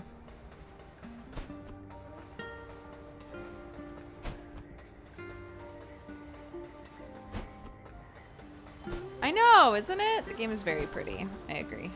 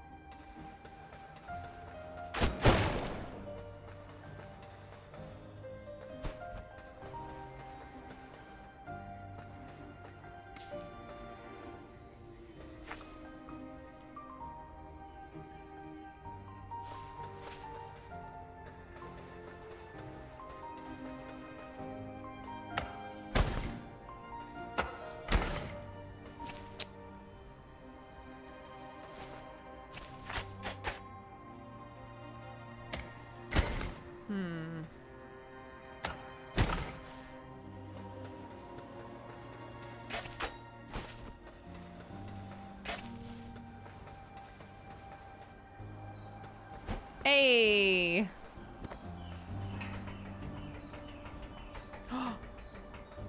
Hey! I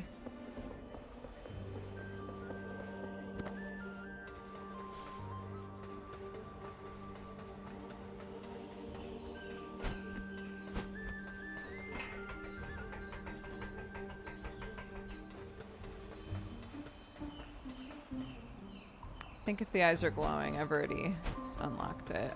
Pretty sure that's the one that I already found.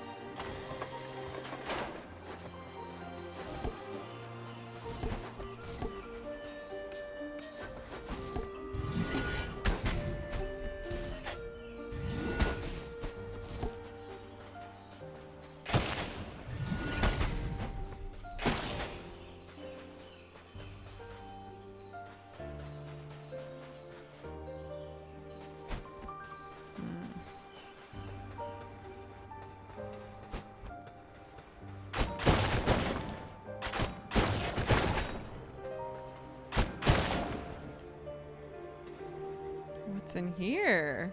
A weapon! This weapon crackles with a unique soul energy.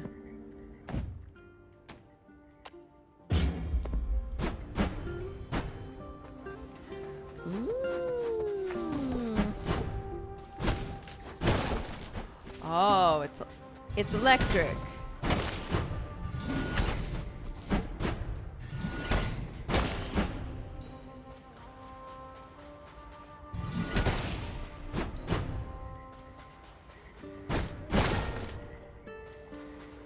Ooh.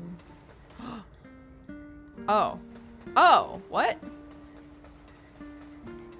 It's the door. Interesting.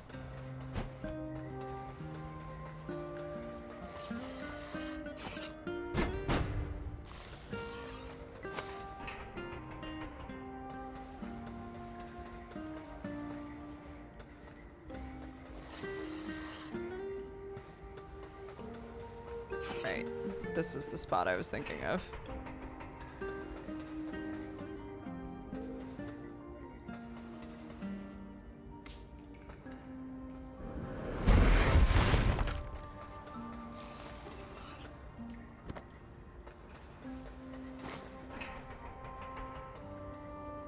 Am I wearing a wig? No, I am not.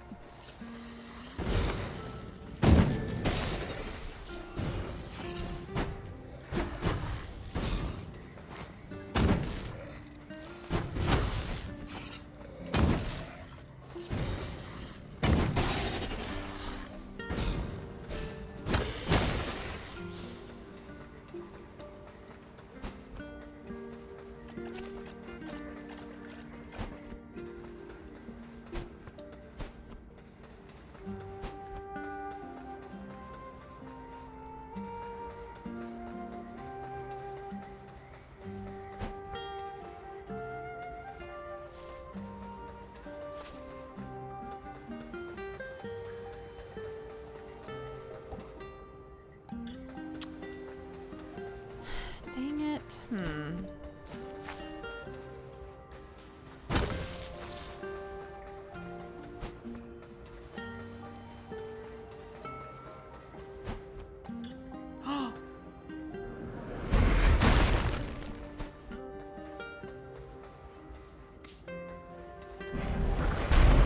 So many secrets.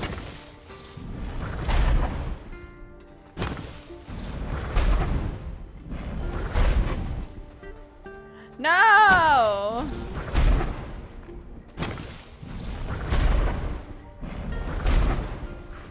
What?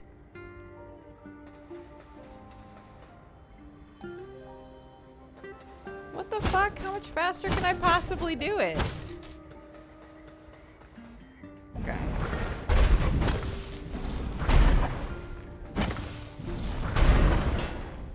God damn. Oh, finally my vitality.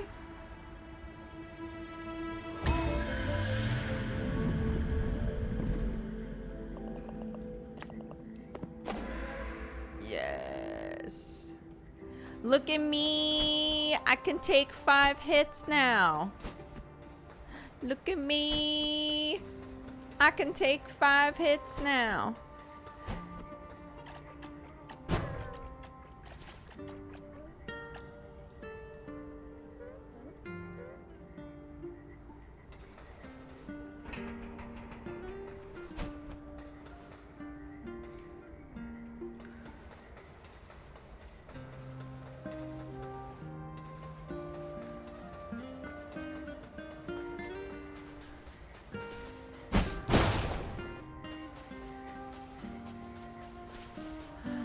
Can't get back up there. Okay.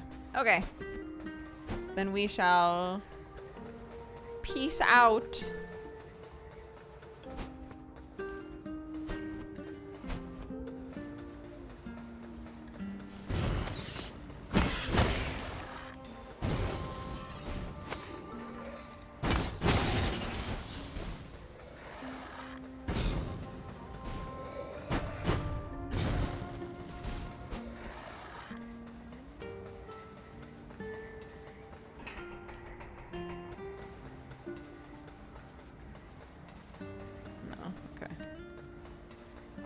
Okay.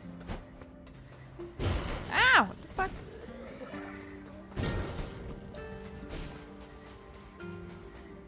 Another one. Holy shit.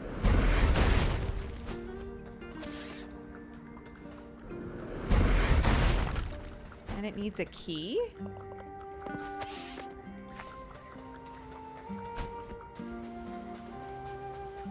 Oh, what the hell?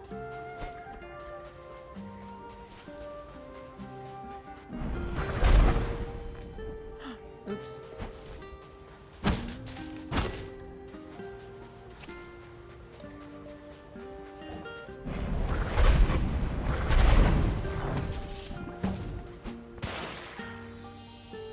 my gosh. It is not a scythe, no.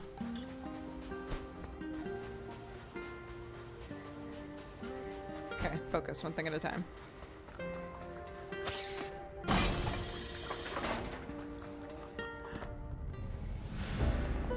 Corrupted antler. What creature did this used to be attached to?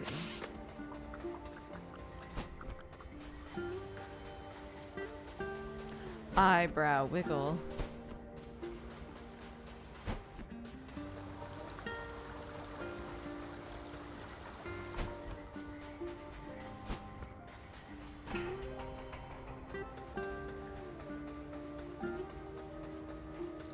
Going through here. Some of this stuff I'm like, how did I not do that?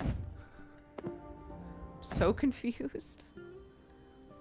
There's one weapon left to find, it looks like. So that might be the scythe.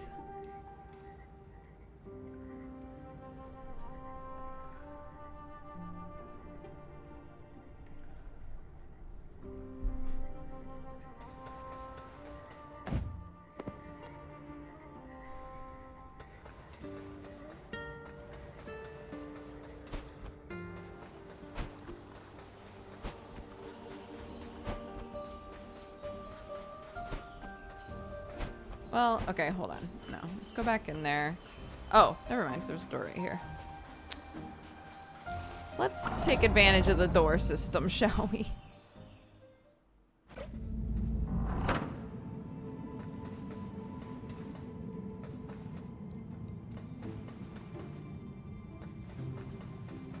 Mushroom dungeon.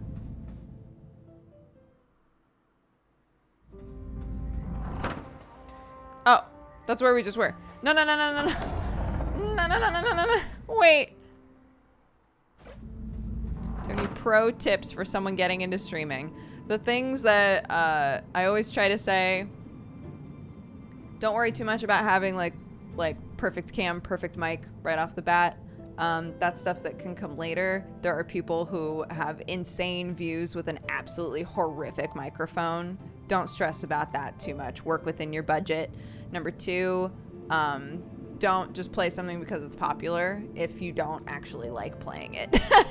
Because you want to make sure that whatever it is that you're playing like energizes you and you really enjoy it, because it requires a lot of energy to stream. And make sure that whatever vibe you want your stream to have, that you sort of think about that now. So that you can cultivate like a community that has that vibe, right? Like what is and isn't okay, you know, like all of that sort of stuff. Try to think about that stuff now. And when you're able to add a mod or two, definitely do that because it's so helpful. But yeah, just enjoy yourself and let yourself learn and figure out what it is that you like to do, because there's lots of different ways to stream.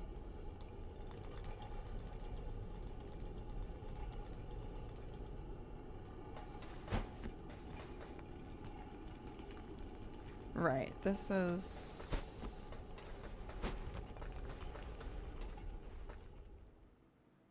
the end. But there's stuff out here that I can't do yet.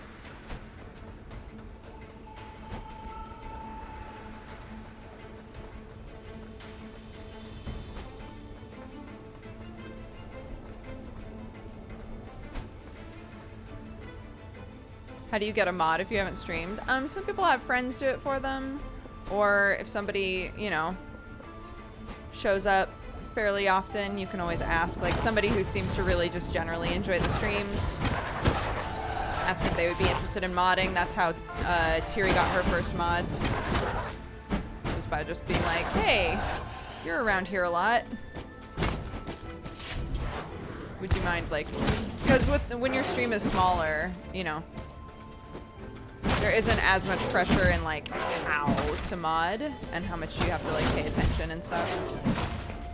So you can be, like, kind of more of a viewer than a mod, but it's at least a start.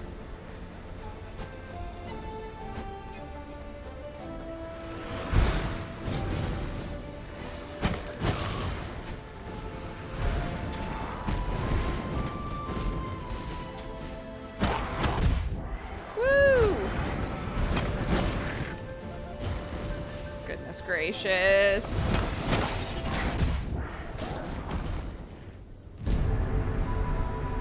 That's a good note to end on.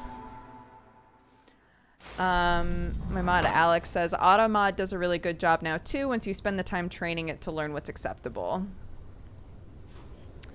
Yeah. In the automod, like when it dings a thing, it literally is like, is this a permitted term or not? And it learns. But to be fair, Alex has also sometimes said, don't touch it.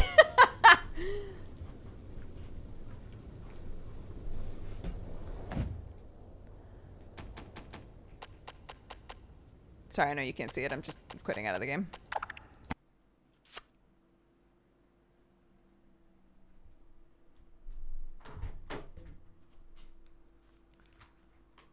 Okie dokie. Thanks so much for watching, everybody. Let's see. My little one is on the way, so I can snuggle her when she gets home. My baby. Weird. Sometimes the camera gets grainy, and I don't understand why. We had a couple of Valentines. Remix beats again. I'll read this one a second time, but it says, Valentine to taking chances. I struggle with taking chances on myself. I jumped and signed myself up for a voice acting class that starts tonight. So I'm excited and nervous, but it's time to believe in myself. Attitude Lolita says, thank you Dukes and chat for cheering me up. I lost my baby girl, 4 years old, last month, and it still isn't real. Seeing how Dukes interacts with Clark makes me cry happy tears. Hug your loved ones, stay safe, y'all, and have a nice week. Oh my goodness, I can't even imagine. I think about that sort of thing all the time. I'm so sorry about that. Big hugs, Lolita. And Thundergrub says, another Valentine to the Cheese Mafia D&D group. Y'all are mad lads, and the roleplay we do in between sessions is absolutely hilarious. Thank you for letting my disaster sorcerer princess reject grow up with the group. And extra special thanks to our DM Tatters as always. Apologies for the bag of cats that you have to herd. Magic Maddie was the one who redeemed our cheers. Thank you so much, Maddie.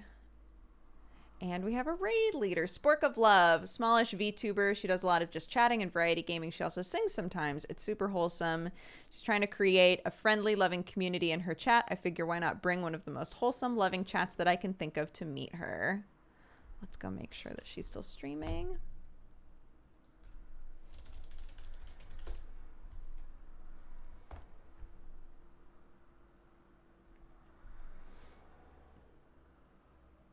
I can't even tell what is going on right now. All right. Yeah, sure. Yes. Okie dokie. Let's read off our activity feed and then I'll send you over to Spork. Is